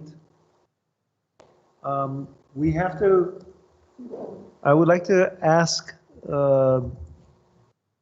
where is he? Ryan, if you could come on the screen, the water C2, I did not give certain commissioners the opportunity to recuse themselves from the motion, and so I've been advised that we need to reconsider item C2. And Ryan, if you will explain. Yes, so the item C2, there were supposed to be 3 separate motions. One would be to approve the rules and exhibits B and D. And then there would be a second motion to approve water service rates for Ho'olehua, at which point Commissioner Helm would be given the opportunity to recuse since he is a user of that water system. And then the third motion would be approval of the water service rates for Anahola, in which situation Commissioner Neves would be given the opportunity to recuse on that vote since he's a user of that system. I think as a matter of process, in order to get this back up on the agenda, there needs to be first a motion to reconsider. On approval of that reconsideration motion, then the commission can go through each of the 3 motions on the water rules and the exhibits. Okay, do the original movers and seconder need to do anything? It should be the mover of the initial motion to get the C2 on the floor should move to reconsider. Okay, so that would be David, if you'd be so kind.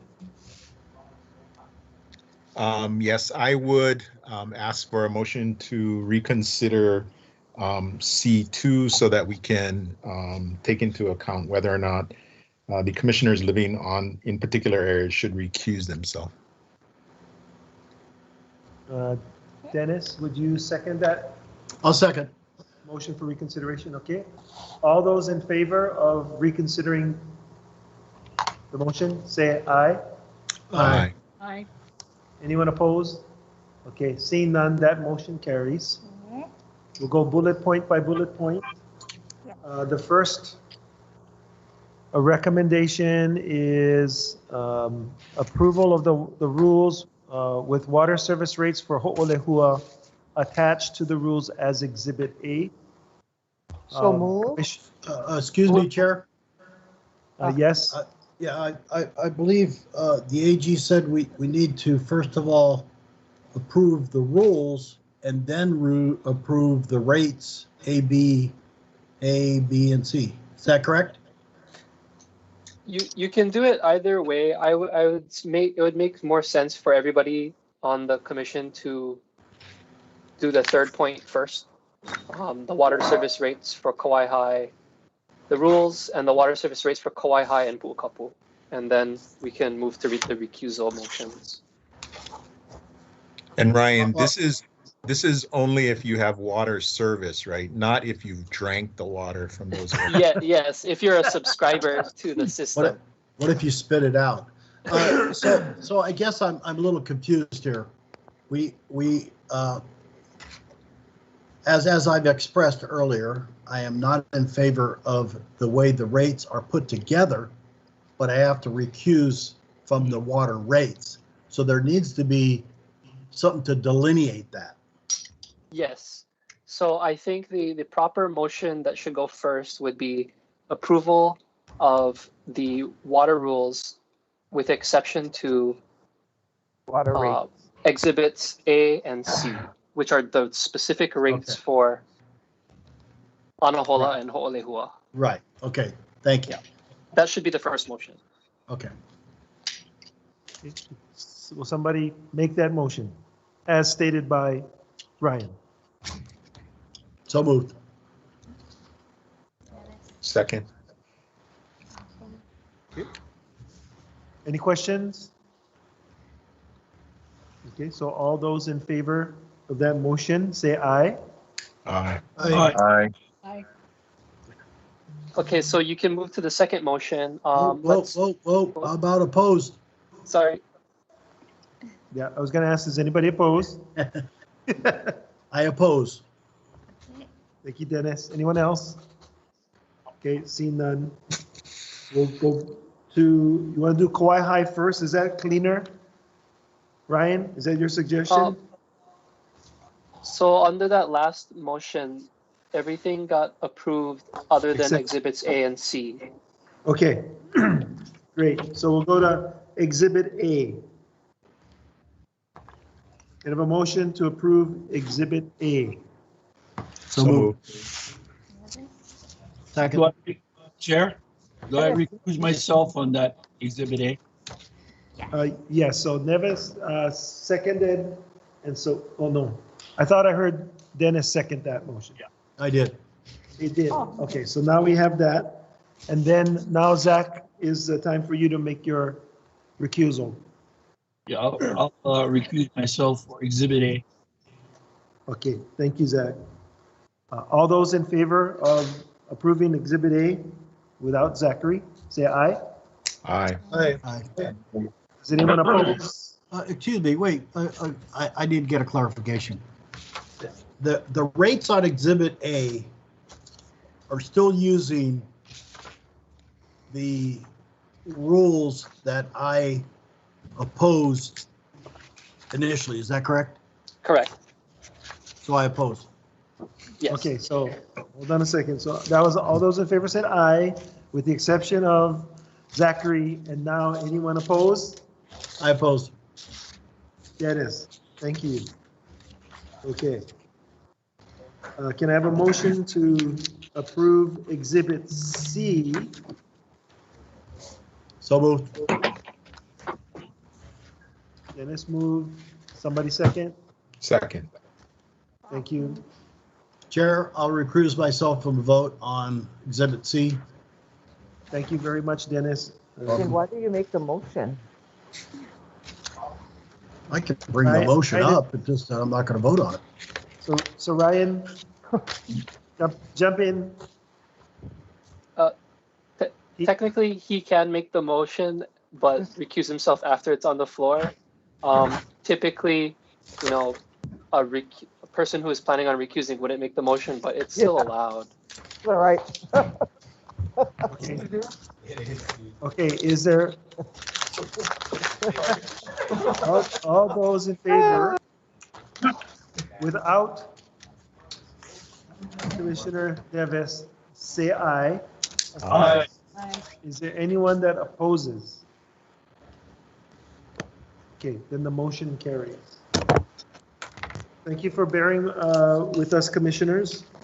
We'll go to agenda item F1 next. And I do believe we have Cooley, Camara, and some other folks on the line that want to do it. Or just Cooley, okay. And the video? Yep. Aloha and good afternoon, Commissioners. Kahana Albino, Acting Administrator, Land Management Division. With me today, I also have Cooley with us online. The action for today is the LMD is seeking the approval to an extension of right of entry number 684, which was issued to Kailapa Community Association out in Kauai High. PMK is listed 361001007.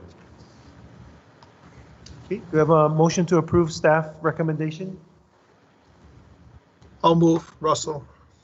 Okay, thank you, Russell. A second. Thank you, Commissioners.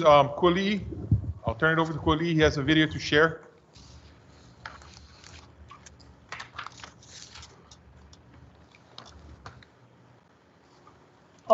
Aloha, Commissioners and Chair. I'm Kuli Kamara, Property Development Agent with Land Management Division. Thank you so much for your time and attention to this matter. So just kind of read some of the discussion just really quickly for you guys to understand. This is a coastal parcel, a makai of the Kailapa community, and they've had an ROE with us from April of 2019. And through right of entry 684, Kailapa Community Association has facilitated archaeological surveys to identify historic and cultural sites, conducted marine surveys to better understand the ocean resources and effects of erosion in the marine environment, and developed strong and diverse partnerships for assistance and consultation in the management and planning of the subject area. KCA has controlled access to the parcel, preventing dumping and other illegal activities, conducted cleanups, removing nearly all debris from the parcel, and has engaged the Kailapa Community Homestead and youth in stewardship efforts and in ceremony to instill a sense of connection and kuleana for the subject area. All of these actions were done at no cost to DHHL. The Hawaii Island Plan in 2002 identified the 72-acre parcel for community use, and the Kauai High Regional Plan in 2010 also identified this parcel for community use. And upon the receipt of a resource management plan and more developed plan for a wellness park, the department will conduct a formal review, and should the plans submitted be acceptable, the department will then be able to submit a favorable recommendation to the Hawaiian Homes Commission for a longer-term license agreement with KCA for the implementation and management of the Kailapa Community Wellness Park. So just as a little bit of background, so the Kailapa community has been very interested in partnering with DHHL for the management of this coastal area, which is very important to their community, and an area that they have strong connection to, and are really right there, and can provide the stewardship, oversight of this aina. So thank you so much for your guys' time. I did ask them to provide a short video just to give you guys a sense of what this aina means to the community. So thank you again so much for your guys' time. I'm gonna try and share this video right now.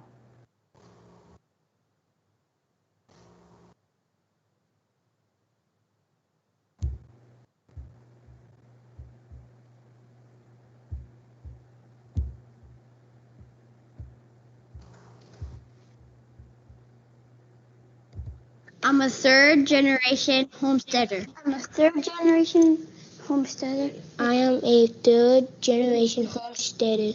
My kupuna were born and raised in this ahupua'a. They swam and ate from this ocean and thrived upon the elements of this aina. This is Kwai Komohana, and my ohana lives in Kailapa Homestead.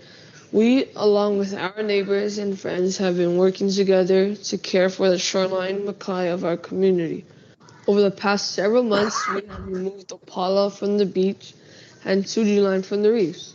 Before the gate was put up, lots of fishermen and campers would come here and leave their trash and overfish our reef and ocean, leaving little fish for the ohana of our community to gather and eat.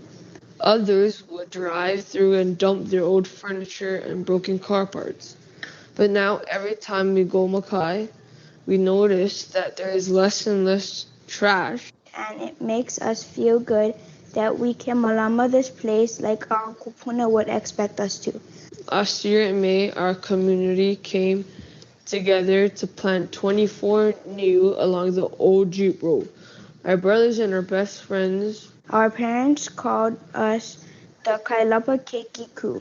Water each of these new by hand every week. We've watched these new grow strong just like our love for this aina. We also watch them struggle because of the herds of wild goats that come down the Honokoa Gulch. But like us and our kupuna of Kwai Komohana, they are resilient and we continue to water and care for our new, knowing that someday our children and grandchildren will have these trees to drink from. In October, we held an aha ava, a traditional ava ceremony for this aina. Our Kailapa community and kupuna tied to this land gathered makai to bless the beginning of our culture resources survey and archaeological work. We served ava to over 40 families that day, and each of them fed their apu of ava to the aina. Some gave it to the new we planted. Others gave it to the stones and rocks that surrounded us.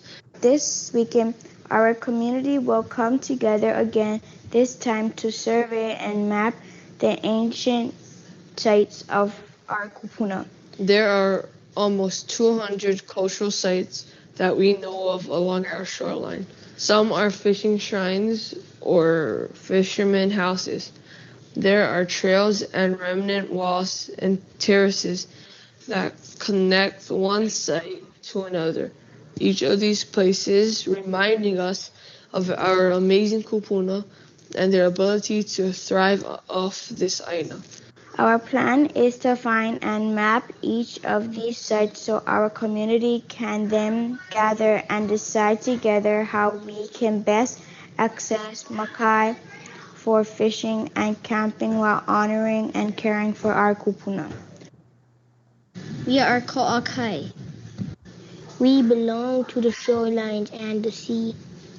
So it is our kuleana to be here and be present, to swim and eat from this ocean and live amongst the elements of this aina just as our kupuna did. We are Ko'akai.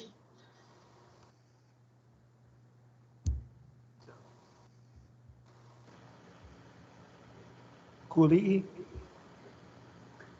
Yes. you want to add anything to what Keiki just said? No, I think they kind of summed it up really well. You know, so we can have our presentations, but really, I want to just give I mean, not I wanted to, but the community wanted to give the commission a chance to kind of feel on what this aina means to them. Mahalo. Okay, so we'll open up for questions, and I see Dennis has his hands up. Yeah, Kuili, thank you for the video. Beautiful. I'd like to get a copy of that, share that with our community, because we sort of have the same plan for a coastal area here that we'd like to do the same thing with. My other question is for Kana. Kana, this would be in line with our most recent approval of the revocable permit process. This would fall under community or a revocable permit. Is that correct? Yeah, it fall on the community. Yeah. This again was a right of entry that was issued back in 2019. Yeah, no, I understand. They had worked with us and wanted to make sure that, you know, with all the destruction from fishermen, Sure. with trucks and all that stuff going through, and then the goats. They wanted to be given an opportunity to malama the area. Right. Yeah, great program. Thank you very much. Thank you for sharing, Kuli. Thank you, Dennis. Randy? And then David. Willie, thank you for that video. Sometimes there's nothing more powerful than listening to our keiki speak about their kuleana to their aina. And that was a really beautiful presentation to watch. I do have a question. I like what they're doing. I like the kuleana they have taken on as a community. But my question is, and I see the necessity for it with camping, overfishing, vehicles trashing the land.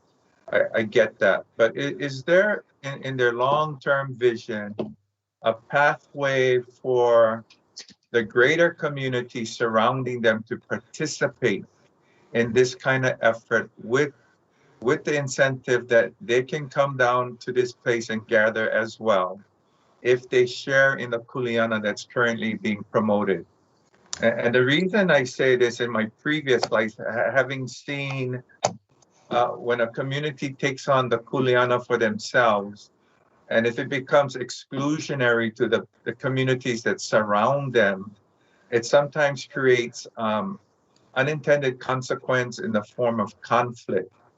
So by allowing the surrounding communities to come in to share the kuleana, what happens is you get the kind of broader support that all communities need when dealing with these kinds of assignments, these kinds of tasks. And then the other thing too, I've seen when in my previous life in Ni'ihau, for example, the island is privately owned, but the conflict sometimes occurred from Hawaii fishermen coming into the shoreline area saying that the state owns up to the high water mark, so you cannot stop us from coming in. And so when I bring it back to Kailapa, I guess one of the ways I see that you can achieve resolution of conflict is trying to get others to buy into the model, not give them a free pass, but compel them to be like yourselves, to behave responsibly, and in so doing, you give them buy-in for what you're trying to achieve. So that's my question. Thank you so much for that question, Commissioner Awo. And I can't speak to all parts of that, but I can say that the Kalapa Community Association has really established a broad partnership with the people in their community and the broader Sokohala community, and as well as with agencies as well. So I know that that this next week they will be doing some archaeological surveys, but really to identify the overall plan is not set as of yet, but they definitely have the intention to serve their beneficiary community as well as the larger Kohala Coast community. But just to express for them, they have built really strong partnerships, and they've been working back and forth with us and providing information. They have some really strong partnerships with multiple agencies and multiple community groups. Okay, that's wonderful. Thank you, Koili. It's really, I really enjoyed the presentation. Thank you. Thank you, Randy. David? Yeah, thank you, Kuali'i. This is my chance to be the Grinch again. So when somebody is coming in for renewal of an ROE, don't they submit something or put in some paperwork? And during the year, do we request that they tell us what they are planning to do during the next year? So when they come back to us, we can see what they've accomplished. So I noticed that, and I really appreciated the video. I thought it was very well done. but there was nothing from Kailapa itself, right? That someone had signed off on that had said, this is what we accomplished in 2020. This is what we hope to accomplish in 2021. And I hope that going forward, we put some sort of parameters on this so we know what we're getting for this ROE. I understand they're all volunteers. They're doing this as a community association, but I did receive emails from Kailapa residents saying they don't know what's going on with regard to the coastline. And their concern was, you know, has there been a survey for EV? Have any been located? She's worried about that people are picking up rocks and moving them, and from where EV are located. So I'm just wondering, do we have any kind of protections that would prevent that? So I can so thank you so much for the input. So as far as I know, the benchmarks for this ROE was to create a management plan, a coastal management plan, and a more thought out plan for a wellness park. I think that was kind of a big haul for 1 year. So I think you're still working on that, but that was kind of the benchmarks that we wanted through this ROE. So in consideration of a longer term agreement with DHHL for these lands. As far as the archaeological surveys, they actually have some in the plans for this upcoming weekend. So they're working with, I don't know exactly who the archaeologist is, but they're working with the community to go down there and survey the lands. And I know one of the concerns was stopping vehicle access because, you know, there was reports of people taking rocks, possibly for rock walls, because it's just open. Anyone on Hawaii Island could have access down there, and by limiting vehicle access to the area, you know, so you kind of limit the amount of damage that can be done. I'm not sure if the whole community, if that. The function of limiting access to the area was expressed to the entire community, but that's my understanding.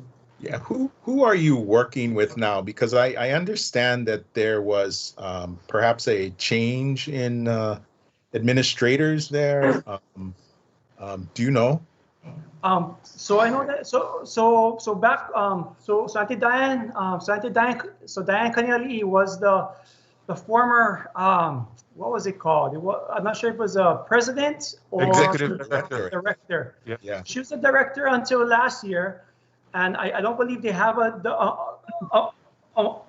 director now. But I've been working with people on the board. So Amu Kainoa, and the vice president now is Pualani Lincoln Amaelua, who provided the video that we watched, and I think they're still looking for someone to fill that executive director role.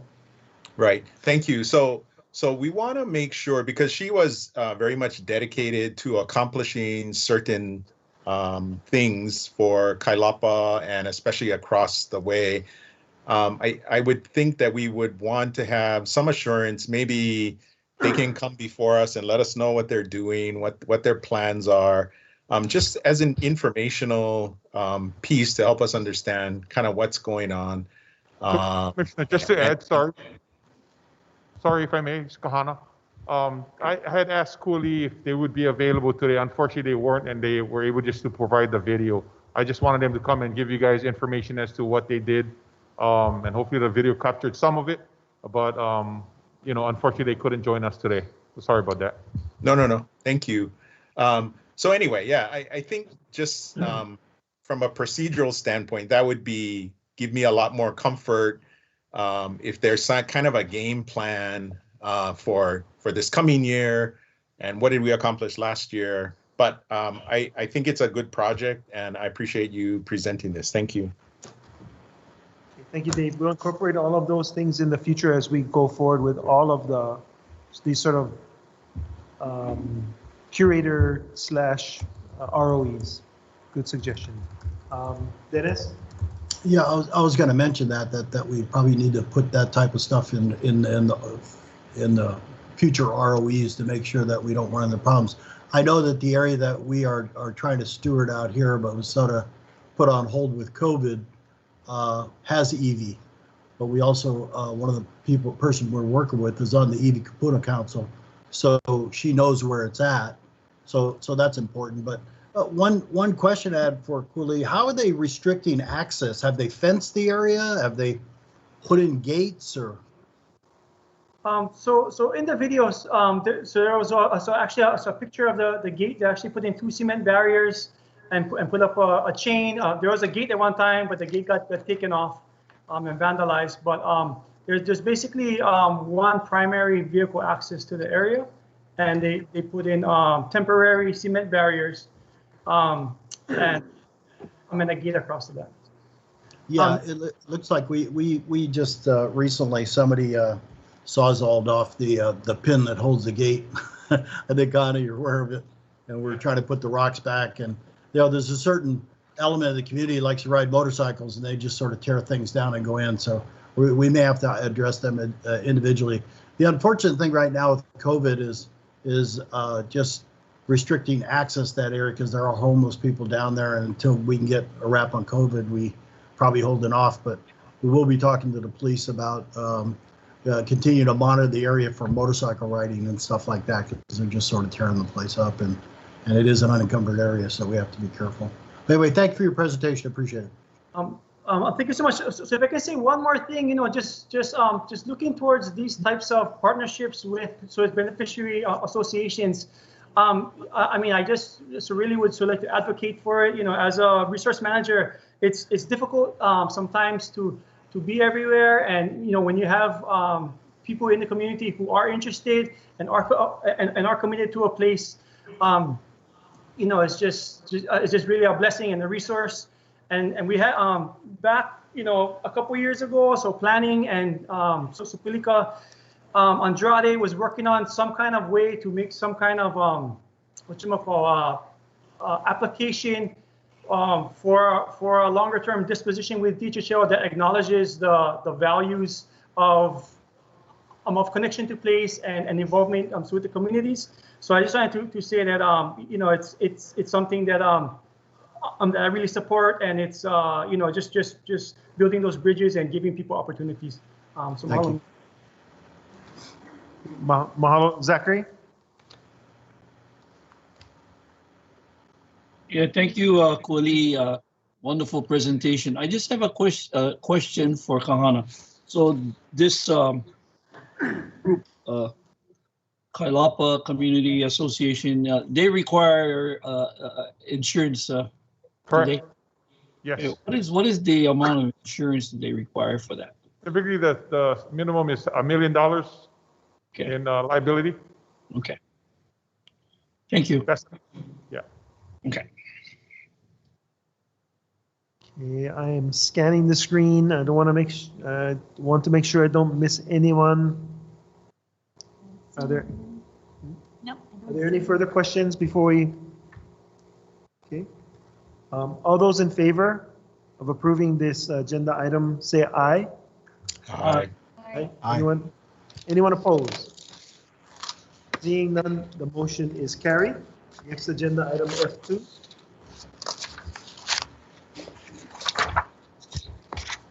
Again, Commissioners, agenda item number F2, LMD is seeking the approval to issue a right of entry to the State of Hawaii Department of Agriculture, a parcel of land situated in Wailua, with Hana, Island of Maui. PMK is listed 211005022. I have land agent Shelly Carrera here. We also have some visitors from Department of Agriculture on the line, I believe. We have a Kirk Saiki, Puna Kaneakua, Don Chang, and Janice Fujimoto, again representing Department of Ag. Okay. Before we proceed, can I have a motion to approve staff recommendation? So moved. Second. Second.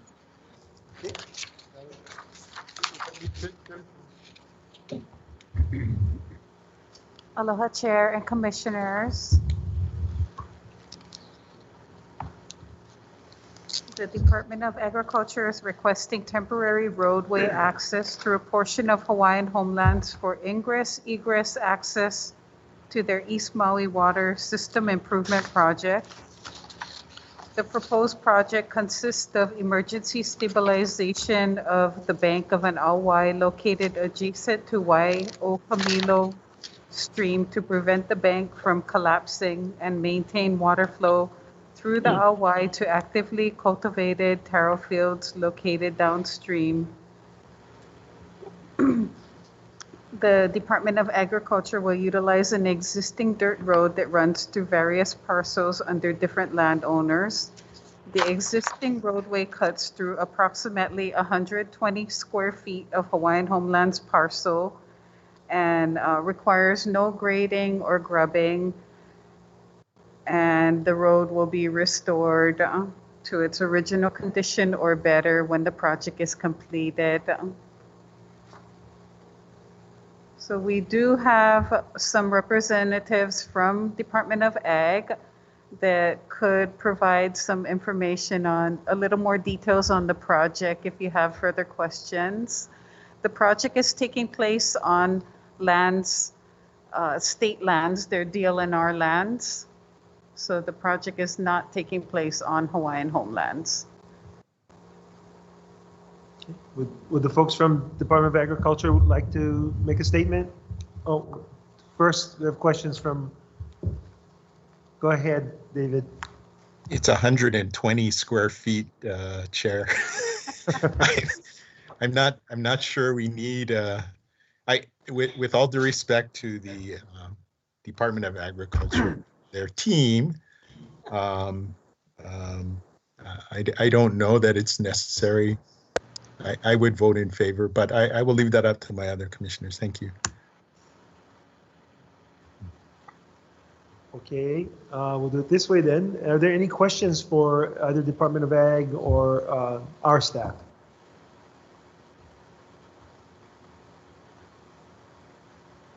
Okay, Randy?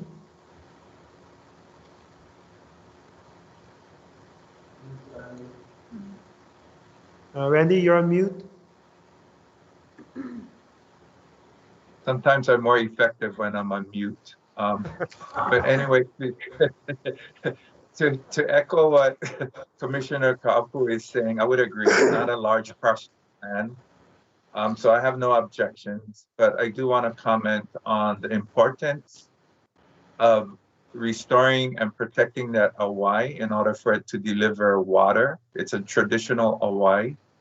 And I think it's a very extremely valuable project and undertaking to ensure that those communities that will benefit from that water source can continue to engage in traditional lo'i practices.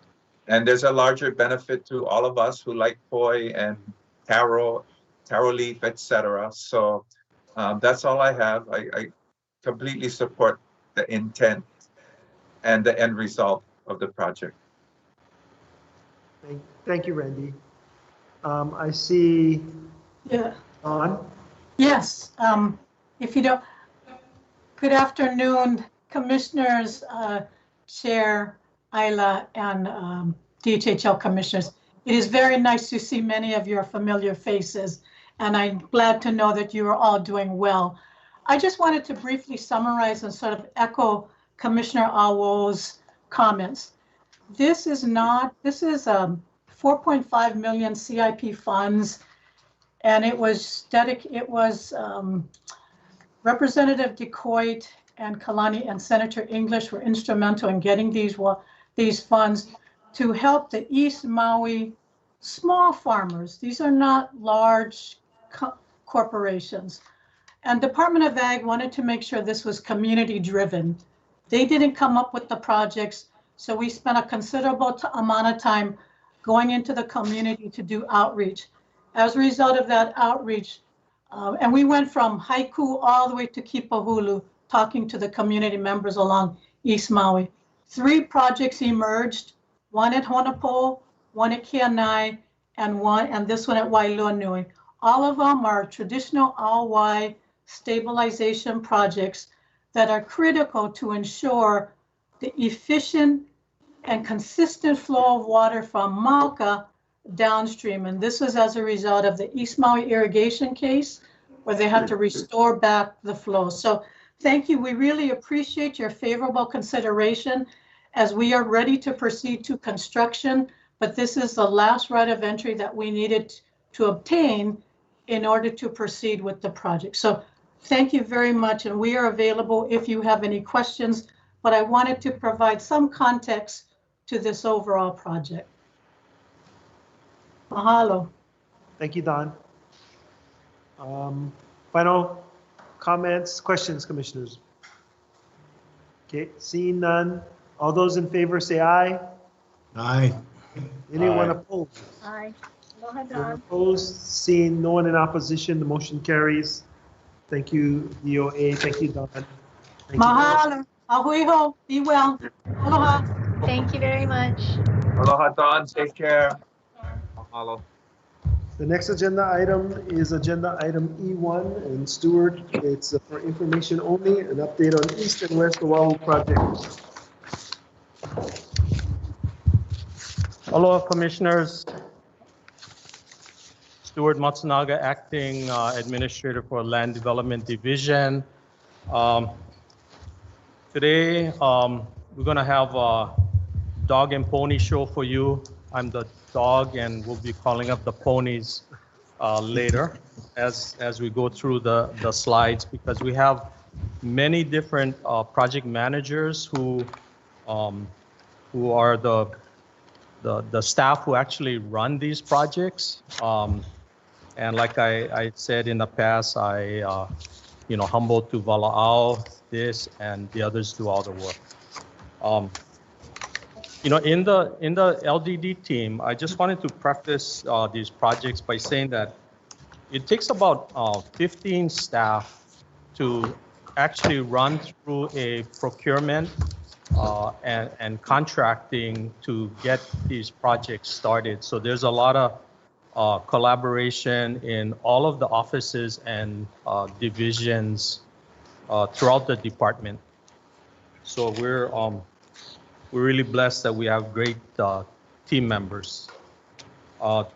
This month's presentation will be West and East Oahu, and we'll have the various project managers coming up. I wanted to give them an opportunity to come before you, so you know who is who's working on these projects. And if anything goes good, it's them, and like a coach, if anything goes bad, it's me. So feel free to raise your questions at any time as you're going through the slides.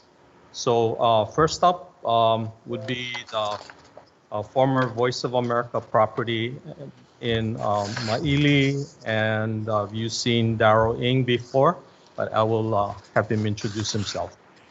Aloha, Commissioners. The former Voice of America site, there are a number of components to this project. The next few slides will have the appropriate area marked out in red, as you see here. First off is Ulukekakui. This is a former transitional housing site that had been operated by the Hawaii Housing Authority. We did a development agreement when the original lease with the housing agency expired. The development agreement is with the Hawaiian Community Development Board, and they're going through their finalizing their financing and construction plans. So far, they've gotten a $2.2 million commitment from the city and county home funds, and I believe this week they're working on submitting a proposal to the HHFDC for low-income housing tax credits.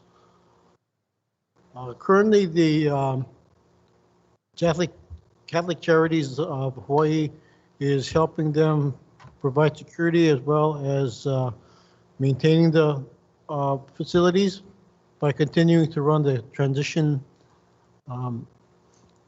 housing for the homeless, and they'll be there until Hawaii Community Development Board takes over or is ready to start their construction and renovation work.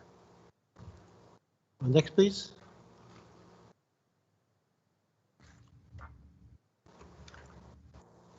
The next section is Ho'omalo Ona Kama'ali. This is another general lease. It runs until 2028. That's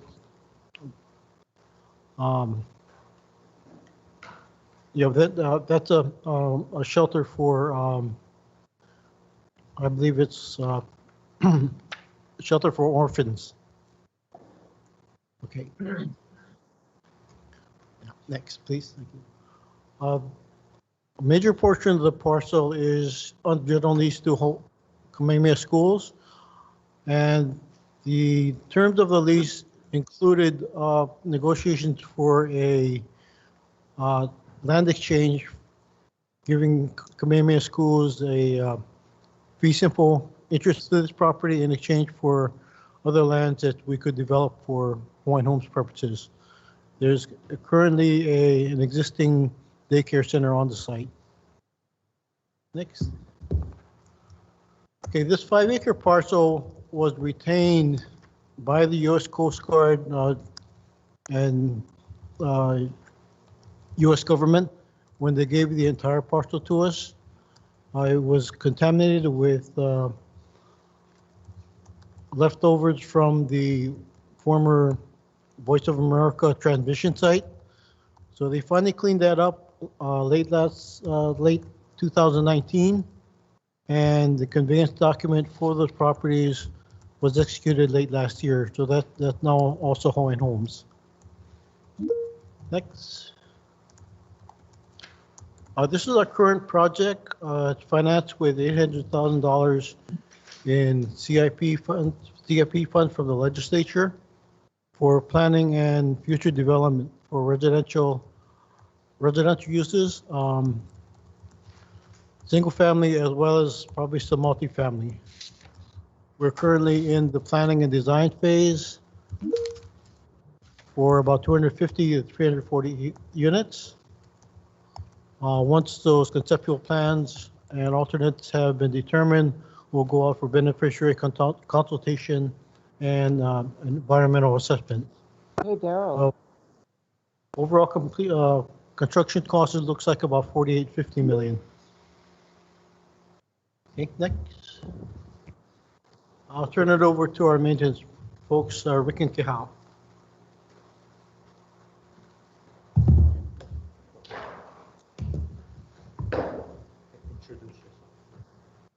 Hi, Daryl. I have a question. Okay, wait, Daryl, you're looking like there's a question by Commissioner Tabuya.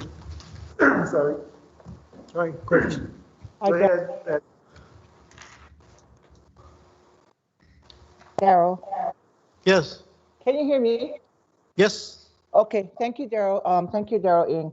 Anyway, on the Voice of America project that's going to be moving forward, and I know that the beneficiaries support more new homes in that area.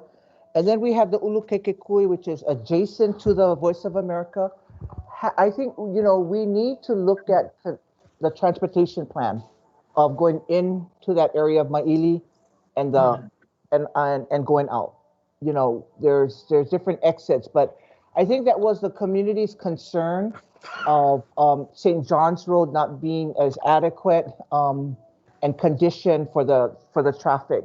So when it comes close to planning and design, I think we really need to look at the ingress of the whole project in that Maili area. So it's just a comment of you can put that down and we have to take a look at that.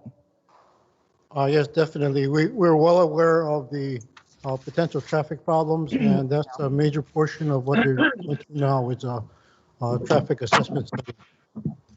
Yeah. Okay. Thank you very much, Daryl. You're welcome.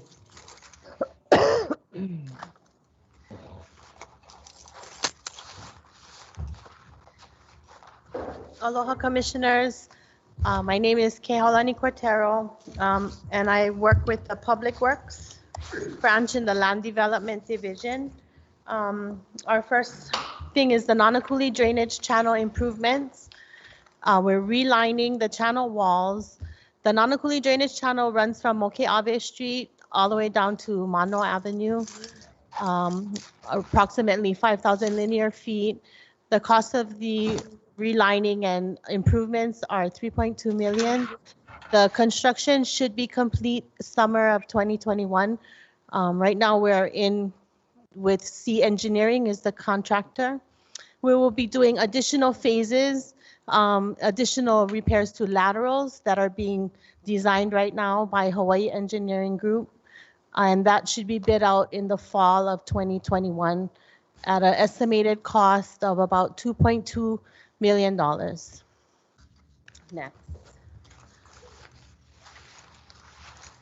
The Nanakuli security fence is complete.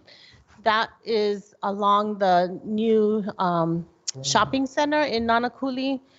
The fence along the drainage channel was some of it needed repair and replacement, and so that was done. About 1,000 linear feet of fence was replaced and repaired, and that was at $270,000. Next. Nanakuli traffic calming. This is CIP monies. And it's to procure traffic engineering. Our consultant is Austin Tsutsumi. Our phase one, we will be going out in the fall of 2021 for striping and signs. And phase two of the project will take care of speed humps, flashing signs, and that should be coming up next year in the spring. Next, okay, Nanakuli Cemetery repair. Patty, do you have a question? Thank you for going real quick, whatever. Can you hear me? Yes, I can. Okay, so let's go back to traffic calming Nanakuli.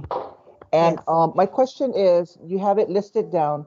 So will the community in the Homestead area be able to see those great speed humps that we have on Farrington Highway near all of these places like Nanakuli Pua? You have Haleakala by Mano, that's a school zone. You have another one over here, Nanakuli Avenue Intermediate, it's all by school zones. So is this what we're looking at? Is that speed hump crosswalk? Can you clarify that?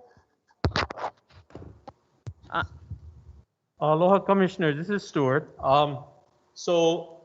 Part of this process is to look at various types of traffic calming measures, which would include speed humps and speed tables, various kind of improvements around the crosswalk areas, striping and signage. So these areas were actually, we received this list as some of the priority intersections.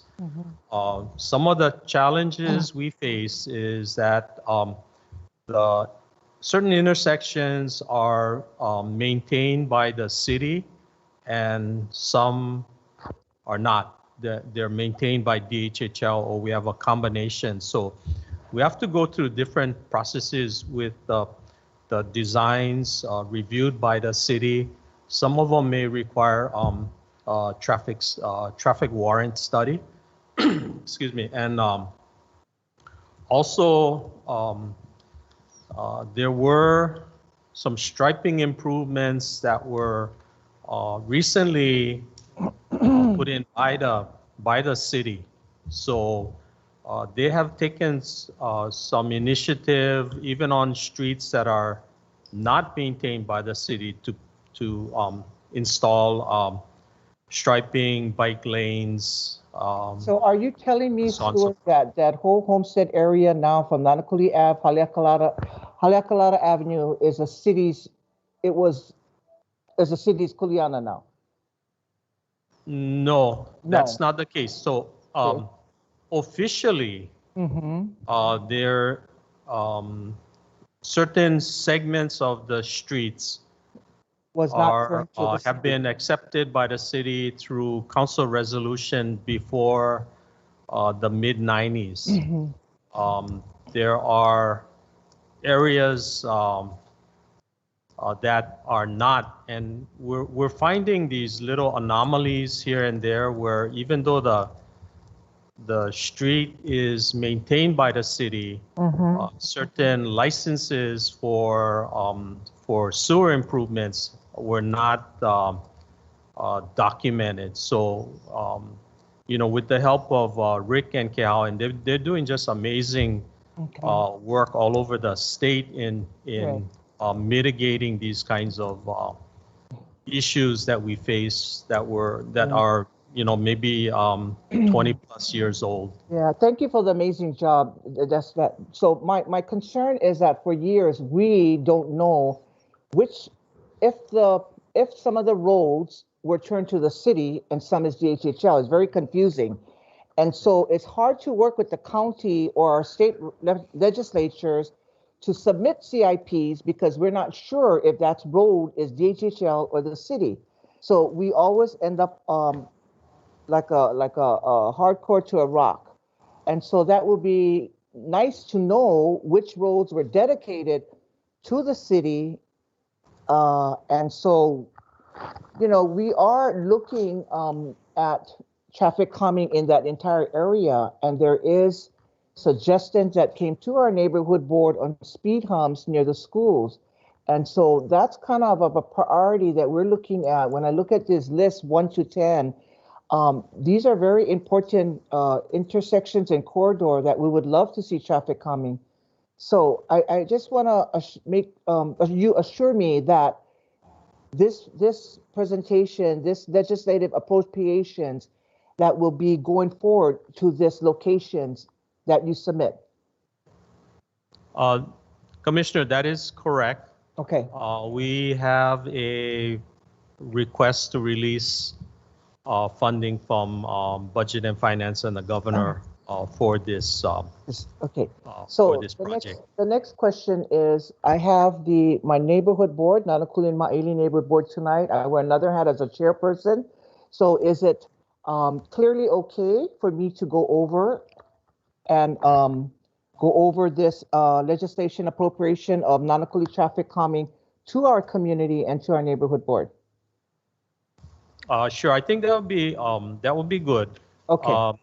I would like to just point out that this appropriation was part of a lump sum, and so we have kind of like pulled it out of the lump sum to work on specifically this project. Similarly, the Nanakuli drainage was part of a lump sum, and so we come to the commission every year to approve the development budget, and this was one of the projects that were included in that budget.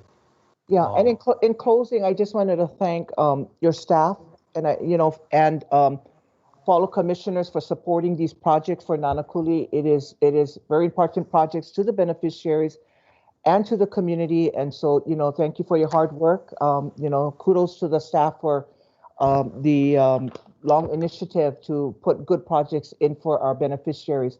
Thank you very much, Mr. Chairman. Thank you, Patty. Commissioner, may I just also add that, shoot, I lost my train of. We do have a database of streets that are maintained by the city. I also want to point out that with the new city administration, we're trying to clarify some of the processes that go towards the maintenance of roadways on Hawaiian homelands. We don't dedicate the streets. We do turn it over for maintenance purposes, and so the definition of maintenance, what exactly it covers, we're trying to get clarity on these so that there's less confusion from the beneficiaries, if the street is or is not, what does it include? The planter strip? Does it include trees? Does it include sidewalks, curbs, gutter, all this kind of stuff? And so these are some of the issues that Rick and Kehao here face on a daily basis. So yeah, we're working together with planning office on the database and with land management, and together I think we're finding more and more answers to these kinds of questions. Thank you, staff. And if I could, one more thing, sorry. So the Nanakuli drainage project was not without issues. A lot of the issues which we're gonna face in the future deal with adjacent homesteads to these improvements. And so there's I guess what we call unauthorized improvements in some of these areas that affect drainage improvements. In other cases, they impact sewer lines and easements. And so there will be a need for communication and documentation of easements to protect these improvements so that we don't keep going back for appropriations to keep repairing these facilities. So we're spending about almost half of our budget on repair maintenance. Right. And really lot development is our primary kuleana that LDD tries to focus on. So I just wanted to kind of throw in my editorial comments on Okay, so the Nanakuli Cemetery, Stuart, I know that the beneficiaries, they have done a good job in that. Can you hear me? Yes. Okay, they have done a very, very good job in improving that area. They took charge. We have our kupuna guys out there every day watering, from planting grass and everything like that. And they've done a very good job in adopting the Nanakuli Cemetery repairs. I'm just trying to think out of the box. Is there grant funding available for something like this, that a homestead can get grant funding for approval to utilize to improve something like this? Example, the cemetery. I think that's a great suggestion, and our planning office has been working with the community. They have a grants program. Okay. And so I think Andrew just appeared to my left. So. Okay, it's okay. Go ahead. Hello, Commissioner Teruya. The department does have a grant solicitation process. It occurs, we hope, once a year, depending on whether or not the commission approves budget for grants awards. Typically, the type of solicitation that we issue is for what you're talking about, for homestead association to take care of a particular piece of aina or resource, would be through the regional plan priority project. I'm not quite sure if the Nanakuli Cemetery is a priority project in the Nanakuli regional plan off the top of my head, but we do offer grants to associations via our annual grant solicitation under the regional plan priority project. Thank you very much. Commissioner, that was a great segue into the next slide. The Nanakuli Cemetery repairs.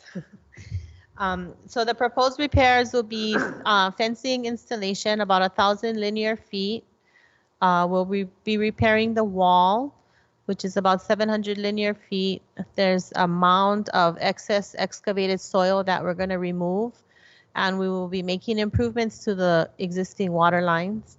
The cost estimate is about $370,000. And we're hoping to go out to bid soon, spring 2021. And the permit is in the approval process right now. Okay, next slide. I'll take the next one. Waianae Valley Increment 4 is comprised of 8 lots. This project has been delayed because of permitting, but we're estimating construction to start by next month. So we're in the final stages of securing permits for this subdivision development. Okay, and next slide. Waianae Coast Emergency Access Road. There was previous work done on this project. Right now, it's on hold. We'll be looking at other alternatives, but right now this is not a priority. I'm not sure if we can use these fundings. I know Commissioner Teruya, you brought up about the traffic issues at Maili. I'm not sure that this could play into that, but we'll take a look at it to see if the language of the appropriation allows us to do other things. We did have 2 other appropriations earlier, the secondary access road and parallel access road, and those funds have been delegated over to the State Department of Transportation. Okay, next slide, we're gonna jump back to Darrell and move over to East Oahu. Okay, 820 Eisenberg Street is the former Stadium Bolodrome site. The development team of Stafford Car Development and Hawaiian Dredging was selected about a year ago. They're now in process of preparing the environmental assessment and finalizing their plans and doing their getting the financing together. We'll probably have consultations in regards to the environmental assessment later this year, late summer, early fall. The proposed development is a 220-foot, 23-story, 270-unit high-rise. The breakdown of units is shown there. There'll also be a 4-story parking structure with 7 3-bedroom townhouse units, as well as about 4,700 square feet of retail space. This will be low-income housing rentals. The retail space would contribute to subsidizing the rents to keep the rents as low as possible.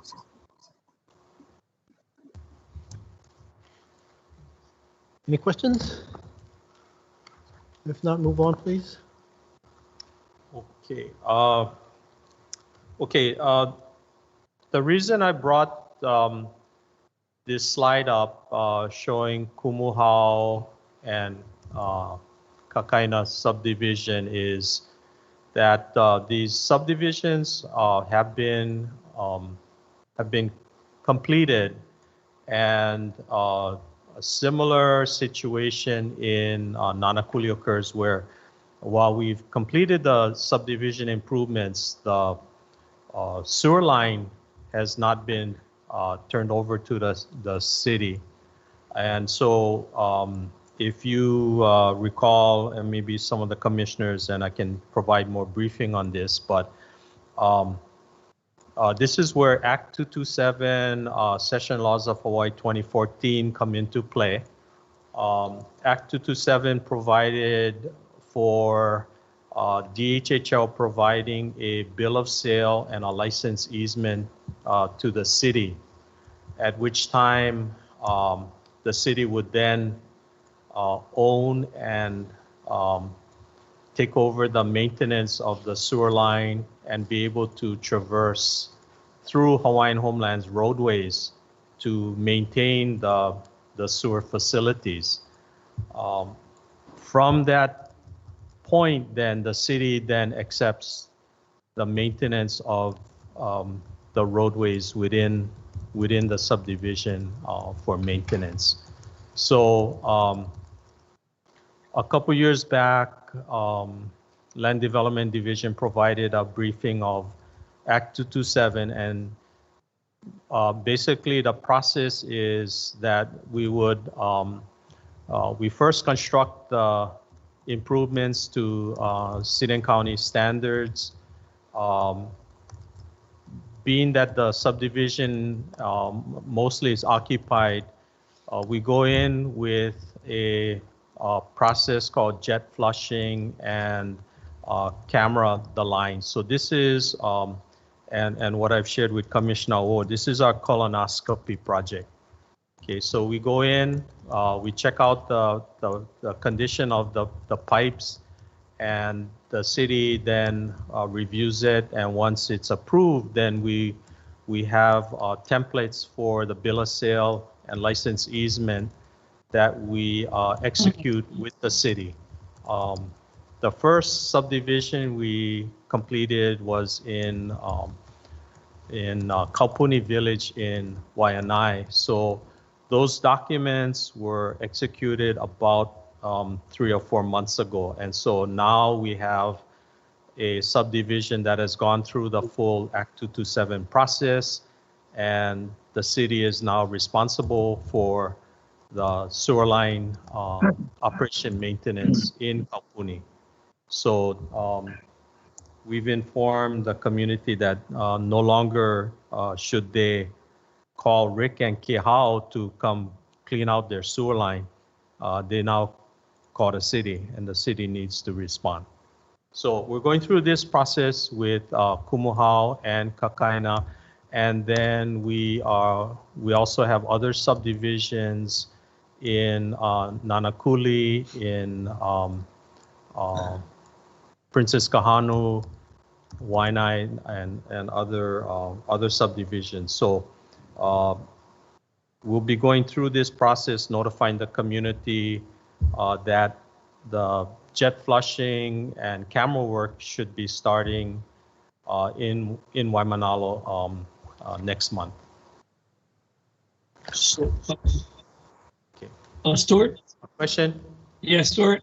Yeah, Commissioner Helm. Aloha. Yeah, Stuart, where exactly is this Takaaina located? This is in Waimanalo. Okay. Kalamai on that. It's towards the Kailua end of Waimanalo.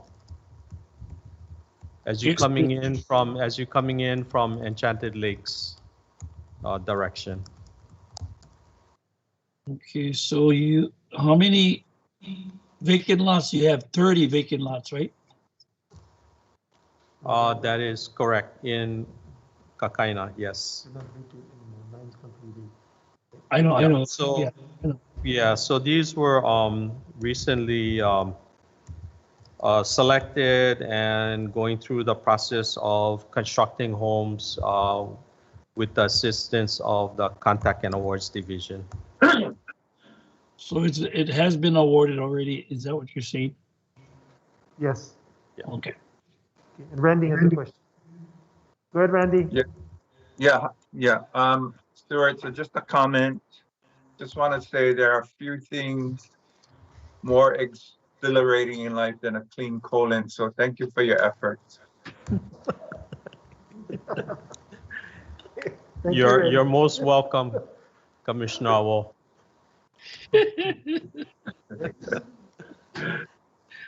All right, that's a good one. Okay.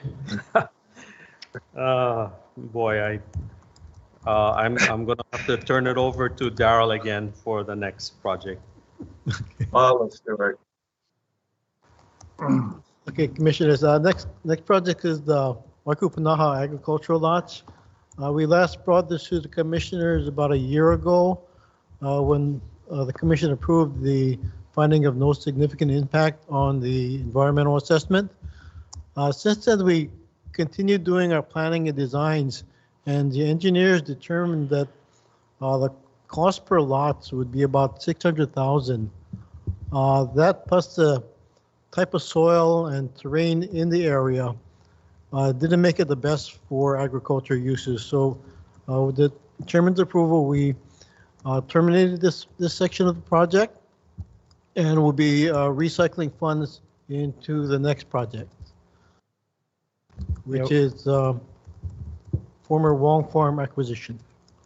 Yeah, commissioners, we couldn't justify spending $600,000 per lot. There was a lot of off-site infrastructure that the county wanted us to put in for those small number of lots. So we're going to reassess what to do with those lots and take the money and put it into lots that are more reasonably priced for development for agriculture further in the valley.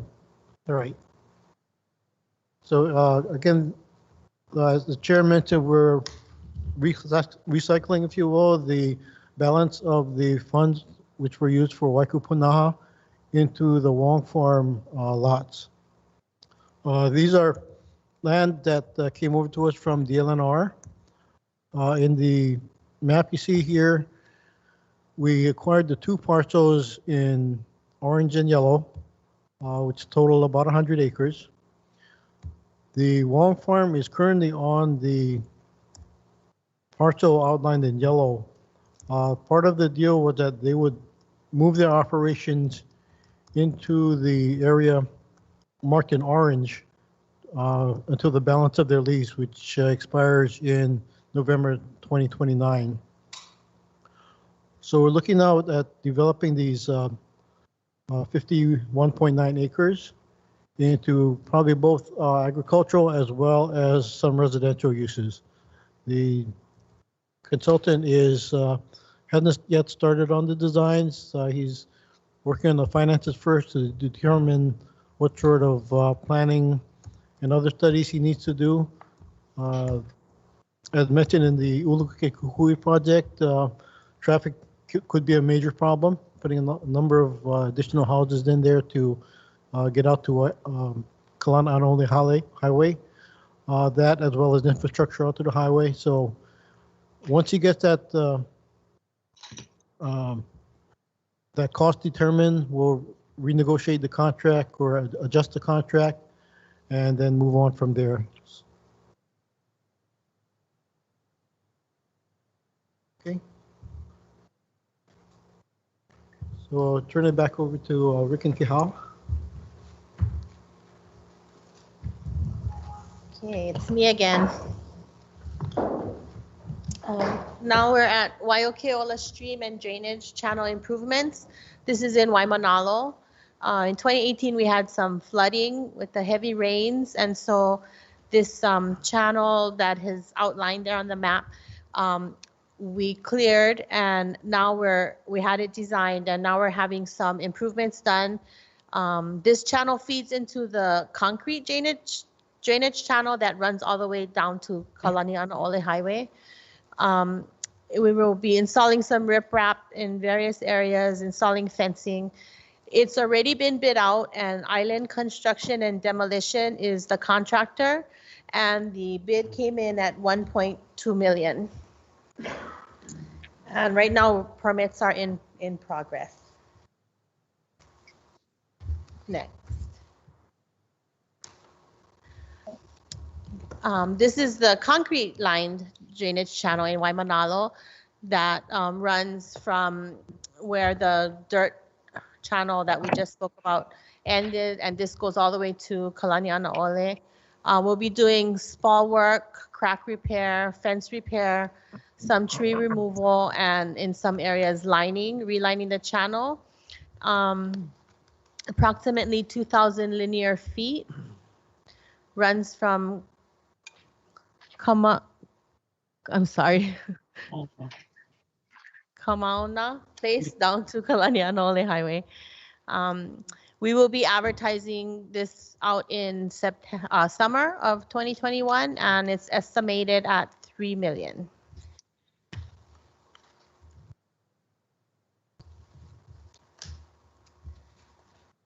The next slide. Bell Street drainage improvements. This is in design. Right now they're doing a hydraulic study. Nobody yet. Nobody yet.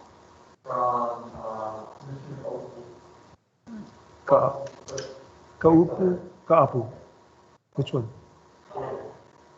David. Okay, David. Thank you, Chair. Where is this drainage going to go? Is it going to drain right into the ocean?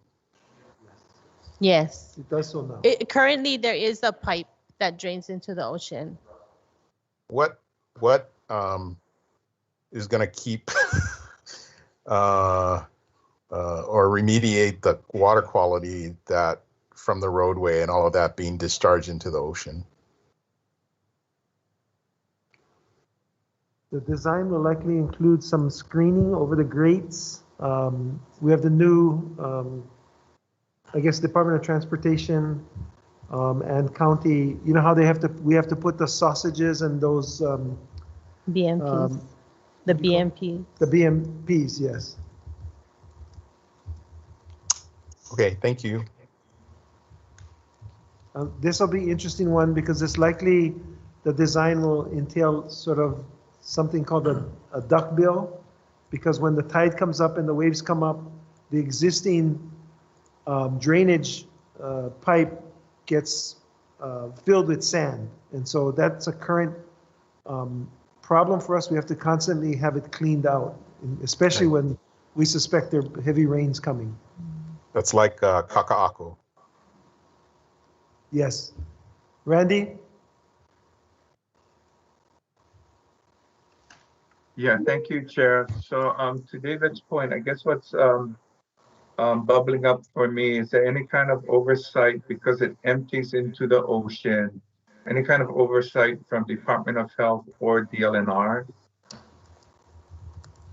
Definitely Department of Health with clean water rules, which is why the BMPs are put in place to stop the the granular pieces that come off the roads. As you drive around Oahu now, you'll see in each drainage inlet, you see these sort of fibrous sausages that are filled with things that screen out those particles that they put in the road, the mix. I'm not sure what it's called, but those are all best management practices that then result in the Department of Health sort of approval of the clean water branch's requirements. Okay, thank you, Chair.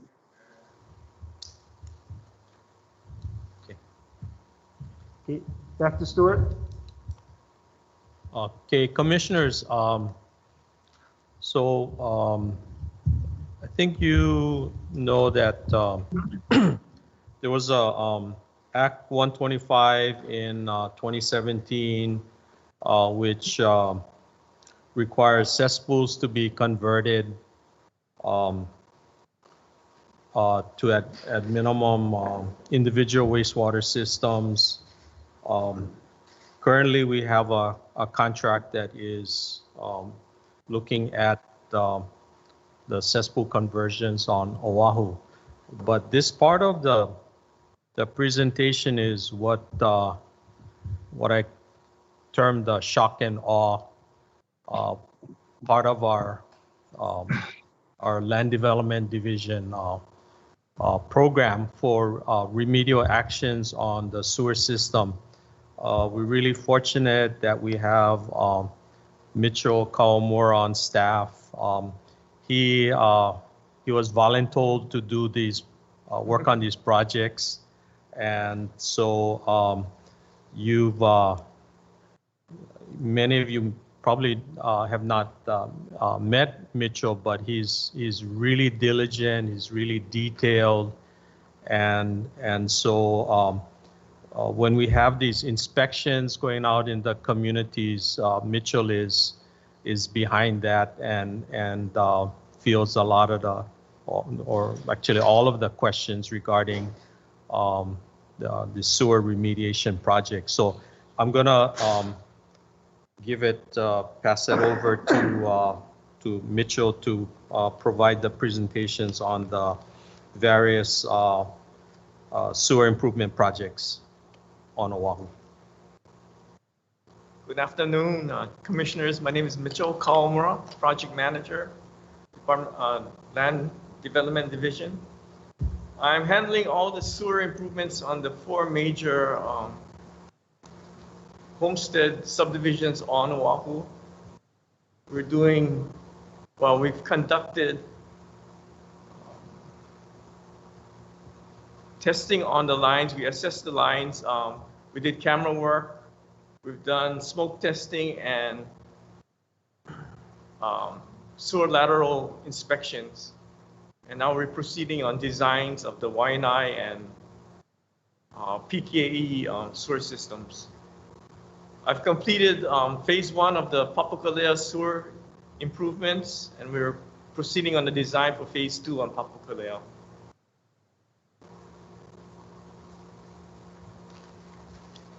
Can you run through the next several slides? I'm sorry, do you have the, are you working on PK now? Is that what I heard? No. It's currently under design. Oh, okay, thank you.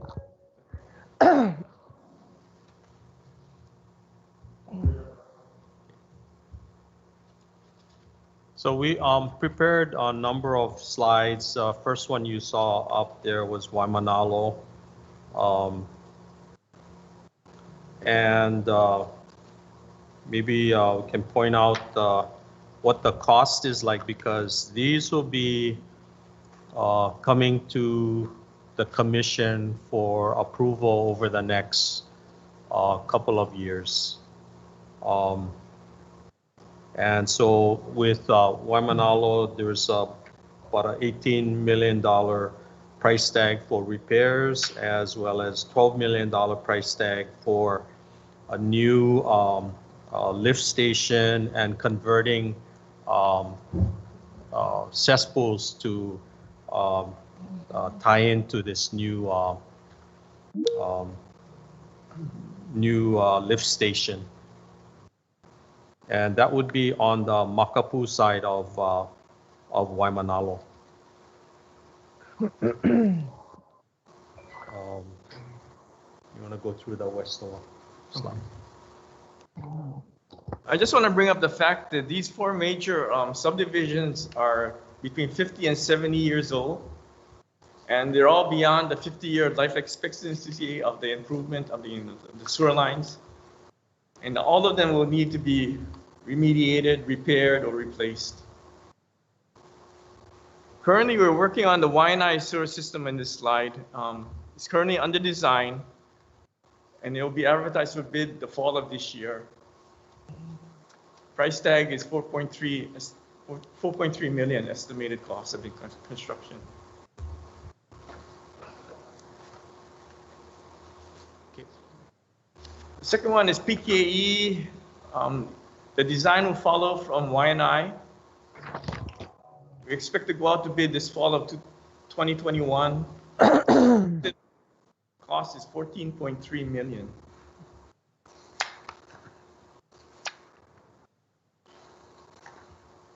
The Nanakuli sewers will be designed following PKE, and this is a really big project, estimated almost $40 million for construction.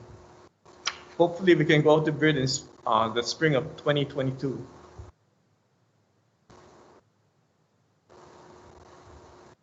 Papakolea, we completed the phase 1 of Papakolea, which is the lines in red on the left slide, and that was completed for 13 million. We're under design for phase 2 right now. Estimated cost 45 million. Ooh.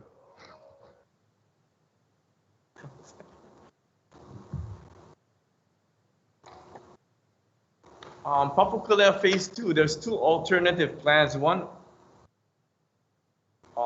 Phase 2A is planned to be using the existing sewer lines, which will require 28 LPSS systems, which is self-contained sump pump systems from the homestead homes to the sewer lines. And this will have to be self-maintained by the lessees. The reason for these pumps, because the homes are below the sewer line. And so, as you know, Papukolea has, everything's on a slope, and the location of the lines don't allow for a gravity feed from the house. So there's a need to pump from the house up into the new sewer line.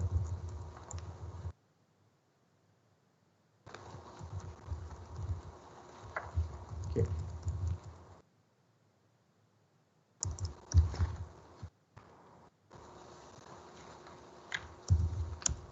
The alternative plan 2 is to install a new gravity feed sewer line from Papukolea going down towards Paoa Valley. This would decrease the number of self-contained pumping stations, but there will be probably an additional cost. We'll cover the last bullet point. Yeah, and city will decline ownership and maintenance of the sewer lines within Hawaiian home lots that are under the homes.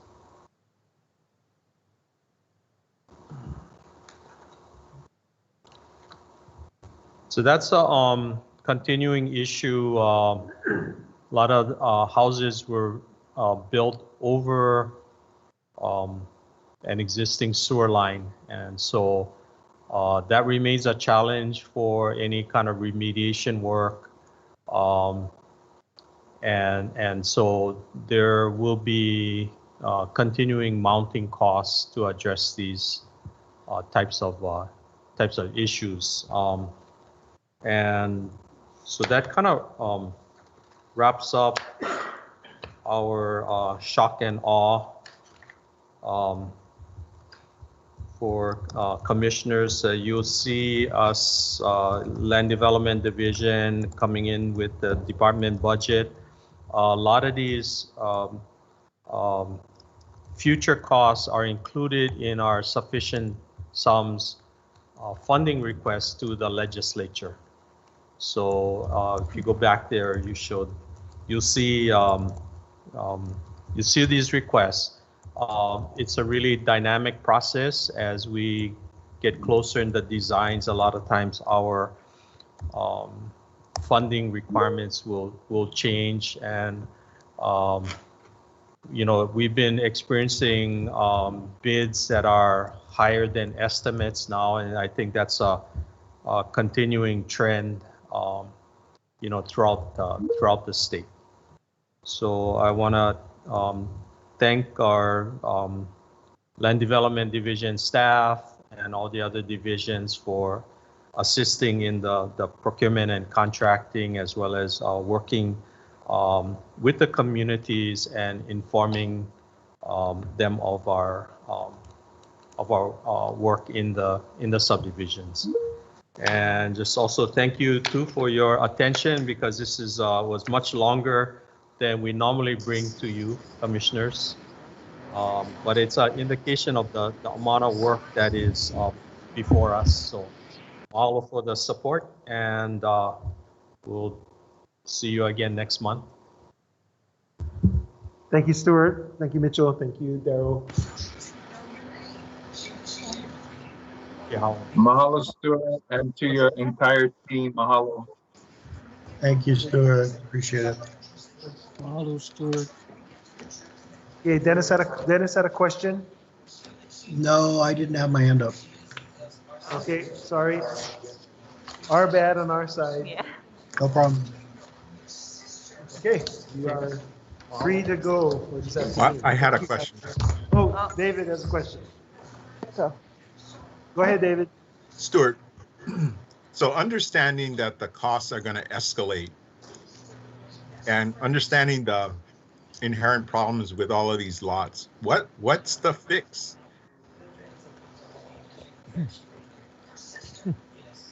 There could be a lot of possibilities which have huge price tags. Depending on the location as well as the condition of the houses, there are ways to line pipes, but as Mitchell described, many of these sewer lines are over 50 years old. And so in Papakolea, we're experiencing a lot of water intrusion into the sewer lines, which in a high rainfall or intense rainfall kind of situation, it starts impacting the lines to a point where it backs up, not because of the wastewater flow, but because of the rain intrusion. We also have instances where lessees may have hooked up, let's say, a dog kennel, or they direct the drainage into the sewer line. And so that renders the pipes to be basically over capacity. And so we do have situations where pipes do back up. As we're making these improvements, there's more efficiency in the lines, but again, we're adding new homesteads. There's, right now during pandemic, more people are home, and so using the own home facilities starts kind of taxing the system. So there's a lot of also educational approach that we need to take too. So we're going to start with the help of Information Community Relations Office is adding some articles on maintenance, because Rick and Kehao, they get a lot of calls for sewer backups, but it's related not to a broken pipe, but because there's just I don't know, I guess you call it human influence in the pipes. So things that are you have all kinds of meant to be flushable. Yeah. Get flushed. Okay, we also find like bicycles in sewer manholes. I mean, pretty interesting. So there's a lot of, there's education that has to go on. There's also a lot of, catch-up work that we're doing now. And so, it's really thankful that we have this passionate staff that, they get passionate about sewers and whatnot. So when you say the costs are expanding, what's the largest cost you can contemplate? Only because, at some point, does it make sense to just condemn that lot and move the people elsewhere for a lot cheaper price than continually fighting this battle? Well, we're not talking about one house. We're talking about multiple houses along a street. So just recently in Mitchell's Papakolea, the first phase project, an entire sewer line was relocated into the road. So they were in back of houses or really close to houses. So those were remediated. I mean, we can put together a, just a matrix showing all of the costs, but we're talking about hundreds of millions. Wow. I think our sufficient sums budget for purpose for repair maintenance was actually higher than lot development. But we're talking about basically health and safety and just a lot of our aging infrastructure. I mean, we're in year 100 of the act, and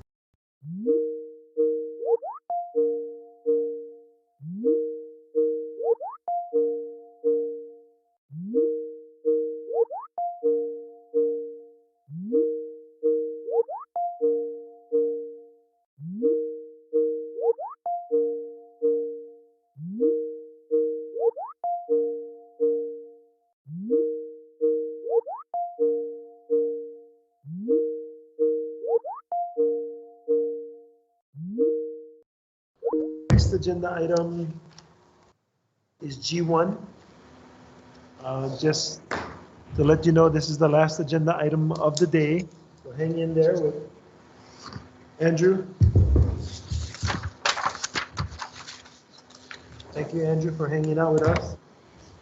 My pleasure.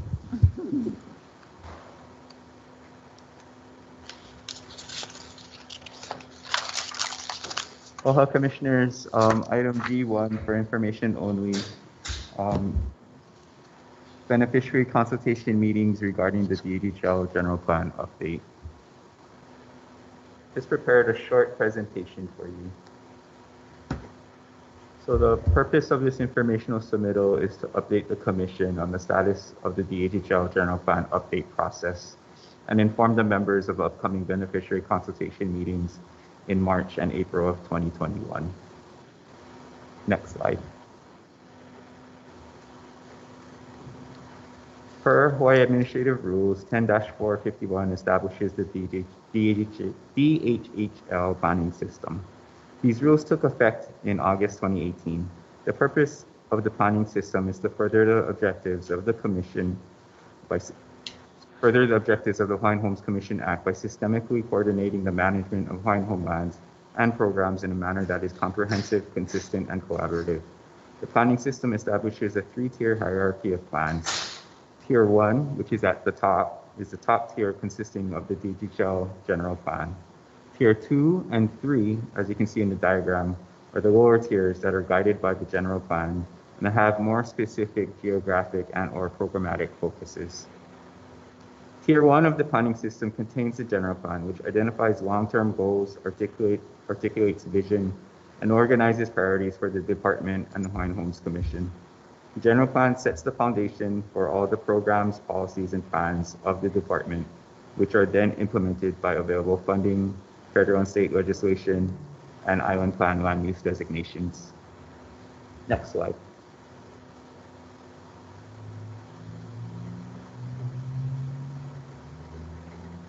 Per Hawaii Administrative Rules 10-455, the General Plan has to meet these 8 minimum requirements.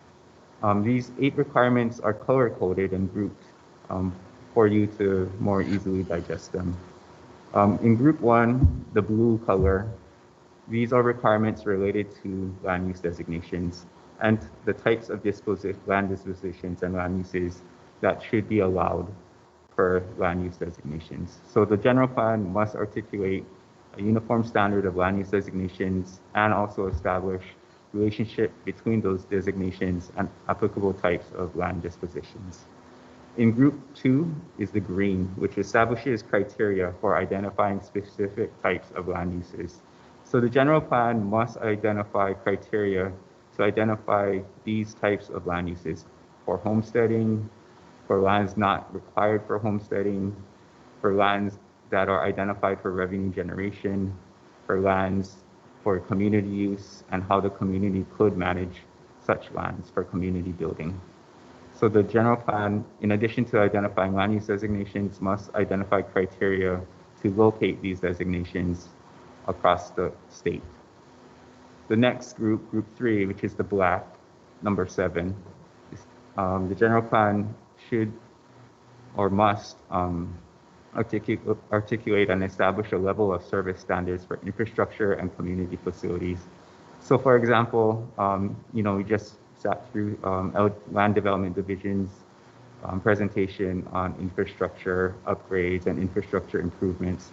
What type of level of service standards should the department have for specific types of developments, for specific types of different types of homestead developments? So the general plan would articulate or shall articulate level of service standards for our homesteading and community developments.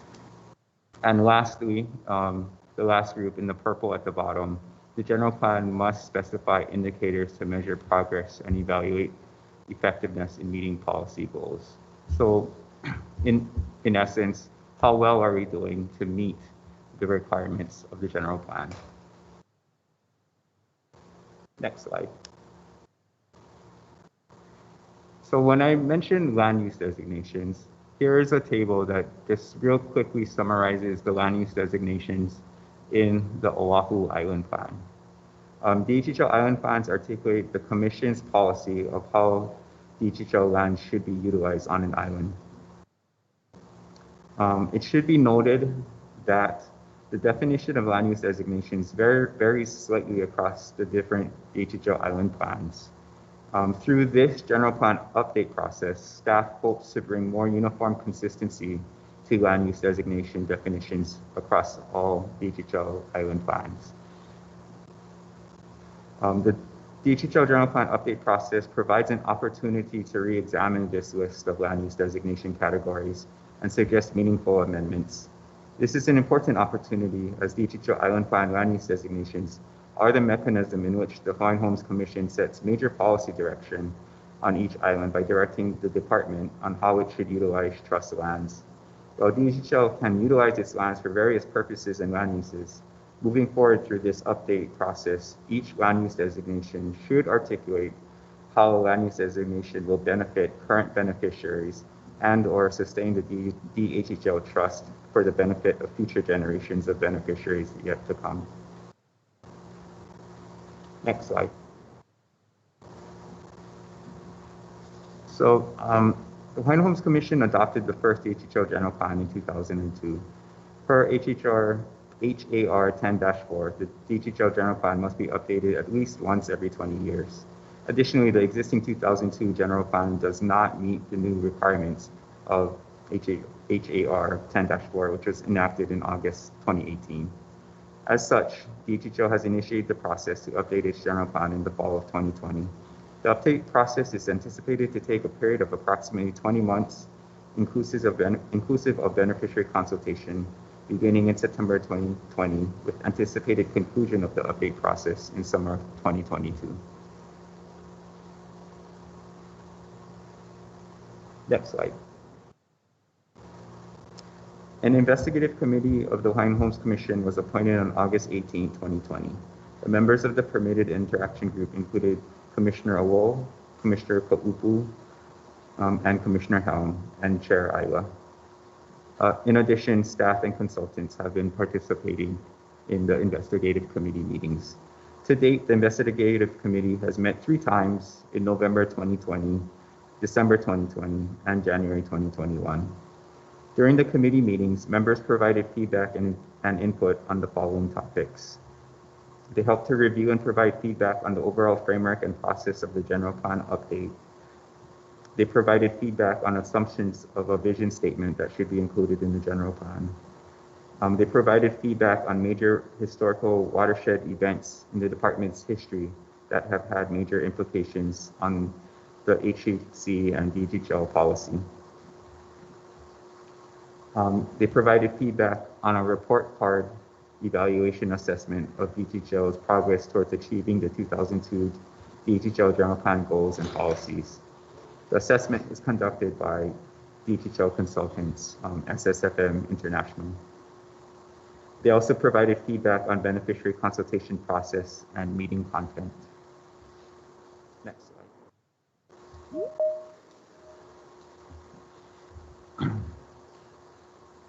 Oh, one more. Thanks.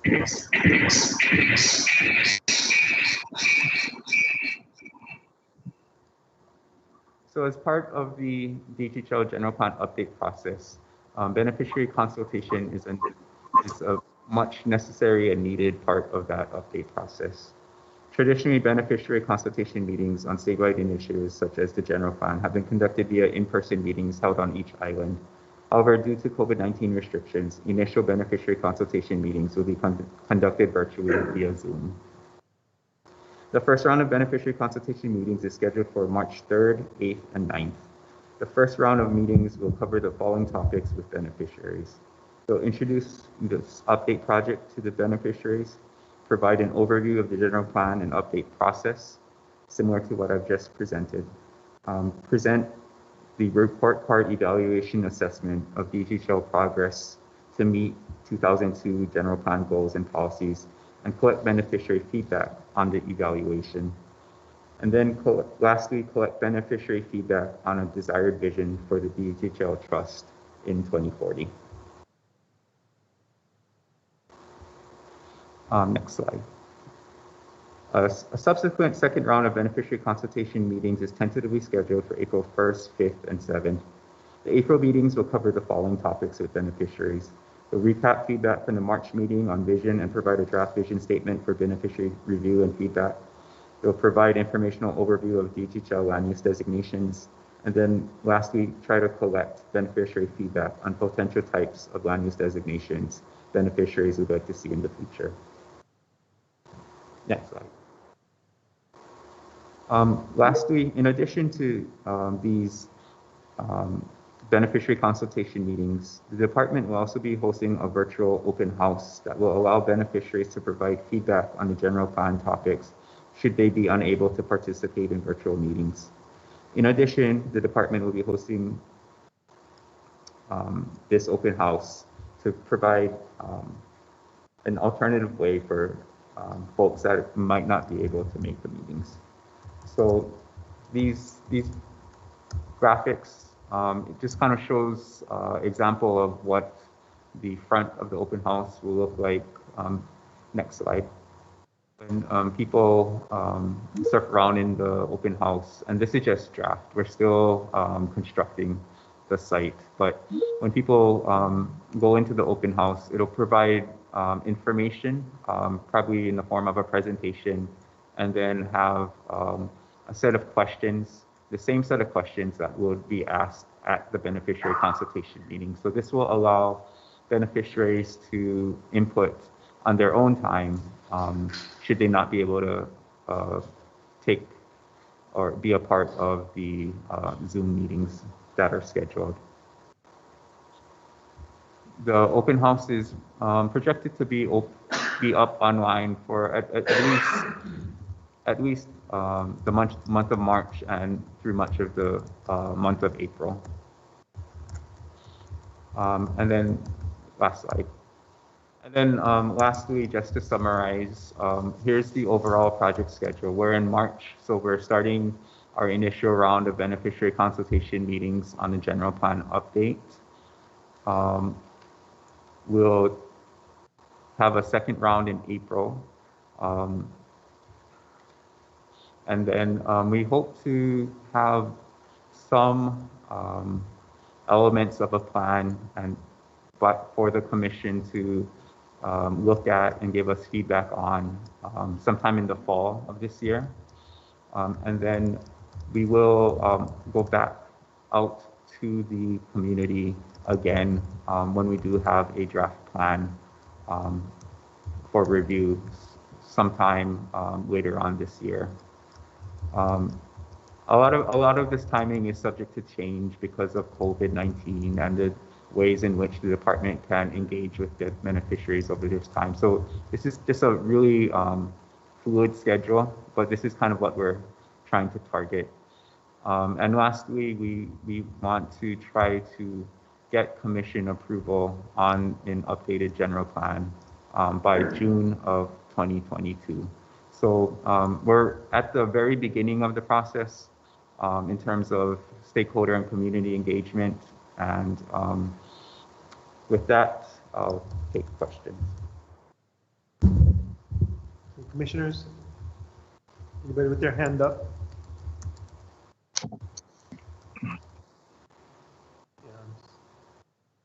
Okay, Randy? Yeah, thank you, Andrew. So You know, in looking at the first page of your presentation, Hawaii Administrative Rules speaks to the purpose of the DHHL planning system. And it mentions, I'm just going to pull out an excerpt. It mentions planning by systematically coordinating the management of Hawaiian homelands and programs in a manner that is comprehensive, consistent, and collaborative. Then on the next page, it drills down primarily on land use designations. It does say general plan at a minimum shall, and it talks about land use designation, identifying suitable lands for homesteading, establish criteria to determine available lands, etc. And then it's followed by an exhibit that is used to speak about, as an example, land use designations for Oahu.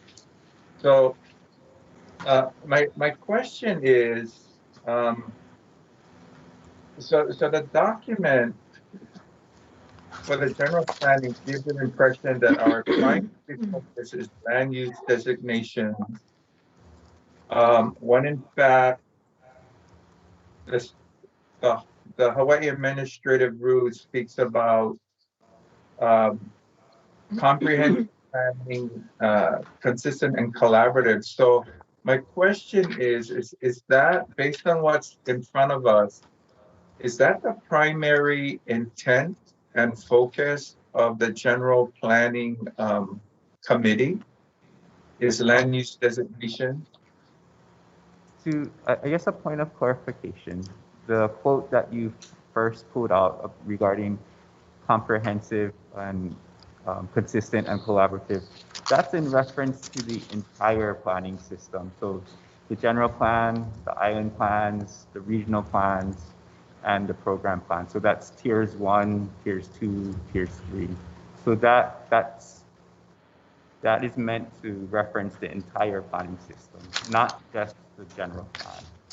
So the thrust of the general plan, based on the Hawaii Administrative Rules, will be focused on land use designations and appropriate criteria regarding the citing of those designations in upcoming island plan updates. It's important to note that because of the department's mission, its unique mission to develop and deliver lands to Hawaiians, the land use designations are really an important function of the commission to articulate its land use policies and in turn its program on how the department should utilize its lands to benefit beneficiaries. So it's not just land use designations, I guess. Land use designations play an important role in how the department decides to utilize its land resources for the betterment of the beneficiaries and the trust.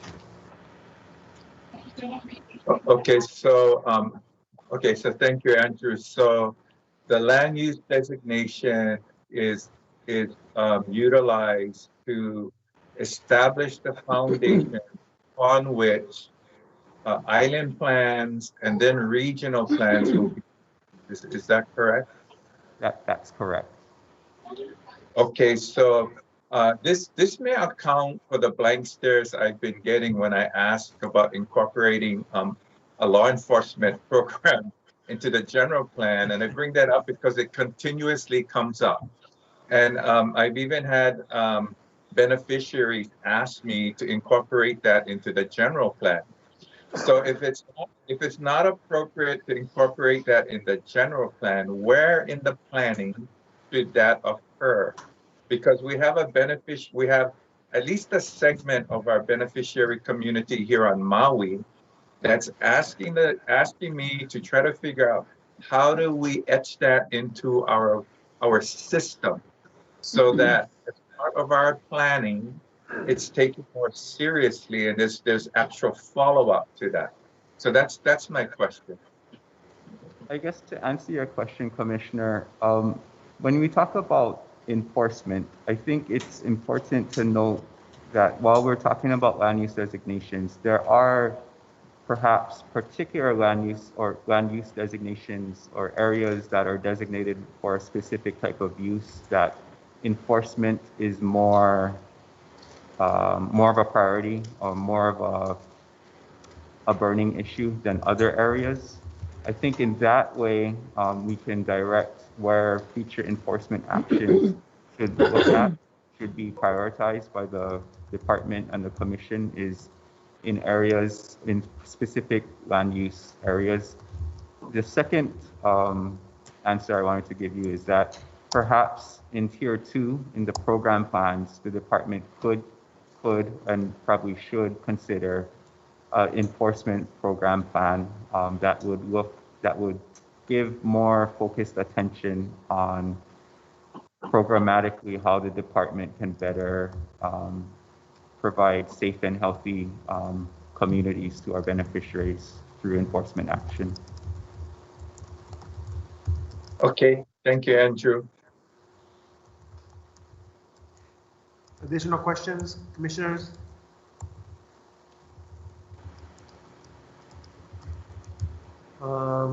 David? Yeah, thank you. Thank you, Andrew. If you were in the audience this morning, you probably heard my questions regarding the wait list. And I bring it up because in your table 1, under residential, subsistence, supplemental, ag, and pastoral, there is a waiting list that's attached to that. And so I'm wondering that given the lack of land, quite frankly, for a lot of these uses like pastoral, we simply don't have the pastoral land to provide everyone with 300 acres. Unless we go to the Mana 10-acre pastoral, which, as you know, is not, I don't think that's a success. I mean, people are living there, but I don't view it as a success. I'm just wondering, when do we start to consider what's the purpose of this wait list?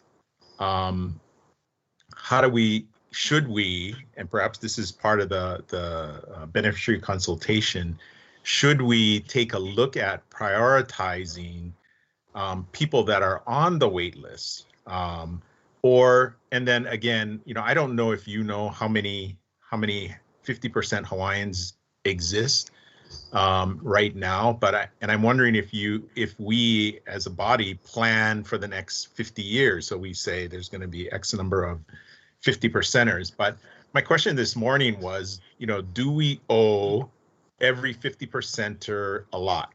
Do we owe every 50%er whatever lot they want? So in other words, do they want an ag lot? Do they want a subsistence lot? Do they want a pastoral lot? Do we owe that to them? I think that's a policy decision that we got to make. And then what do we do with the people that they have their own fee simple house right now? They're on the list. What about the people that have a lease, but they're waiting for a second lease, like ag or pastoral? How do we prioritize them relative to the people that have not had the opportunity to get an offer?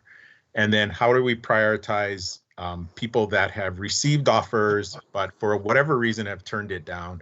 And I understand that runs the whole gamut, right? They're not ready. They don't like what was being offered. There's all kinds of reasons, valid reasons why people would turn down an offer. But I'm just wondering at some point if we should try and examine that to see it as a policy matter. How do we deal with what we have now, what we're expecting in the future? So that's kind of my question. Thanks. Well, let me first just say those are excellent questions for beneficiary consultation. I think when we talk about land use designations, it's not just coming up with a definition, oh, this is residential, but it's also it should also take into consideration those types of policy issues so that when we do designate an area of particular use, that designation takes into consideration those types of policy discussions that you just raised. So I do think we can at least start those types of conversations during the general plan update. I can't promise you how far we'll get in terms of resolving some of those questions, but I do think we can at least start the conversation on some of those questions that you just raised. And again, when we talk about land use designations, it's not just about the definition of the land use designations, but it is taking into consideration those types of deeper policy questions so that when we do apply the land use designations, we can at least get some direction based on policy about when and how much to apply the land use designation to a particular location. Yeah, and I'm just wondering, just to follow up, I'm wondering, you know, what the general sentiment would be, right? If I own 5 houses and I've been on the list since 1978, if an offer comes up, do I care? I don't know. I mean, or do I say, I have my 5 houses, I'm willing to give it to the next person? But it would be interesting to see what the sentiment was amongst the beneficiaries, because it used to be, right? If you owned fee simple land, you didn't go on the list. You weren't eligible for the list. And that changed at some point. So, but that brings into play more of a sense of community. I don't know the answer. I don't know if there's a sense of community, or if we have gone, you know, so far down the road that everybody's just going, no, I just want what I can get. You know what I mean? As opposed to what's in the best interest of the beneficiary community. But I do think that we should at least take a look at that and see what the responses are. Thank you. Okay, thank you, David. Dennis? Yes, thanks, Chair. I agree that there's got to be, when we do this land use and this program, we need to look at the list and figure out, you know, like David said, it's important to look at that.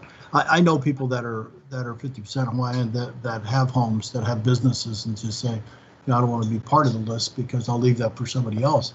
And then I know people that have 5 kids that are trying to get lots for all their kids. But at some point in time, we're going to have to address those on the list that are 50% that somehow, I mean, the list was created by the department. So sometimes, and the commission can make changes to that process. We need to look at those that are 50%, because what happens is if they pass, their children may not be able, their children are out if they're not 50%. So it is another issue you need to look at, but there's a lot of different, like, you know, like David says, a lot of different combinations, but it's something that we really have to think about. And I think in beneficiary consultation, when we talk about land designation, we should bring up the list and talk about wait lists and how do people feel about wait lists. So if we are going to make a change, it's in the same conversation, and we could put those things together when we make that move for the next 20 years. And when people look at 20 years, they go, oh man, I don't want to go to this thing for 20 years again. But I think it makes more sense to put them both together and have a frank discussion about, okay, how do you feel and which way do we need to move? We get a better feel for where people are and the decisions we have to make for future generations. So, thank you. Thank you, Dennis. Any additional questions? Patty? Yeah, hi. And I'm not sure if this is the right time, but I'm trying to understand, Mr. Chairman. I see several successors or beneficiaries that have a home and then it's turned over to their child and they go back on the list and they have another home and it goes to another child and they go back on the list. And so they end up with, this is reality, they end up with 3 or 4 of their kids on Hawaiian homes. How the heck they did that, I'm not sure. but it's happening, and I see it in Kapolei, your Kanahili, your new subdivision, also in the Waianae. I'm not sure other islands, but I know my Moku, and I don't know how they do that. I think, and I have concern because then the entire family has homestead, and I'm not sure how that works. To me, is just what is the amount of a person to have homestead? I know I have homestead and I had pastoral, and I was contacted by the Big Island that I had to give up pastoral. It was either keep my homestead or my pastoral. So I gave the pastoral to my sister in Kona. And so, I gave it up to my family, my sister who's, 50 something percent, but she took the pastoral out in the Big Island and I stayed in my homestead. So that's kind of a concern that I wanted to have maybe further discussion or, but I thought I'd bring this up. Thank you, Mr. Chairman. Okay, thank you, Ben. I don't believe that someone could do multiple giveaways to the children and get back on the wait list because they would go to the bottom of the wait list. So I think what is occurring is you have somebody who has means purchasing homesteads, giving it to their children, and then purchasing another homestead and giving it to another child, and then repeating that over and over again. So that's really not a wait list issue. That's any 50%er can transfer to another 50%er for whatever reason they want. I can tell you that the BC that occurred on prohibiting that practice, the last time that we went out, my personal recollection is that the beneficiary community was split in that situation. We were able to get the beneficiaries to say, hey, on vacant land or non-developed land, not a problem. There shouldn't be the ability to sell or transfer for money. So that made it into the rules, and it made it, the commission made that. So we're willing to talk about bringing up this particular situation again in and with beneficiaries, just understanding that the last time we asked that question, there was no clear answer. Okay, thank you, Mr. Chair. Dennis? Yes, yeah, I agree with what you're saying, and what that's created within our own community is the haves and the have-nots. So we've sort of created a monster, but rehabilitation of Hawaiians is the haves. So why would I not? I'm successful. I rehabilitated. I have the funds to go buy a house to give to my children because they don't have the blood quantum to hold on to this. So it's sort of, how do you play that? How much is too much? So and that's probably why it's split. I'm from a family of 15. If my mom could, she'd get 15 kids homes. And that's just because, that's our kuleana. So, yeah. And if I went to the mainland to become successful, came back here, I'm not looking to get land for all my children, but I came back here because I could at that time, even though I was on the list for 37 years. I turned down offers because I didn't want to come here poor. So I came here to retire. So, yeah, there's a lot of stuff that go in there, but I think it's a good thing to bring up as we talk about land designation, because especially here in Kauai, when you look at the list, there's more people that want a subsistence ag lot than the people want residential. And the reason is obviously with COVID, I've got a little garden. I could put a couple, animals here. I could trade with my folks, get back to that. And I got a little bit of room. So it'll be a good conversation as we go forward. I think it'll be a meaningful conversation. Unfortunately, with COVID, is trying to get enough people to start talking. We're going to have, outside of even our beneficiary consultations, our associations, our general conversation with our neighborhoods, really have to get people involved. Because, I hate to make decisions for the next 20 years and they all go, that's those commissioners from 2021. Because no matter what the department does, it comes back saying, well, the commission approved it. So just something we got to think about. I think it's a good idea to try to put them both together if we can. Thank you. Thank you, Dennis. Randy? Yeah, unlike Commissioner Neves, many would question if I've been properly rehabilitated, but I want to the system that is, as I think Commissioner Ka'apu said, the model, the system is a creation of the department.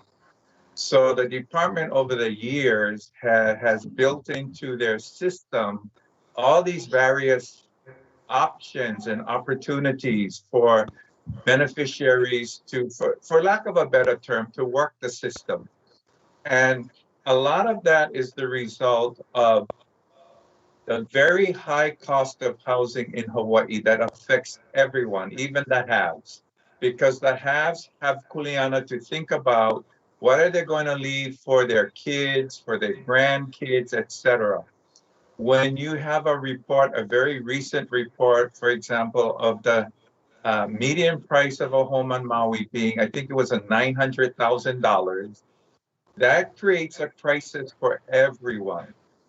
And so as long as the system allows these variety of options to exist, I don't think you're going to get consensus on abolishing the system or parts of it, because the crisis is deep. The need to provide is heavy. So I think the commission and the department may have to start considering how they might want to amend the monster that they've created. A monster for some, but a life raft for many others, because how else are you going to survive in this state? So, I don't know the answer. I'm not sure how to even touch that hot potato. Thank you. Thank you. Thank you, Randy.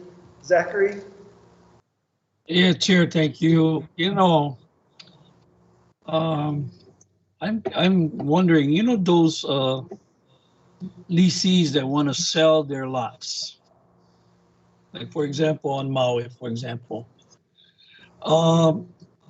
why do they, when they sell, do they go back on the list, the person, that lessee that sells that lot to another lessee? So can they go back on that list again? Yes, currently they have the opportunity. They go to the bottom of the list. Even though they were given a lot sometimes ago.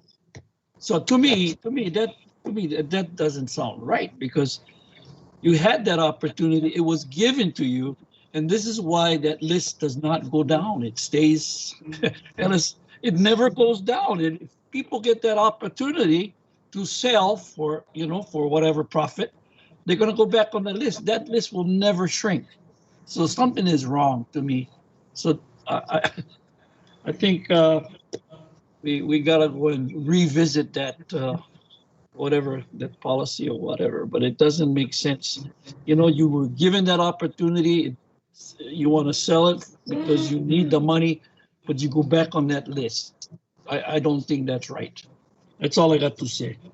Thank you, Zach. That's certainly within the purview of the commission to make a decision that that's no longer allowed. So it's something to think about. If there is a burning desire by other commission members, please bring it up and we can take it up for further action. Don't have to be right now. You can sleep on it. Tomorrow. Tomorrow if you desire. Rebecca's turn. You guys, we get plenty of work. Okay. Is that David? Yeah. Full-time job. I think it's interesting that when we were talking about, years ago, when we were talking about whether or not lessees of vacant land could sell their lots, I think the sense was we were going to get a huge pushback because this is their right, this is what they should be able to do, and all this kind of stuff. When we went out for BC, I think it was overwhelmingly that people shouldn't be able to sell their vacant lot. And so I think that came as a surprise. And then as a result, it came with the rules that we have now. There's still back doors on the rules, right? So if you put one fence post, then that's an improvement, you can sell it. And I still think we need to address that still. But if you notice on the D agenda, the D8, the number of vacant lots that people were trying to sell has decreased tremendously. It's almost non-existent. The ones we have now are undivided interest type transfers, but it has shrunk tremendously. So I think, and that was all the mana'o of our existing beneficiaries. And so we took that into account. We created the rules. So, I don't want to say that, we have to have all the answers. I think our beneficiaries have a lot of mana'o that they can add and insight that they can add. And so I think, by going out in a BC, I think this is a good time to kind of test the waters and see where they're at. But thank you. Okay, thank you, Dave. We also, if you remember, the commission prohibited the sale of undivided interest. So those two were taken care of at the same time. Okay, we can further the discussion and figure out what's the best method to move forward. I will look to Andrew perhaps to think about it overnight, what our options are or could be. And with that, we have reached the end of our agenda, and we will recess until tomorrow morning at 9:30 a.m. Thank you all for your time. Aloha. Aloha. Thank you. Mabuhay. Aloha.